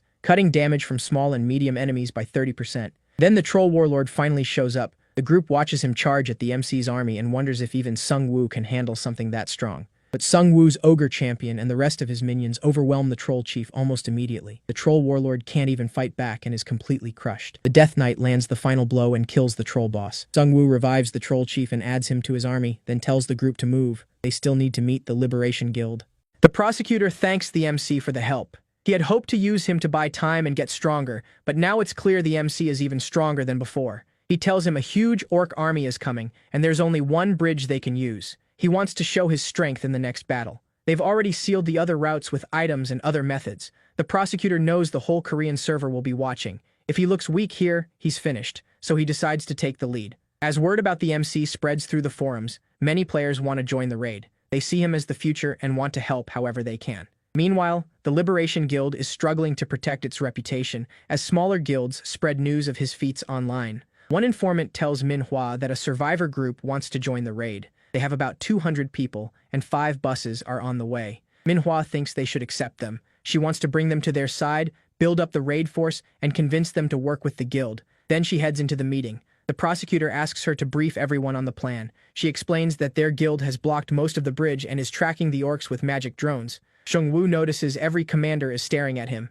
Even Manhwa admits he's the strongest person there, and everyone is waiting to see what he does next. Then a crusader reports that a survivor from the west has arrived, a woman who flew in on a strange beast. Sung-woo thinks they've only been using helicopters because of the wyverns, so he wonders what kind of beast she rode in on. The prosecutor stands and says they should hear her out before continuing the meeting. When they meet her, the MC realizes she's riding a griffin. She assures them the griffin won't hurt anyone, then asks the prosecutor for help. A large group of Chinese players recently landed on Ganghwa Island. Sung-woo is stunned since he hasn't run into players from another server before. Gyeodong Island is a small island connected to Ganghwa Island by land. The girl explains that the players on Ganghwa made a safety zone on Gyeodong Island. Since the island was small, it was easier to secure after clearing the monsters. They knew strong guilds existed on the mainland, but chose to stay hidden. The MC thinks that makes sense. With monsters and looters overrunning the mainland, a small island was safer and made it easier for everyone there to work together. She goes on to say pirates landed on their island a few hours earlier. They came in by the dozens on fishing boats.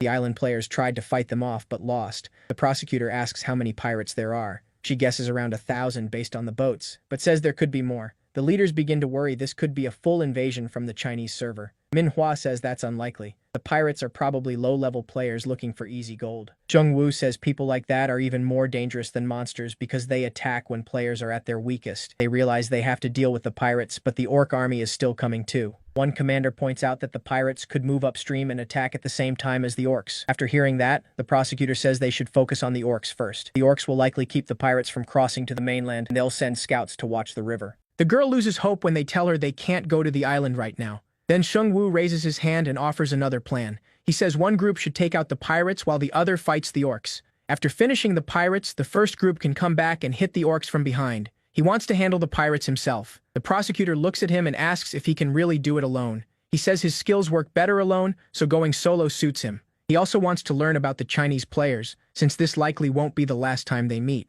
After the pirates, he'll deal with the orc leader at the rear. He asks the girl to take him there on her griffin so they can arrive without being noticed. At last, the MC leaves with the girl. She says they need to wait by the shore until nightfall because the pirates use huge birds to scout the area. That night, some pirates light a lantern on the island and grumble that the expedition team kept them away from the prisoners. One of them smirks, saying their turn will come when they invade the Korean mainland. They're happy they left mainland China, figuring they can earn more gold by raiding towns in weaker countries. While they talk, one of them hears something. As a human hunter, his senses are sharper than the others. Out of nowhere, the MC appears behind them with his sword and cuts them down with ease. He leaves one alive because he wants answers later. The Death Knight binds the survivor with chains while the others clear out the nearby pirates. The man wakes up with a griffin staring right into his face. The girl tells him not to panic. She'll feed him to the griffin later. Zhongwu leans in and says he has a spell that can read a dead person's memories, so the man has two choices: talk now or die and give up everything anyway.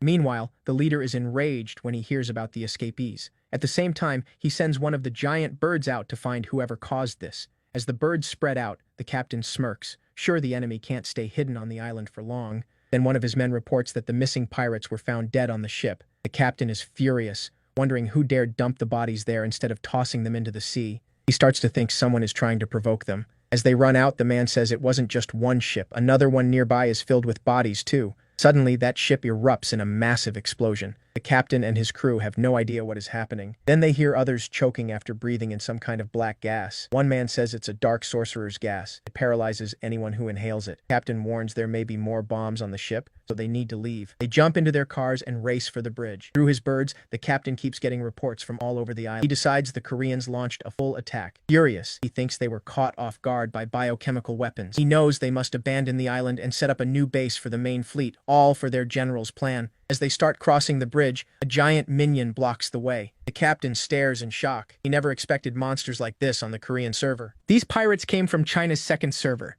Because of China's huge population, there are 3 servers total. Sungwoo realizes they're only the advance force, sent to prepare a base for the main fleet. The captain gets out and orders his men to attack. As they step out, the MC summons all his minions and zombies. At the same time, he hits them with Breath of the Abyss, leaving them paralyzed. They've been trapped from both sides. Knowing he can't escape, the captain uses his bird spell and calls the birds in to fight the zombies. As the birds dive in, the other pirates join the battle too. The MC realizes these are the same birds the girl warned him about, but they are no match for his skeleton ghouls, which tear them apart in seconds. Then Sungwoo revives the birds and makes them his own minions. The captain realizes it's hopeless, so he jumps off the bridge and tries to escape on one of his birds. He believes the main army will crush these minions anyway, but the MC sends his skeleton birds after him and knocks the captain's mount out of the sky. He crashes down and breaks his back. At the same time, the girl returns on the griffin and says the islanders got their weapons back and are fighting the pirates. She thanks him for helping them. Meanwhile, the captain wonders who he really is.